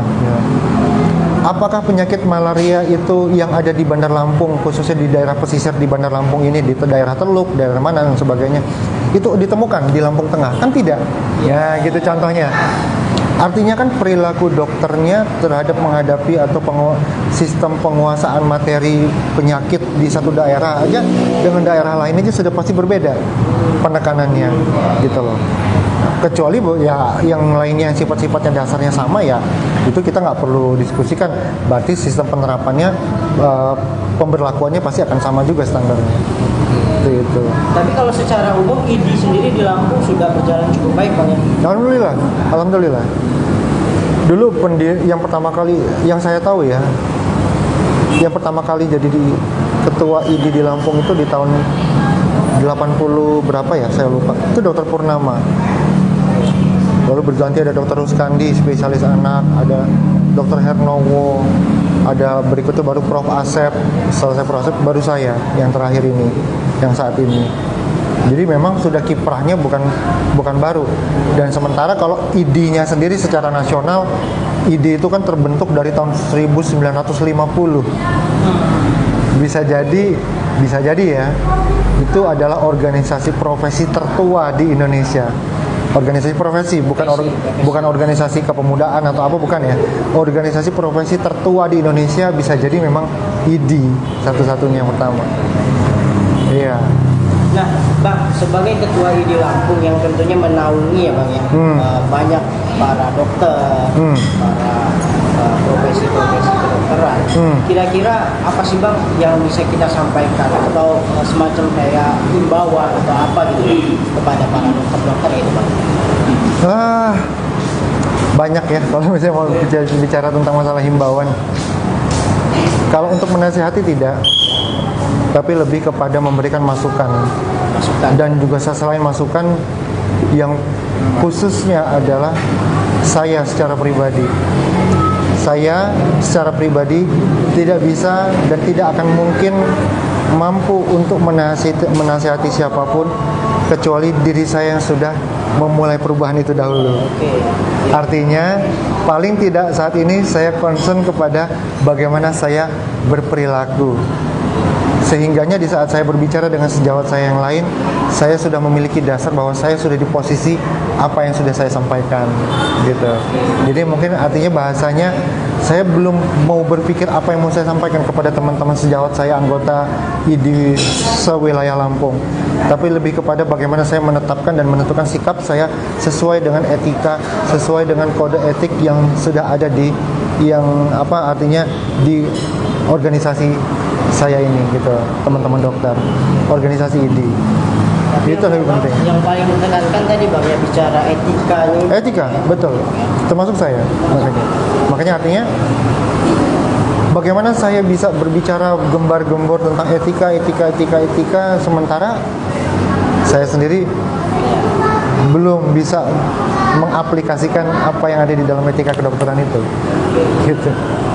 Cuman kalau untuk kepengurusan ID Lampung sendiri Bang, apakah itu sudah terbentuk ketika pas dilantik kemarin atau memang bakal kita bentukin? Oh, nah, kan kalau misalnya untuk yang dilantik kemarin itu sudah satu paket seluruh strukturnya, ya.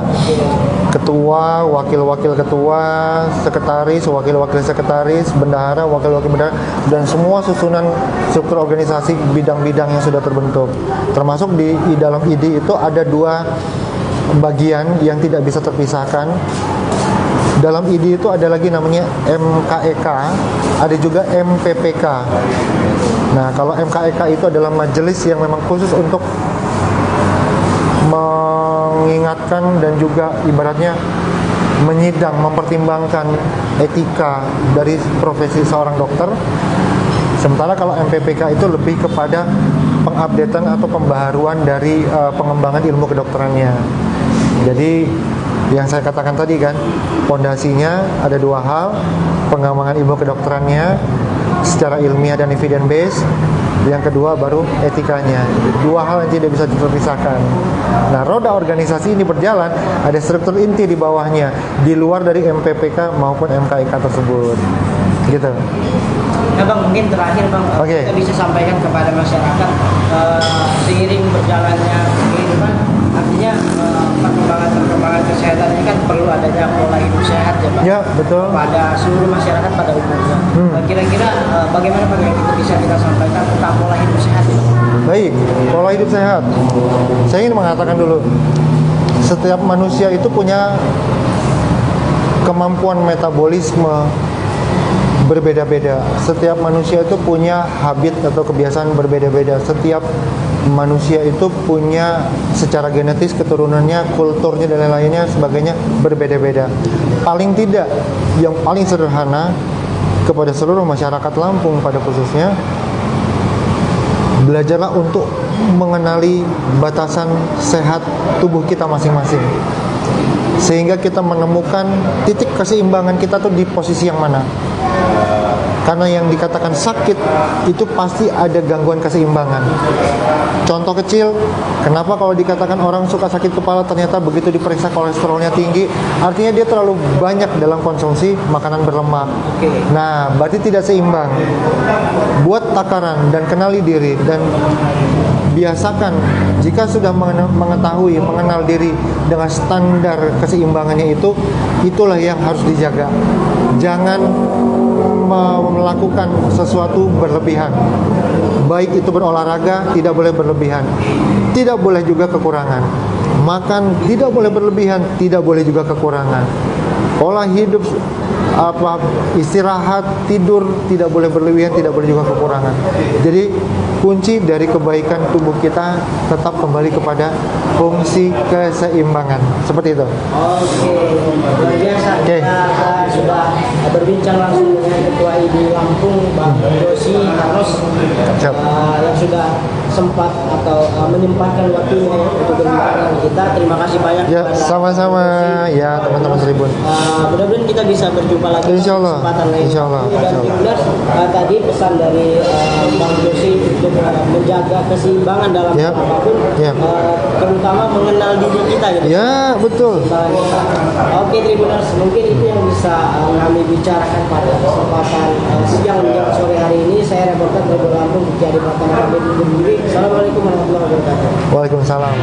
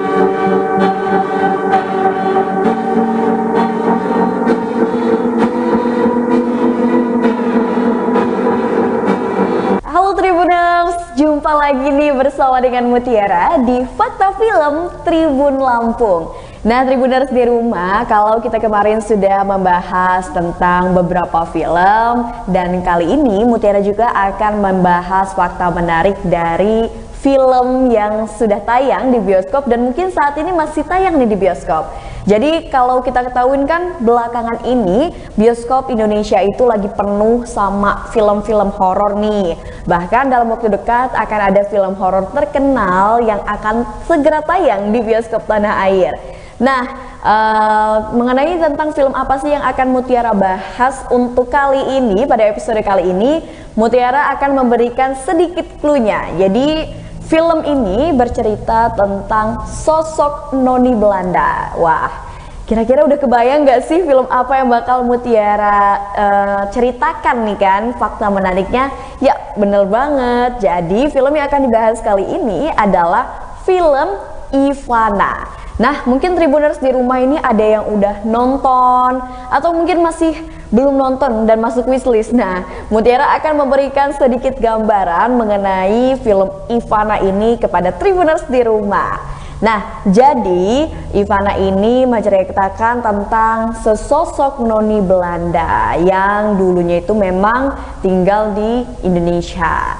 Jadi film ini berawal dari dua orang anak yang bernama Dika dan juga Ambar. Nah, tapi Dika dan Ambar ini mereka kehilangan kedua orang tuanya, yang membuat Dika dan Ambar terpaksa tinggal di sebuah panti jompo milik sahabat kedua orang tuanya yang bernama Bu Wati. Nah, pas di panti jompo ini mereka pun akhirnya kan bertemu nih dengan banyak orang, dan diantaranya mereka bertemu dengan Oma Ida, Kakek Farid, dan juga ada Nenek Ani, dan mereka juga bertemu dengan suster yang merawat mereka yang dikenal dengan Suster Rina. Dan pada suatu ketika di saat hari raya nih, Oma Ida itu dijenguk oleh cucunya yang bernama Arthur. Dan ketika sampai di panti jompo, Arthur memutuskan untuk merayakan hari raya Lebaran itu di panti jompo bersama dengan omanya. Pada awalnya semua itu berjalan normal nih Tribuners, tapi lama-kelamaan sudah mulai keanehan yang diawali. Ketika itu Ambar terjatuh dan terperosok ke dalam sebuah ruang bawah tanah. Dan itulah yang membuat Dika dan juga Arthur itu mengikuti si Ambar untuk menelusuri ruang bawah tanah tersebut. Dan tanpa disangka-sangka nih Tribuners, pas Ambar dan juga Dika serta Arthur pergi ke ruang bawah tanah, ternyata mereka itu menemukan sebuah patung wanita tanpa kepala yang ditutupi dengan kain berwarna putih, dan juga di dekatnya itu terdapat sebuah piringan berwarna hitam. Lalu karena rasa penasaran mereka ini, Arthur memutuskan untuk membawa kedua benda tersebut, dan akhirnya keanehan pun mulai dirasakan.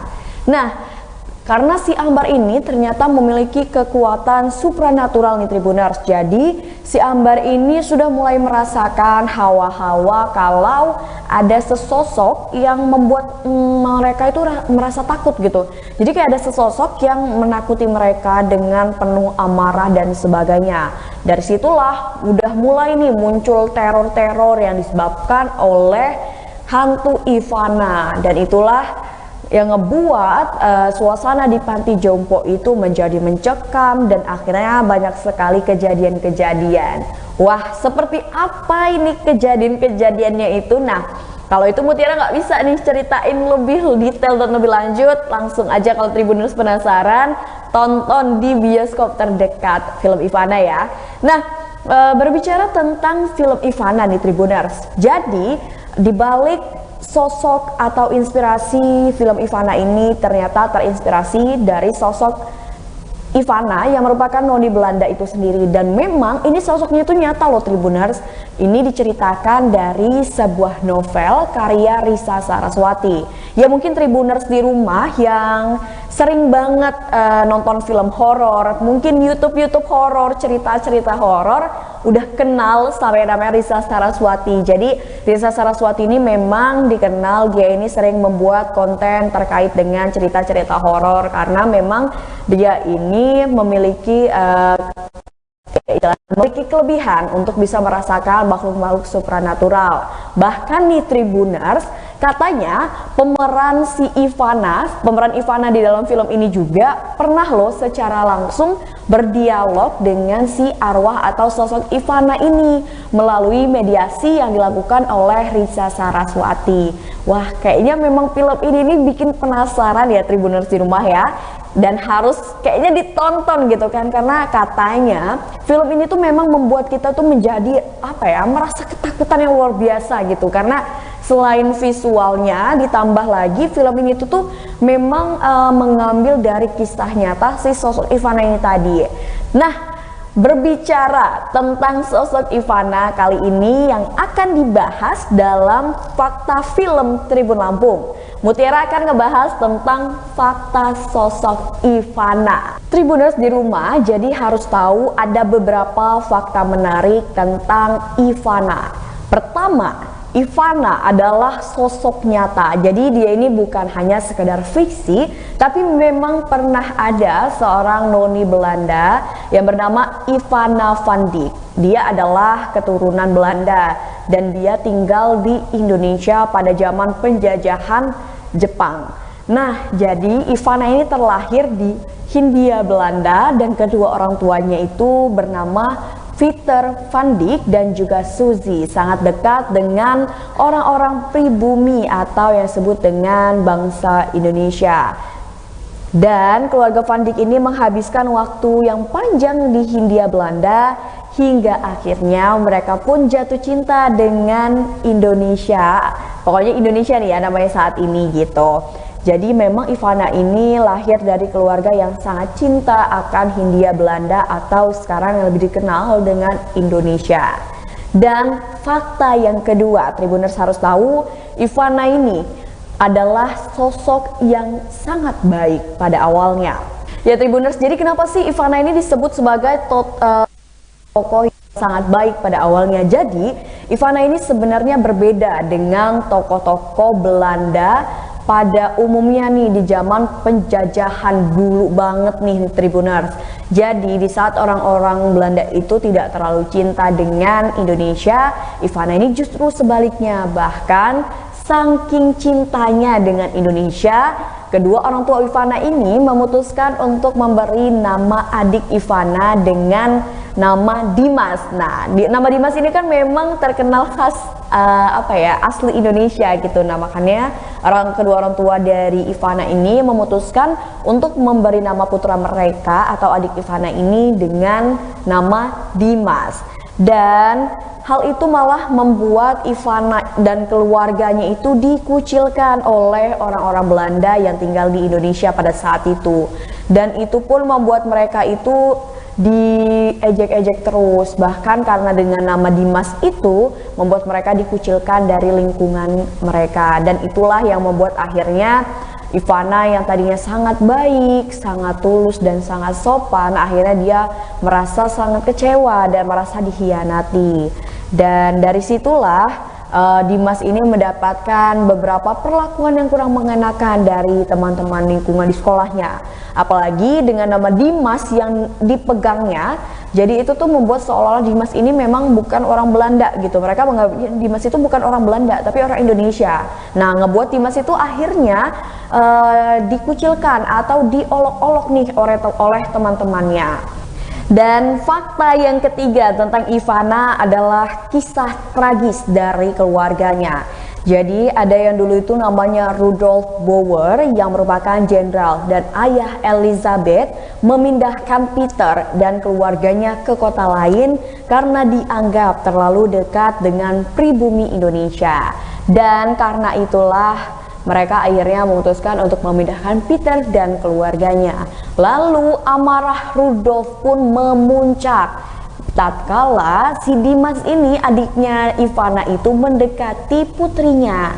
Dari situlah dia melakukan hal-hal yang memang di luar dugaan, membuat Dimas akhirnya memutuskan untuk melarikan diri dari rumah dan entah pergi kemana. Dan ayah ibu Ivana pun mulai ada pertengkaran yang akhirnya membuat ibu Ivana itu meninggal dikarenakan sakit. Sementara ayahnya itu memutuskan untuk mengakhiri hidupnya dengan cara yang cukup tragis.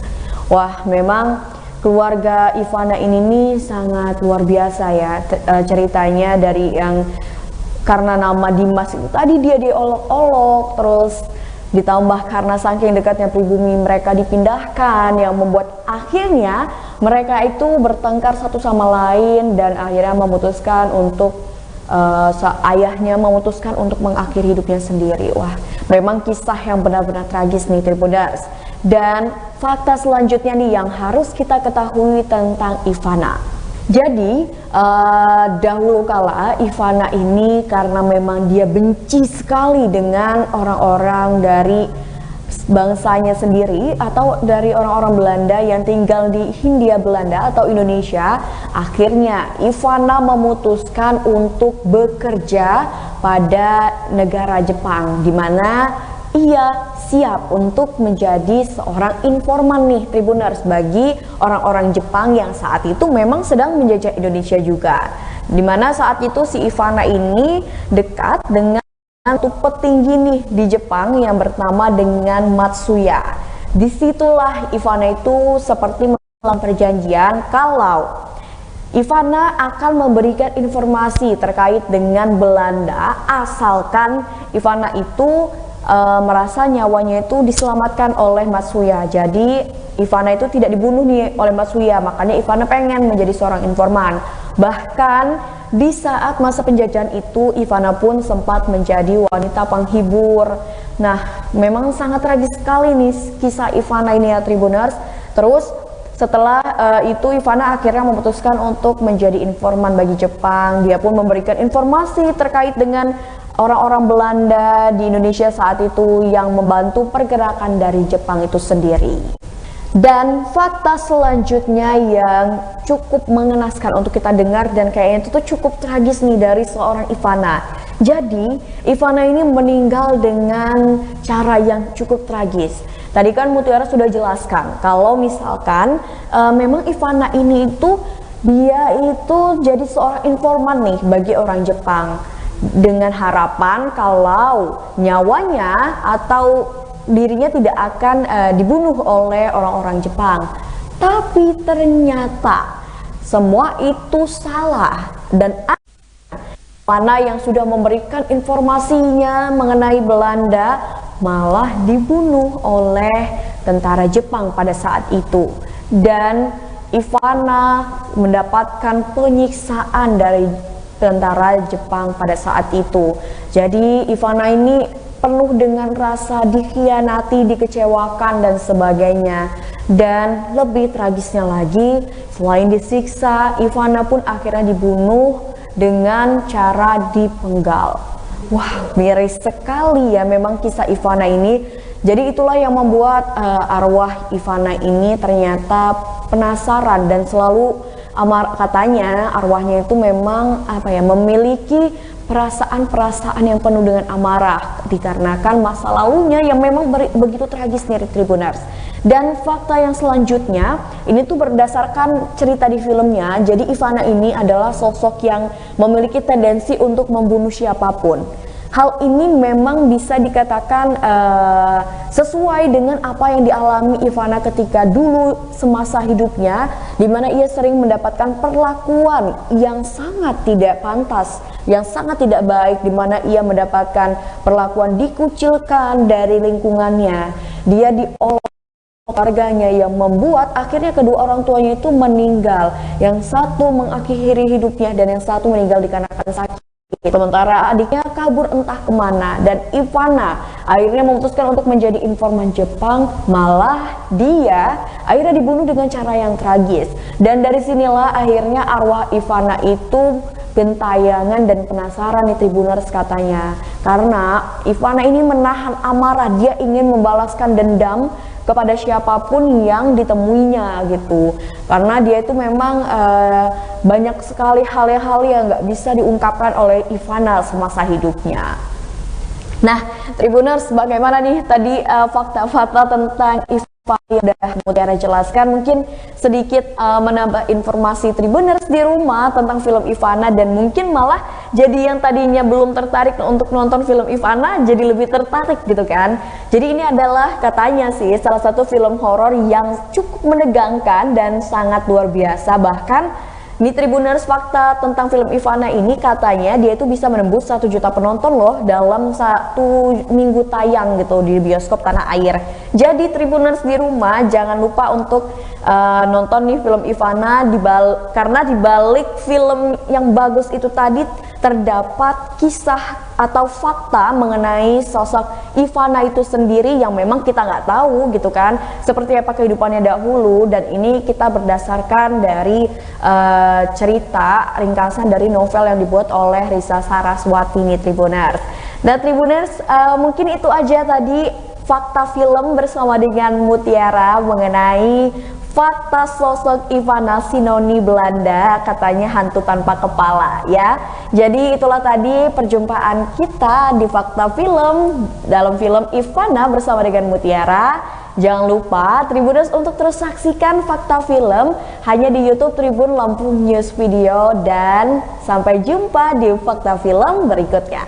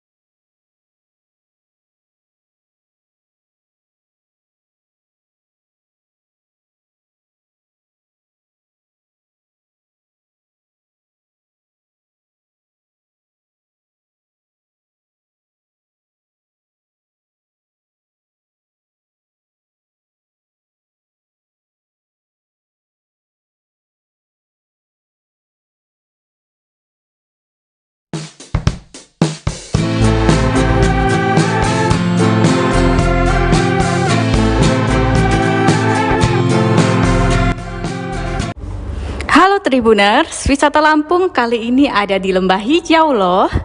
Tepatnya di Wahana Bird Park atau Taman Burung.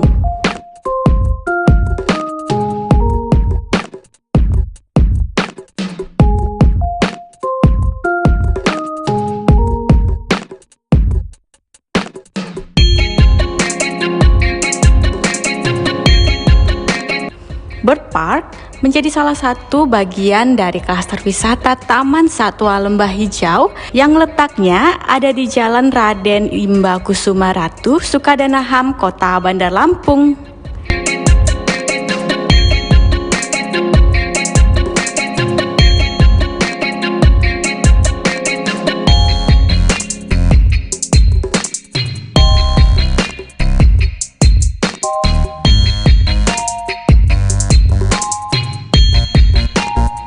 Bird Park memiliki fungsi yang sejalan dengan tujuan Taman Satwa Lembah Hijau, yakni sebagai sarana konservasi, edukasi, dan hiburan.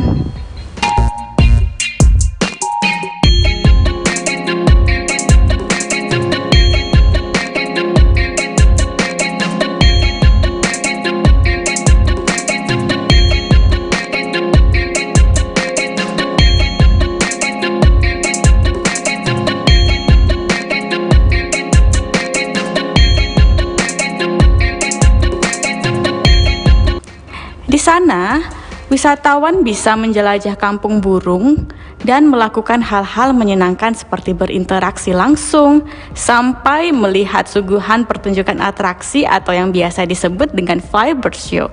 Wah, seru sekali ya.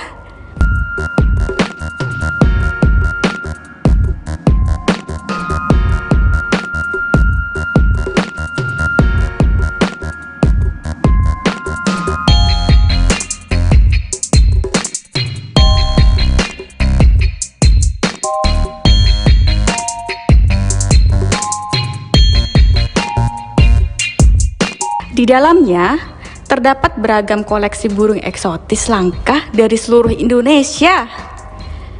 Ada pula aviari atau kandang besar, spot foto, kantin, playland, dan ruangan pertunjukan outdoor.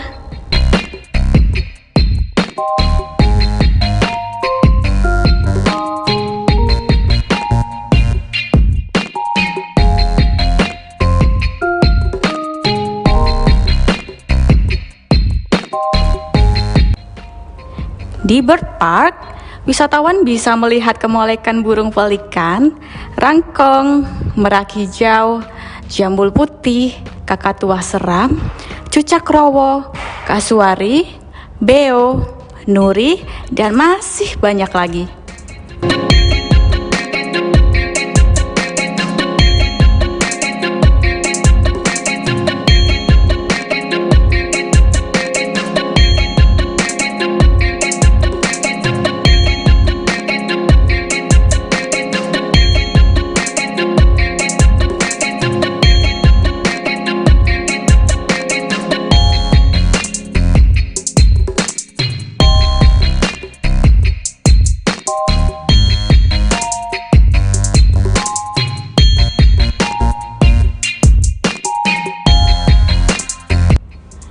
Burung-burung tersebut ditempatkan dalam kandang yang sangat layak loh. Seluruh burung tersebut ditempatkan dalam kandang menyesuaikan kebutuhan satwa yang ada di dalamnya. Sehingga burung-burung yang ada di sana bisa nyaman dan juga bisa seperti di alam bebas. Seluruh burung tersebut ditempatkan dalam kandang menyesuaikan kebutuhan satwa yang ada di dalamnya. Kandang burung dalam Bird Park Lembah Hijau didesain lebar, tinggi, dan juga luas. Ulang, kandang burung dalam Bird Park Lembah Hijau didesain lebar, tinggi, dan juga luas loh. Sehingga kebutuhan burung seperti minum, bertengger, hingga terbang bisa tetap dilakukan meski dalam ruangan terbatas.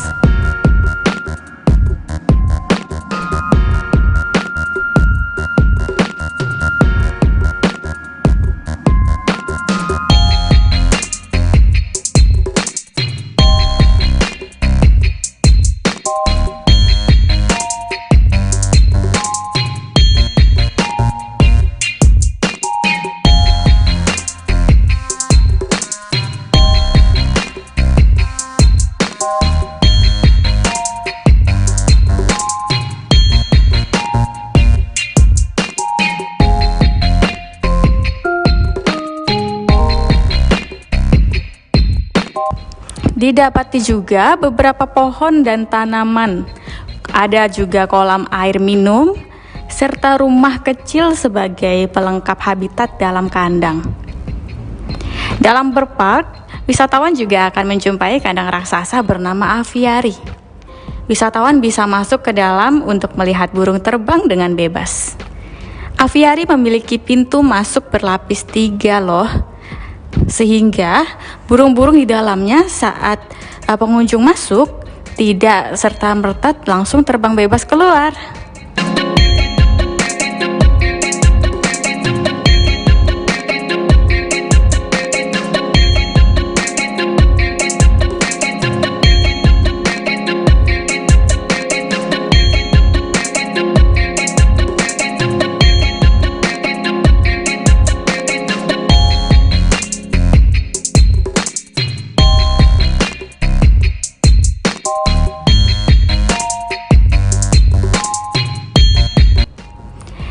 Di dalam aviari, suasananya nampak seperti berada dalam studio alam bebas. Wisatawan bisa diperbolehkan menjelajah melalui jalur bawah maupun jalur atas. Terlihat pepohonan rindang dan juga jembatan. Burung-burung berwarna putih sampai merah nampak berterbangan lalu hinggap di pohon.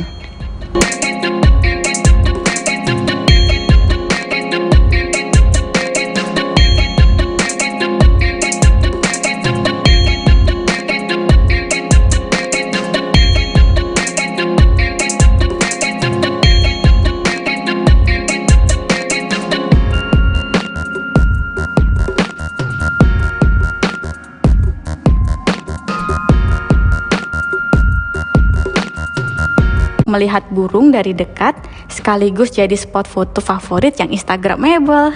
Wisatawan juga bisa berfoto langsung dengan burung kakak tua, nuri, dan juga jambul putih loh.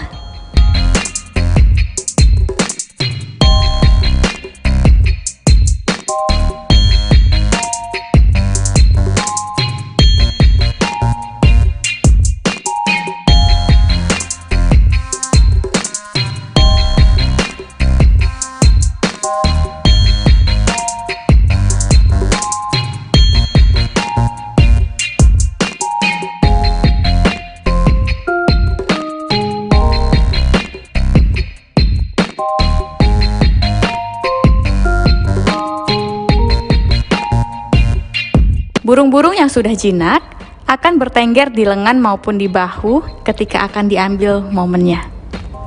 Setelah puas menjelajah, tidak lengkap rasanya bila tidak menyaksikan atraksi Flybird Show di area outdoor. Di sana akan ditunjukkan atraksi elang dan juga burung rangkuong yang sudah dilatih oleh petugas.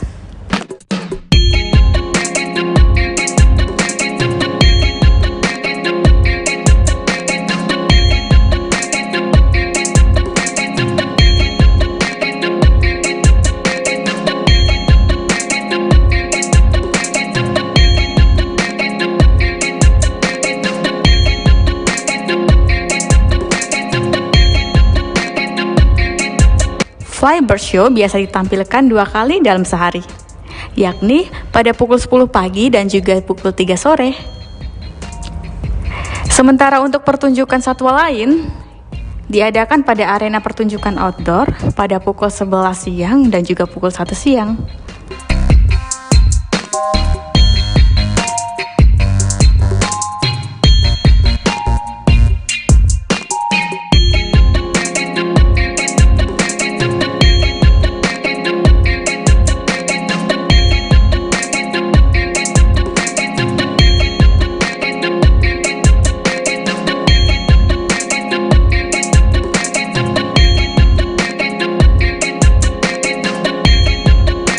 Untuk masuk ke area bird park, pengunjung wajib membayar tiket masuk ke taman wisata. Tiket masuk ke Taman Satwa Lembah Hijau dimulai dari harga Rp15.000 untuk tiket masuk area depan. Kemudian, untuk sekaligus masuk ke Taman Satwa dikenakan tarif sebesar Rp50.000. Namun bila ingin komplit dengan waterboom, cukup merogoh kocek sebesar Rp55.000 saja.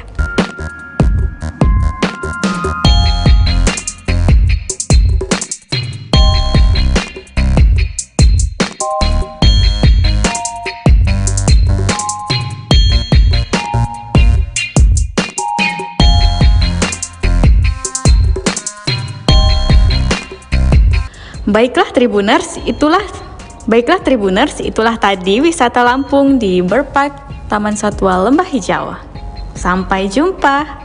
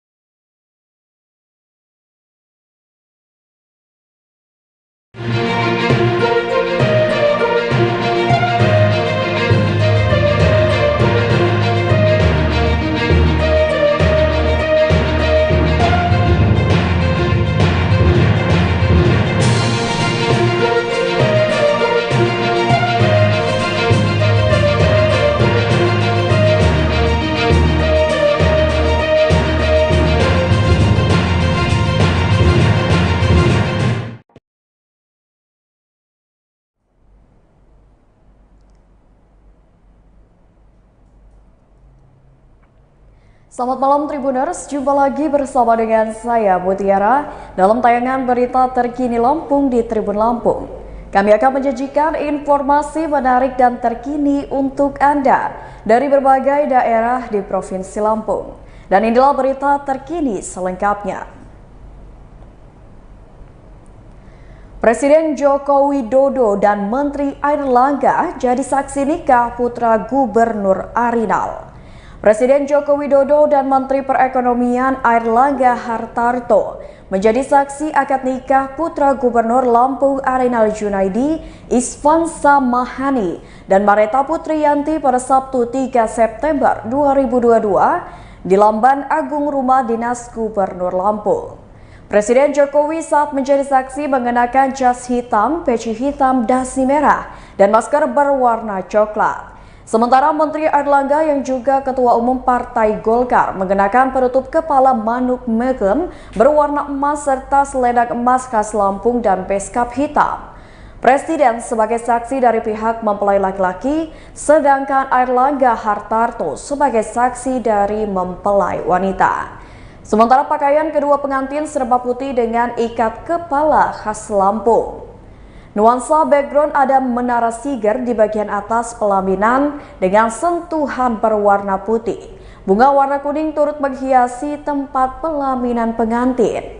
Dalam prosesi akad nikah dihadiri tokoh nasional Ketua Dewan Kehormatan Partai Golkar Akbar Tanjung, Ketua DPP Partai Kebangkitan Bangsa Muhaimin Iskandar, serta Wakil Gubernur Lampung Husnunia Salim, beserta suami Eri Ayudiansa serta anak Hazel Senopati Brangwetan Hamasan. Pada pernikahan tersebut bertindak sebagai penghulu pernikahan adalah Kepala Kantor Urusan Agama Labuhan Ratu Bandar Lampung, Liman Purboyo. Prosesi akad pun berjalan dengan lancar dan khidmat. Pasca akad nikah, kedua mempelai berlanjut naik ke pelaminan yang telah dipersiapkan. Pasangan pengantin mengenakan pakaian serba putih dan dikombinasikan dengan warna kuning emas. Rombongan pendekar Lampung dengan senjata turut mengiringi perjalanan keduanya dari tempat akad nikah hingga duduk di bangku pelaminan. Terlihat ayah dari Isfansa Mahani Arinal Junaidi didampingi istri Riana Sari serta Ridwan Mansyur dan Miryati orang tua dari Mareta Putriyanti. Turut hadir dalam acara tersebut mantan Wali Kota Bandar Lampung Herman HN, mantan Rektor Universitas Lampung Profesor Muhajir Utomo, Dekan Fakultas Ekonomi Bisnis Universitas Lampung Profesor Satria Bangsawan, serta tamu undangan lainnya. Para kalangan elit dari pejabat publik pemerintah Provinsi Lampung juga turut hadir dalam acara akad nikah tersebut. Selain itu tampak hadir Gubernur Sumatera Selatan Herman Deru yang didampingi istrinya Febrita Lustia. Herman Deru mengenakan jas krim dan istri mengenakan pakaian serba ungu dengan selendang merah hati. Bahkan Herman Deru sempat mengabadikan kebersamaan dengan kedua mempelai di atas pelaminan. Acara pernikahan semakin meriah dengan kehebohan pembawa acara duet pelawak dari Palembang, Yai Najib dan Bici Waya Waya. Lalu tamu undangan dihibur band Kanda Brother. Selain itu, ada acara door prize logam mulia bagi tamu undangan yang bisa menjawab pertanyaan.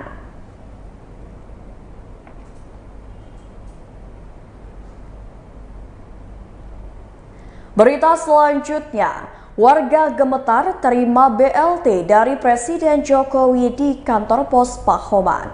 Presiden Joko Widodo membagikan bantuan langsung tunai di kantor pos Pahoman Bandar Lampung pada Sabtu 3 September 2022 sekira pukul 9:30 waktu Indonesia Barat. Presiden Jokowi dan Ibu Iriana Joko Widodo disambut Wakil Gubernur Lampung Husnunia Salim, Kepala Dinas Sosial Provinsi Lampung Aswa Rodi, Direktur Jaminan Sosial Kementerian Sosial Heri Kris, dan Direktur Bisnis Jaringan dan Layanan Keuangan PT Pos Indonesia Tonggo Marbun. Presiden Jokowi dan Ibu Iriana sebelum memasuki kantor pos menyempatkan menyapa penerima BLT BBM. Presiden pun berpesan agar uang yang diterima jangan dibelikan ponsel. Usai menyaksikan proses pemberian BLT BBM di kantor pos, Presiden menyampaikan kepada awak media bahwa proses sudah berjalan baik. Sementara itu terkait BBM, Presiden menyampaikan bahwa kemarin pada Jumat 2 September 2022, hasil kalkulasi dan perhitungan telah diterima sehingga tinggal diputuskan saja. Tampak hadir menyertai Presiden dan Ibu Iriana, Sekretaris Kabinet Pramono Anung, dan Menteri Investasi Kepala Badan Koordinasi Penanaman Modal Bahlil Lahadalia. BLT sendiri dibagikan kepada 100 keluarga penerima manfaat yang tersebar di 80 KPM Kelurahan Pahoman dan 20 KPM dari Kelurahan Enggal, Kota Bandar Lampung. Masyarakat penerima BLT sangat antusias untuk bertemu Presiden. Bahkan mereka sudah kumpul di kantor pos Pahoman sejak pukul 6 waktu Indonesia Barat. Salah satu penerima BLT Nur Aini mengatakan rasa senang hingga gemetar bisa melihat Presiden Jokowi secara langsung. Menurutnya, ia tidak menyangka bisa bertemu langsung dengan Presiden Jokowi sampai gemetar dan panas dingin. Adapun BLT yang dibagikan langsung oleh Presiden merupakan sembako berisikan beras, gula, minyak makan, teh, kopi, serta uang tunai. Hal yang sama juga disampaikan oleh Sakinah. Ia mengatakan kali pertama bisa melihat Presiden secara langsung. Katanya selama ini ia hanya bisa melihat Pak Jokowi di televisi dan ini pertama kalinya ia bisa melihat Pak Jokowi secara langsung. Sementara itu, Kasmaria mengatakan uang tunai yang diberikan akan digunakan untuk membiayai anak sekolah. Pasca dari pembagian BLT di Pahoman, Presiden langsung menuju Pasar Gintung, Bandar Lampung.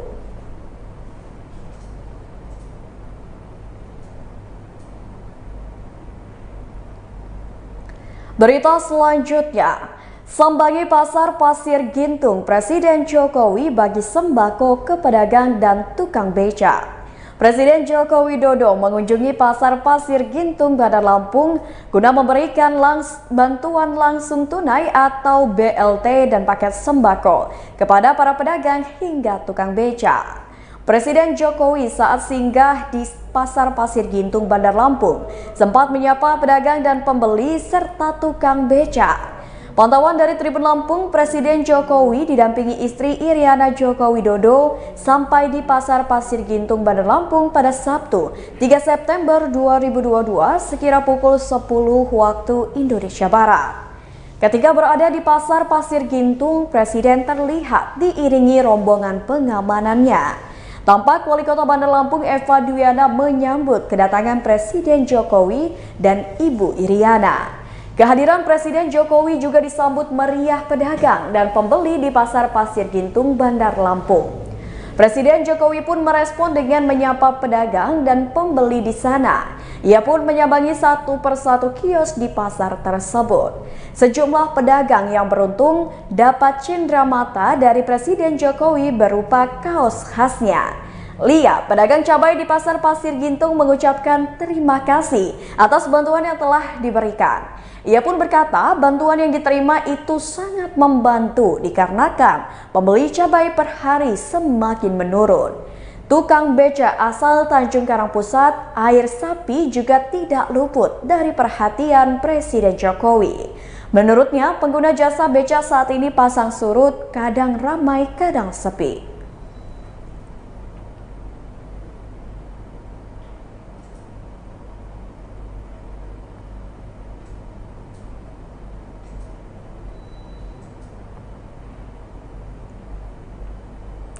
Berita selanjutnya, harga BBM subsidi resmi naik. Warga Bandar Lampung hanya bisa pasrah. Harga BBM subsidi Pertalite naik menjadi Rp10.000 per liter dari yang sebelumnya seharga Rp7.650 per liter.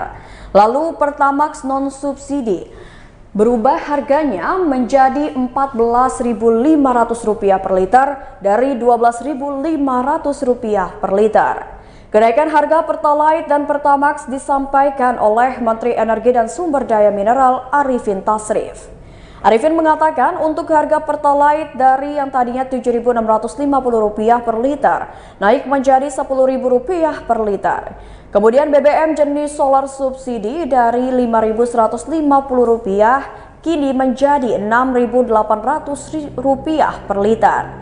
Tak hanya BBM bersubsidi, Arifin mengatakan BBM non-subsidi juga mengalami penyesuaian harga. Pertamax non-subsidi dari Rp12.500 per liter menjadi Rp14.500 per liter. Kenaikan berlaku 1 jam sejak saat penyesuaian harga saat ini dan berlaku pada pukul 14.30 waktu Indonesia Barat lalu. Sebelumnya, Presiden Joko Widodo saat berkunjung ke Lampung bicara soal kenaikan BBM yang kemungkinan besar terjadi dalam waktu dekat ini. Jokowi mengatakan dirinya akan memutuskan kenaikan harga tersebut. Sementara itu, sejumlah warga di Lampung sudah memprediksi kenaikan harga Pertalite pasti akan direalisasikan. Meskipun warga sempat lega karena harga Pertalite tidak jadi naik pada 1 September lalu. Ucok, seorang pengemudi ojek online di Bandar Lampung mengatakan hanya bisa pasrah. Menurutnya, kalau ditanya harapan tentu sebagai rakyat kecil, inginnya harga BBM subsidi tidak naik. Bahkan kalau bisa turun dari harga sebelumnya. Tapi kalau ternyata pemerintah menaikkan harganya, ia mengatakan tak bisa apa-apa. Ia mengatakan dalam sehari setidaknya menghabiskan 3-4 liter bensin Pertalite saat bekerja. Sementara itu, salah satu mahasiswa kampus negeri di Bandar Lampung, Akvika, mengaku cukup keberatan atas kenaikan harga Pertalite. Biasanya untuk full tank motor Honda Beat dirinya cukup mengeluarkan kocek sebesar Rp20.000, kini tentu jadi lebih berkali lipat.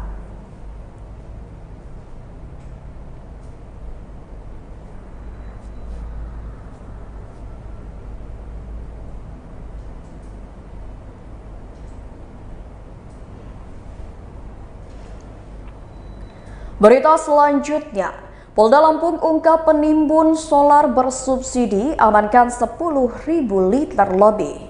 Tim khusus anti bandit atau TKP 308 Polda Lampung mengamankan 3 orang pelaku penimbunan bahan bakar minyak alias BBM subsidi berjenis solar. Ketiga pelaku diduga melakukan penimbunan BBM subsidi jenis solar sebanyak 1.960 liter. Wakil Direktur Direktorat Reserse Kriminal Umum Polda Lampung AKBP Hamid Andri Sumantri mengungkapkan, inisial ketiga pelaku penimbunan BBM subsidi jenis solar tersebut. Ketiga berinisial D, K, JF, dan AM yang diamankan polisi pada Jumat 2 September 2022. Hamid mengatakan pelaku DK merupakan warga Kali Asin, Lampung Selatan, diamankan di Jalan Insinyur Sutami Kali Asin, Tanjung Bintang, Lampung Selatan saat mengendarai Isuzu Panther dengan nomor polisi BE 1913NW.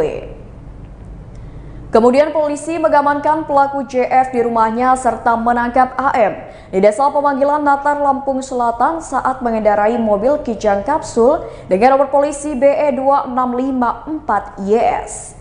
Hamid menerangkan modus para pelaku melakukan pengisian di SPBU Kali Asin. Ketiga mobil milik pelaku, kata Hamid, tangkinya sudah dimodifikasi sehingga kapasitasnya bisa melebihi yang seharusnya. Sementara itu, jajaran Polda Lampung juga mengamankan 10 ton BBM subsidi jenis solar. 10 ton BBM solar tersebut diamankan di Treskrimum Polda Lampung di pergudangan Jalan Yosudarso, Sukaraja, Bumi Waras, Bandar Lampung. Di Reskrimum Polda Lampung, Kombes Reynold Huta Galung mengatakan, pihaknya juga mengamankan 5 terduga pelaku penimbunan solar. Menurut Reynold, pelaku sengaja mengoperasikan Fuso dengan nomor polisi BE 9019BO yang telah dilengkapi tangki pengisian bahan bakar yang dimodifikasi. Truk tersebut penggunaan normalnya di sekitar 200 liter namun dimodifikasi dan bisa menyedot 300 hingga 400 liter solar bahkan lebih. Hal tersebut lantaran tangki sudah dimodifikasi hingga mampu menampung 10.000 liter solar. Selain itu, para pelaku juga diketahui telah melengkapi tangki truk dengan mesin penyedot. Tujuannya agar mampu mengalirkan solar subsidi ke dalam tangki modifikasi yang tersimpan di bak truk. 8 pelaku kata Kombes Reno Huta Galung dijerat dengan pasal 55 Undang-Undang Nomor 22 Tahun 2021 tentang migas dengan ancaman pidana penjara paling lama 6 tahun dan denda paling tinggi 60 miliar rupiah.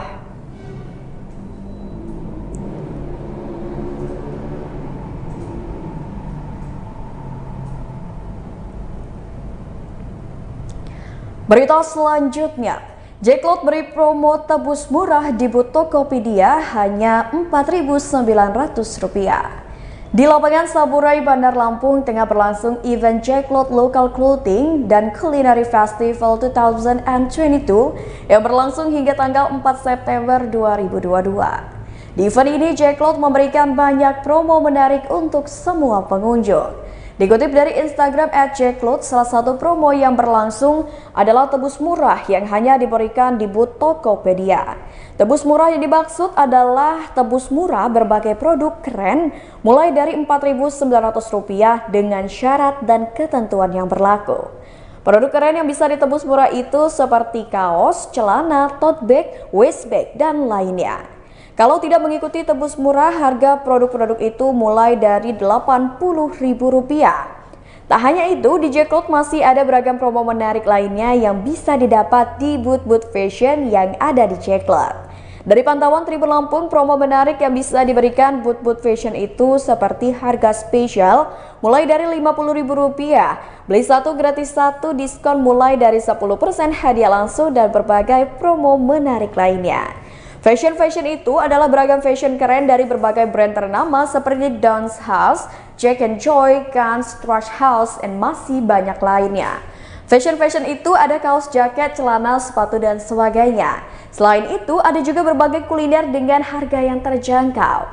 Kuliner itu seperti es krim, takoyaki, bakso bakar, dan sebagainya. Kalau mau membeli kuliner dan fashion di Jacklot, jangan ragu untuk datang. Sebab Jacklot tidak memberlakukan biaya tiket masuk untuk semua pengunjung alias gratis.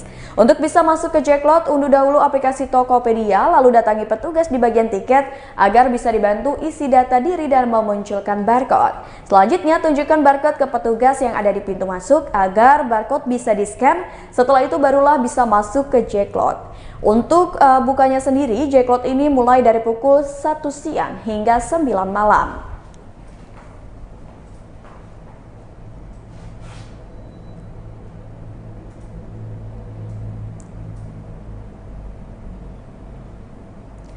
Baiklah Tribuners, itulah berita terkini Lampung bersama dengan saya Mutiara.